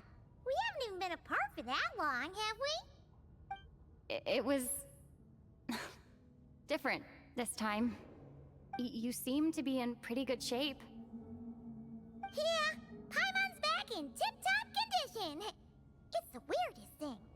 Paimon fell asleep earlier, and when she woke up, she found herself here. The Jester and that guy talking to him used some kind of energy on Paimon, and she could kind of feel it canceling out that other thing that was making her feel unwell. So, Mitya helped too? Apologies for leaving in such a hurry at the theater earlier. I was in a rush to verify some theories. Rest assured that your companion is perfectly safe. We reversed the effects that the experimental energy had on her. The Jester specifically instructed me to do so. I suppose this is our first official meeting, Traveler. I could not let Paimon suffer in her condition for a moment longer, and so I simply took her without explanation. I hope you do not mind. You'll definitely give me a scare. For my part, I hope you don't mind that I beat 6 people on the way here. But why would a big shot like you care about what happens to Paimon? As I said when you first arrived in Snezhnaya, we once spent some time together in the distant past. Oh yeah, you did mention that. And Paimon did think you seemed strangely familiar the first time we met. I'm afraid the reminiscing will have to wait. Mitya, let us continue with the report. What conclusions, if any, did you reach from conducting the final experiment of our energy research ahead of schedule? The good news is, my hypothesis regarding the Ruler of Death has been verified. As for the bad news, I recommend we suspend the experiments and Project Mistleton until further notice. Currently, we have no means with which to make a breakthrough. I say this purely as a scientist, guided by reason alone. I will trust your judgment. We shall put the project on hold until the ruler of death has been eliminated. Wait, what are you guys talking about? You want to get rid of Renova? Like, how? By killing her? By whatever means necessary, so long as it removes the threat she poses to us. Until then, everything we do will be in vain. After what just happened, I've ascertained Renova's goal. Or rather, the trigger condition for the Curse of Death. Okay, let's hear it. What she's doing is blocking Snezhnaya's technological progress, preventing us from possessing any means with which to threaten the heavenly principles. Just like the little lapdog she is. So, any ideas, research, or experiments that lead to technological progress can trigger the curse. Just now, for instance, I was set to launch a final phase energy experiment ahead of schedule. If the experiment was successful, we could have achieved a crucial breakthrough. As expected, though, the moment the experiment began, all the researchers, technicians, and witnesses died from the curse. All that effort, not to mention the energy and materials we relied on Project Stuja to gather for us, went to waste. In the end, nothing was gained. Does that mean something similar happened when we were at the theater? That's right. During the performance, I thought of an important breakthrough regarding the experiment, and wound up dragging everyone into this. So the nature of the curse seems to be something like... when moments of technological progress occur, all life in the vicinity is taken away. What a violent method. Of course, that meant the curse was normally limited to the Armory Palace. Since outsiders are forbidden from entering, this mass death phenomenon went unnoticed. Until Odette came along. I believe she was the first witness. The Curse of Death was triggered just before she infiltrated the Armory Palace that day. But you mentioned something about a final stage experiment. Doesn't that mean you've actually made some progress? That's right. Even with the gods locking certain key components out of reach, humanity can still advance technology in incremental steps accumulated over time. But, as I'm sure Renova anticipated, even incremental progress has its limits. A point where the truth you're seeking must be put to the test in an experiment. You mean the experiment you were just about to do? Yes, we were at a critical juncture, a moment where the quantitative was about to translate into fundamental qualitative change. With this single experiment, we could have brought everything we've worked for to fruition. No idea what he means, but okay. But now, after already being forced to fumble around in the dark all this time, it feels like we've truly hit an impenetrable wall. As long as Renova's Curse of Death persists, we won't be able to advance the experiment or obtain any results. And with Project Stuja having been in effect all this time, at our nation's current strength, repeated trial and error is simply unsustainable. Only by eliminating Renova first will it be possible to continue advancing our plans. But she's the ruler of death! She can just kill whoever she wants, right? That's gotta be the scariest power ever! Is it even possible to beat her? We'll see. But one thing's for sure. She definitely can't just do whatever she wants. The best proof of that is me, standing here, very much alive. You're saying... Wouldn't it be easier to just kill all of us researchers for good? Why resurrect us over and over again? Why let us advance our technology to this point? So, you're saying even the ruler of death has limitations we don't know about? Exactly. And I think that's where the key to our breakthrough lies. Regardless, the ruler of death has always been an obstacle we must overcome. Indeed, we must face life, death, time, and space. After all, our goal is the heavenly principles. The Fatui want to challenge the heavenly principles?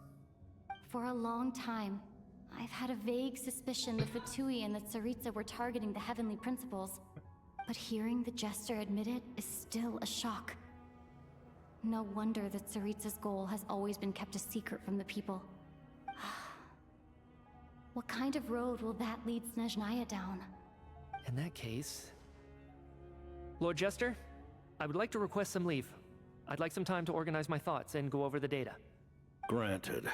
Get some rest, put the experiment out of your mind, and take care that the curse of death doesn't affect any civilians.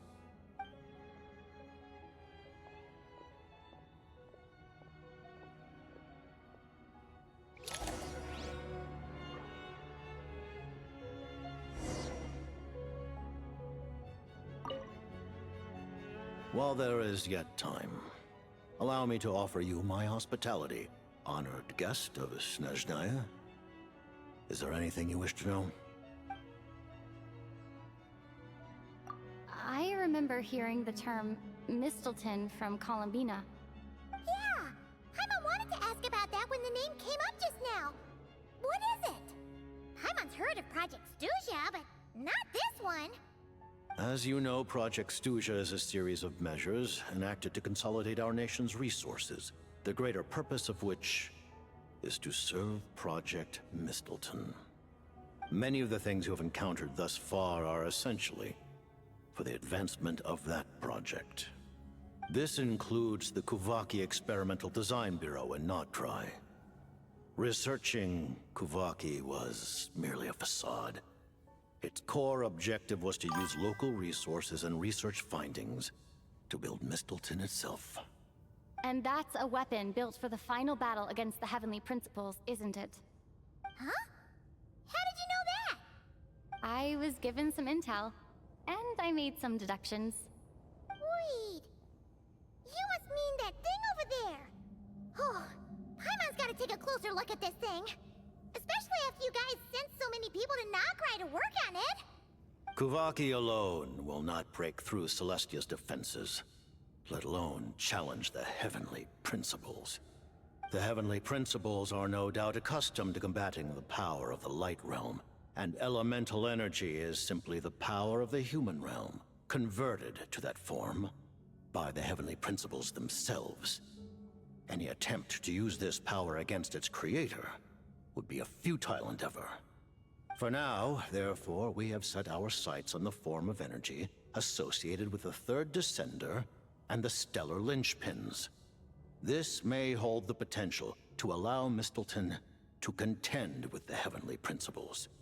You could say that by reverse engineering the Stellar Linchpins to extract the energy within, we have obtained a source of anti-Celestia energy. Never imagined such a major project. The Kuvaki Experimental Design Bureau, Project Stuja, and the new energy experiments. Huh. So, Project Mistelton is what ties it all together. And it looks like your plan is almost complete. No wonder the Ruler of Death came after you.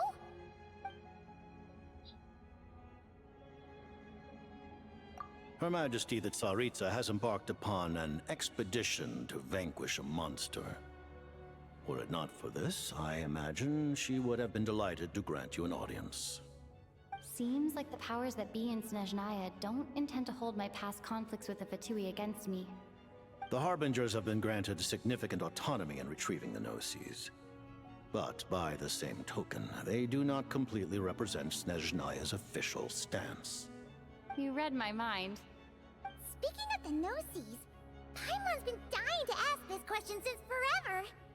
Why exactly does the Tsaritsa want to collect them? Is it something to do with the fight against the Heavenly Principles? The Gnosis will undoubtedly serve as a key bargaining chip when she confronts the Heavenly Principles. Beyond that, you had best ask the Tsaritsa herself. I am not sure if this information is mine to disclose. What do you mean, not sure? Don't you make the rolls? You're the highest-ranking Harbinger! Ugh, never mind. Taking on the Heavenly Principles is something most people wouldn't even entertain in their wildest fantasies. Why is the Tsaritsa so fixated on this? In Tevat today, civilization is nothing but an illusion. something whose very existence can be negated at any moment. Our civilization may very well be destroyed in the struggle, but as things stand, the heavenly principles could choose to negate our existence on a passing whim. And we must not sit back and accept that fate. Only by changing the state of affairs, only by overthrowing the heavenly principles, can our civilization truly be said to have taken root. Otherwise, the fate of the people of Conria and Hyperborea is a cycle doomed to repeat itself. Accepting potential destruction in return for getting to control your own fate. Furthermore, perhaps this is still somewhat difficult for you to understand. Are you aware that all the rules of this world are made up of curses? Huh? All of them? Paimon knows about the curse of death you mentioned, and the curse of immortality that you and Dainsleif have. Then, the birth of the Hilly Churls, the rules of Natlan's Ode of Resurrection, those are curses too? Farina's long life seems to stem from a curse placed on her by Focalor as well. Yes. Even a god's love for humanity is a curse the heavenly principles inflicted upon the gods. What? The Tsaritsa has always had ample reason to hate the heavenly principles. If she can seize their authority, she will reconstruct the entire world, and when that time comes, humanity will be completely liberated from curses and lies. Look forward to it.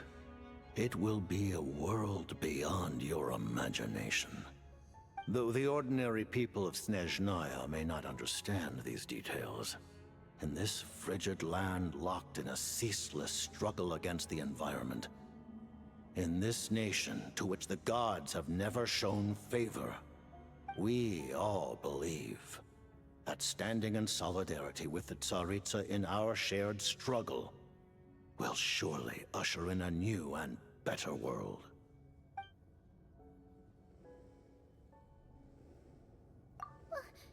Paimon really doesn't remember. He's basically a stranger. You gotta believe Paimon. It's actually freaking out about nothing. Allow me to explain. The reason Paimon reacted to the anti-Celestia energy developed by the Armory Palace is because she comes from Celestia herself.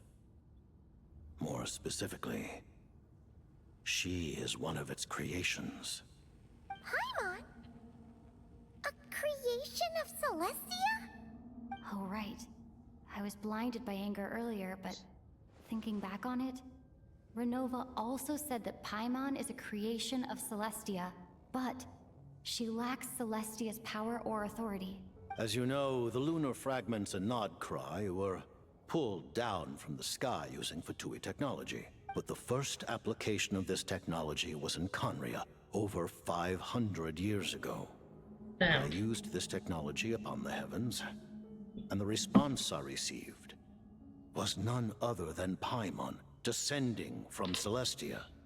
I presented her to the Vinster King, but he took no interest in this gift, nor did it satisfy him. Paimon then took up temporary residence in my palace until, of course, the arrival of the Cataclysm. Wait, Paimon's a little confused. You're talking about things that happened in Conria 500 years ago. You're saying Paimon was there for that? That means Paimon's at least 500 years old. But Paimon doesn't remember any of that. Falling from the sky, being given away as a gift, none of it. Having lived through the Cataclysm, perhaps you too were burdened with some manner of curse. Although, losing your memories would indeed be the smallest price I've ever seen paid. But it's not just her memory from Conria. Paimon doesn't even know how she spent the last memories from the past few years. No matter how hard she tries to remember. What was Paimon like back in Conria?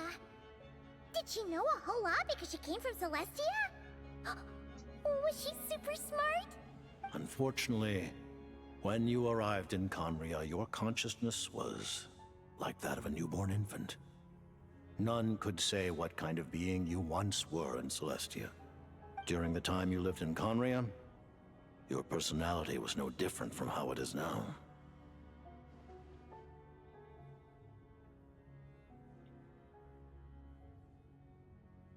I'm surprised you weren't so he was exactly taken by your charms. Aw, man! Paimon's plan to get her memories back and become super smart is ruined before it could even start. You know, even though Paimon lost her memories, she still feels weirdly close to you for some reason. That must mean you took pretty good care of Paimon back then. On the contrary, I completely ignored your existence. I was entirely focused on my struggle against Troptatir the Wise. But now, as I see it, it is as if you are the only sane thing that survived that era of insanity. And thus, are worthy of protection. Noted. Man, Paimon's gotta stop projecting friendship on everyone she meets. But, Traveler? Even though you know Paimon's some creation of Celestia now, you still want her, right? You're not going to abandon her? As long as you're not, the heavenly principles were good. Oh, phew! That's a relief. Paimon's just learning about this too. She's barely even processed it.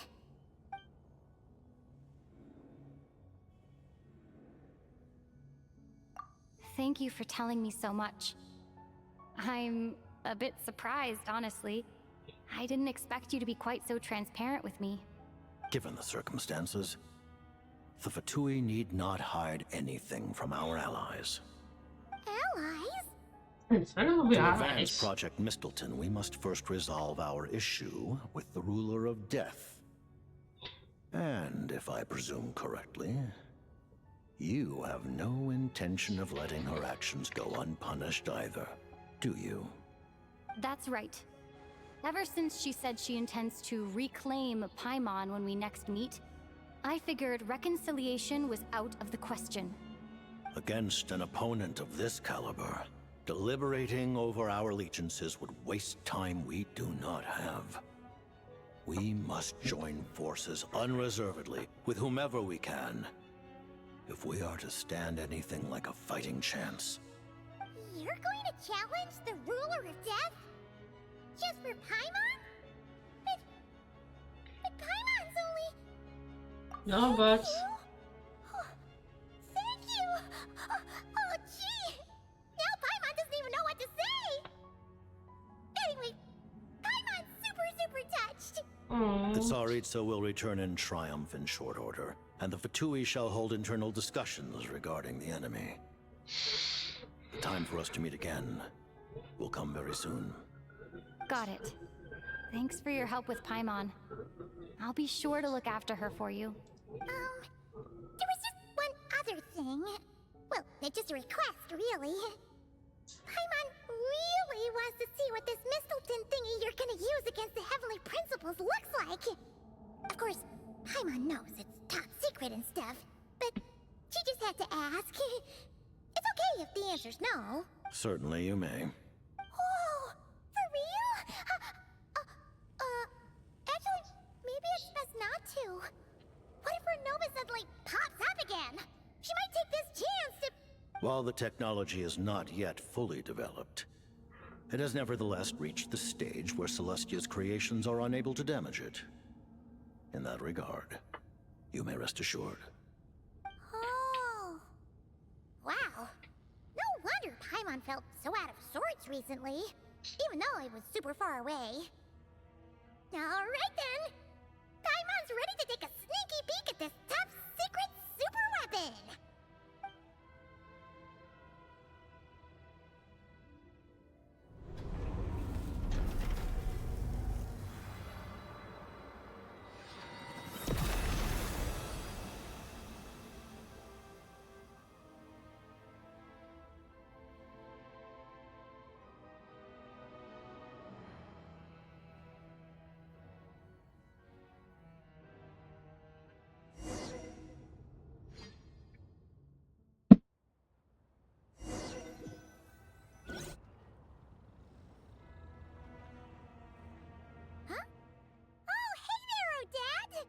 Paimon?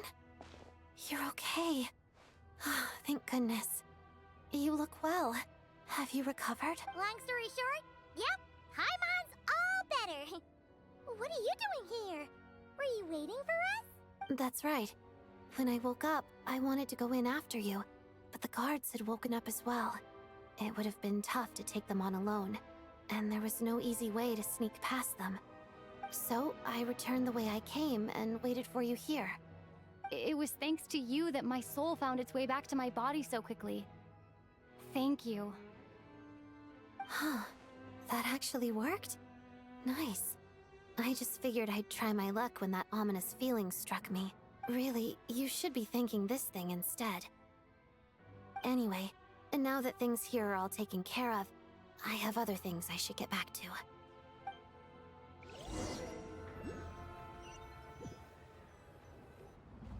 Ah, Director Chuganov, you're back.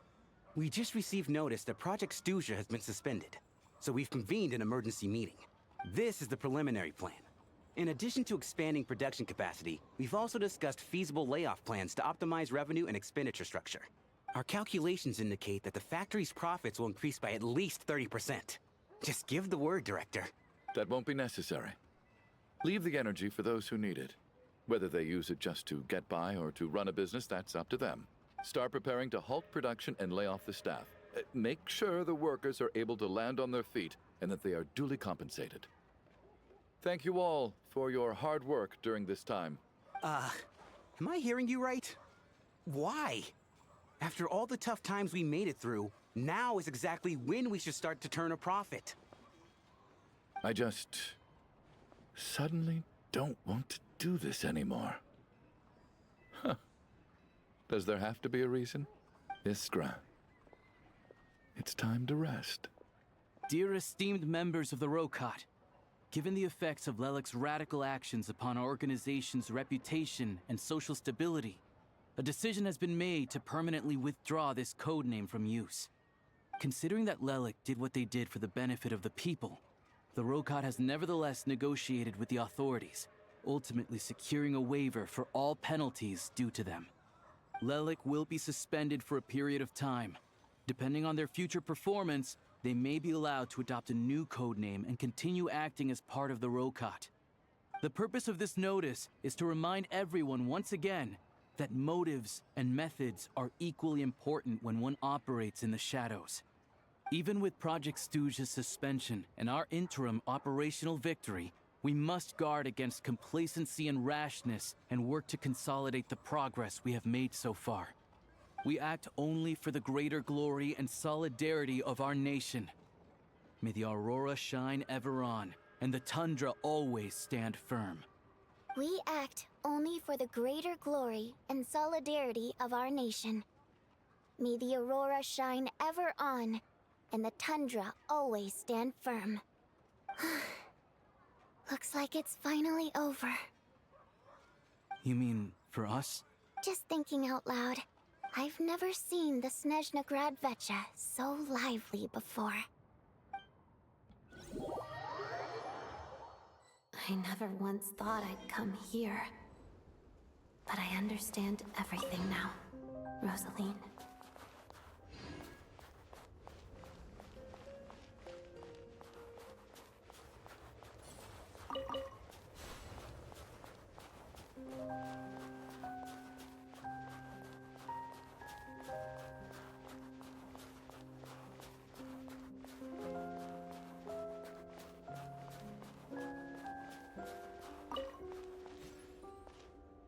I've seen Spirit Seeker performed many times, including by your mother. Why do you bring that up all of a sudden? Even though the choreography is always identical, every dancer finds...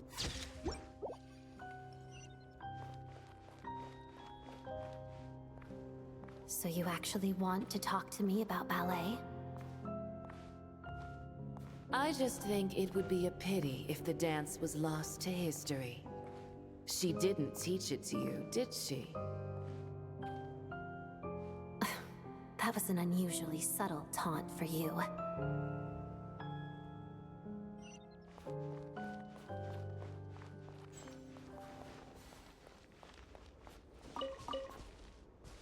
We embraced one another on the snow-swept plains, melting the ruthlessness of time. But when our bodies, in pieces, are cast to the winds, what of our love will remain behind?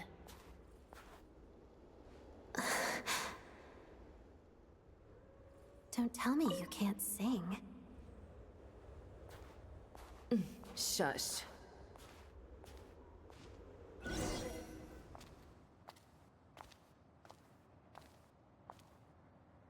I understand her hatred. The Fatui robbed her of the life she should have had.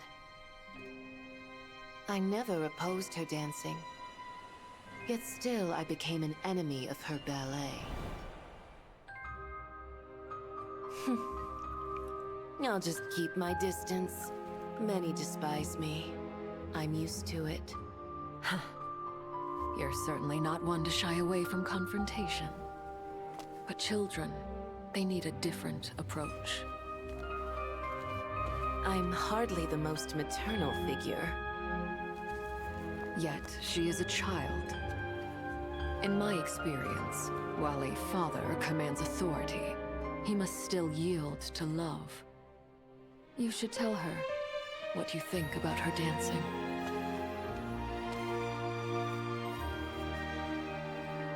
Odette will soon take the stage at the Koralyevsky Theater. This could be your chance. Geonosis secured. It went smoothly. I'll be there. Have them send me an invitation.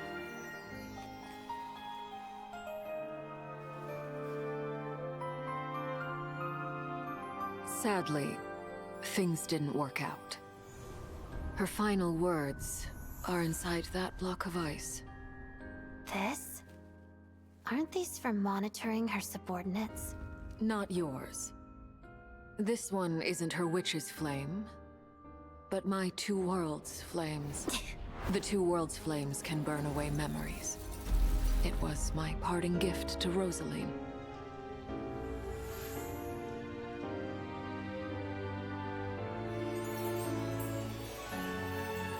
If all goes to plan, she and I will both live to see the Tsaritsa succeed. I believe she'll find peace. But if anything happens to me, she needn't follow in my footsteps. The cryo-energy will fade away in time. Then the two worlds' flames will burn away all memories of the Fatui. She'll be free to dance. She deserves this. I will handle the aftermath. The choice is yours, child.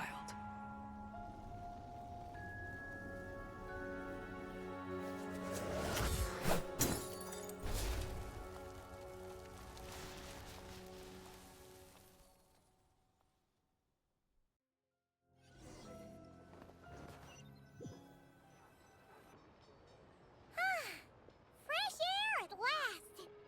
Paimon's head isn't spinning anymore, and the fever's all gone. Paimon's finally free to fly again! Oh, it's nice to finally know where Paimon came from, too. It did make Paimon a little nervous at first, but it's such a relief now.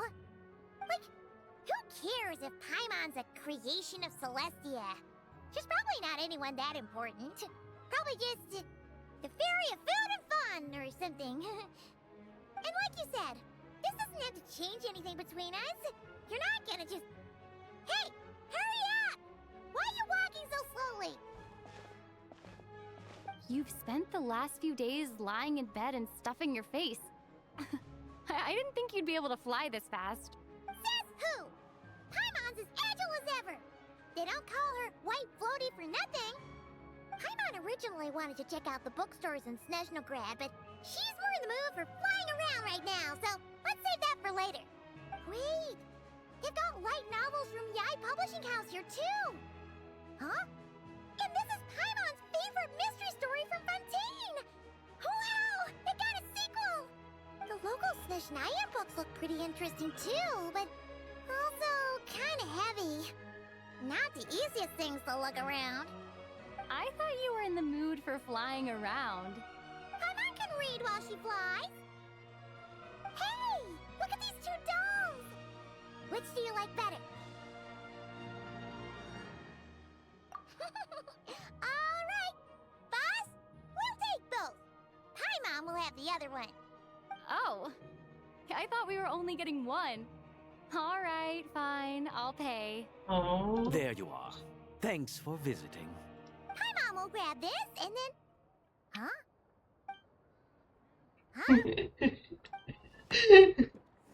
She discovered Matryoshka. How many layers does this thing have? And what are you laughing at? Huh.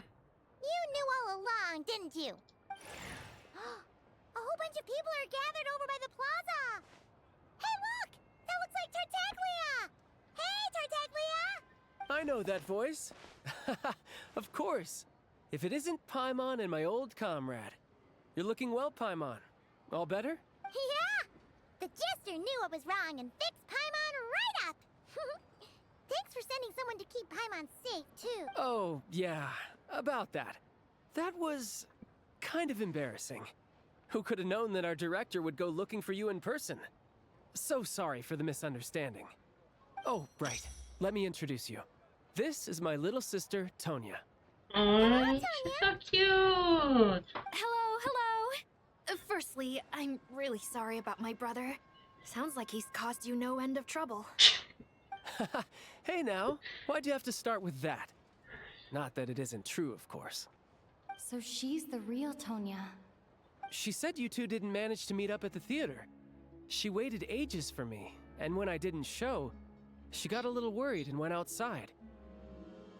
Wait, you mean you didn't even tell Tonya I'd be going in your place? I know, right? He didn't bother to say a word to me. I searched up and down the city for him, and he only told me about it when I finally caught him at the gates of Glupov. I've been rushed off my feet lately, so I didn't get the chance to go home. I just figured the Traveler would fill you in when she got there. Well, the snow was bad, and you're never late. So I was really worried about you. How was I supposed to know that you'd stood me up? I'm sorry, Tonya. I really am. I'll make it up to you somehow. Just... please don't tell Mom and Dad. Although the mix-up led to a series of misunderstandings, it's probably for the best that the real Tonya didn't get caught up in that mess. Besides, it's obvious that Tartaglia isn't usually one to break a promise. He only gave his ticket to me because he had to look into Lelek. I should have come to find you first. No, it's fine. It just meant I didn't get to see the show in the end. By the way, what did you think? You were one of the first people to see it, you know? I would say... the best is yet to come. Huh? What kind of review is that? Hey, look! Oops.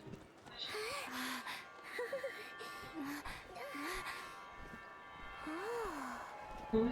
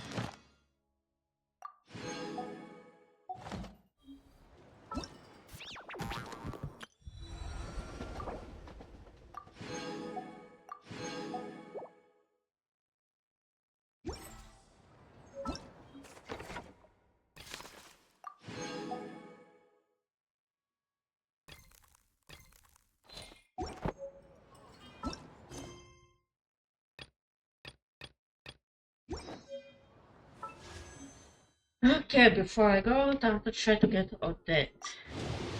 Please let me win the 50-50, I beg of you, please.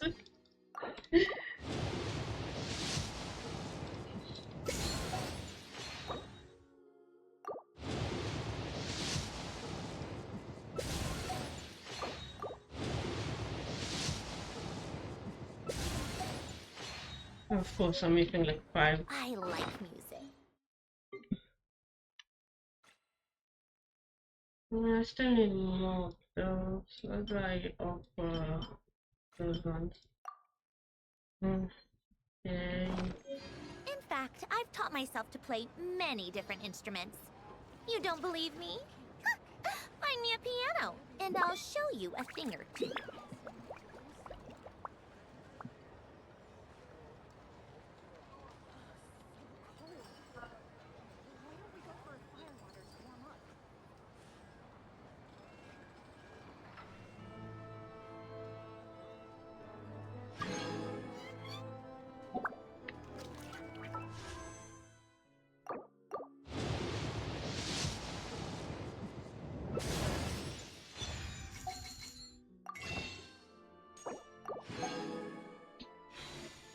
Called back to the Zeppel-Yarny Palace again? Ugh. Seriously. Okay. What's the point in all these endless...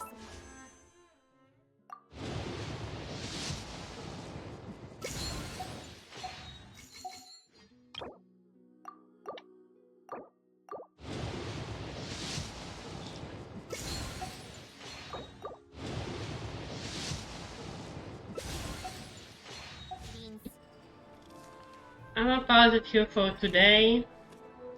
I will start exploring later tomorrow probably, or later today, I have no idea. Anyway, thank you for coming. Bye.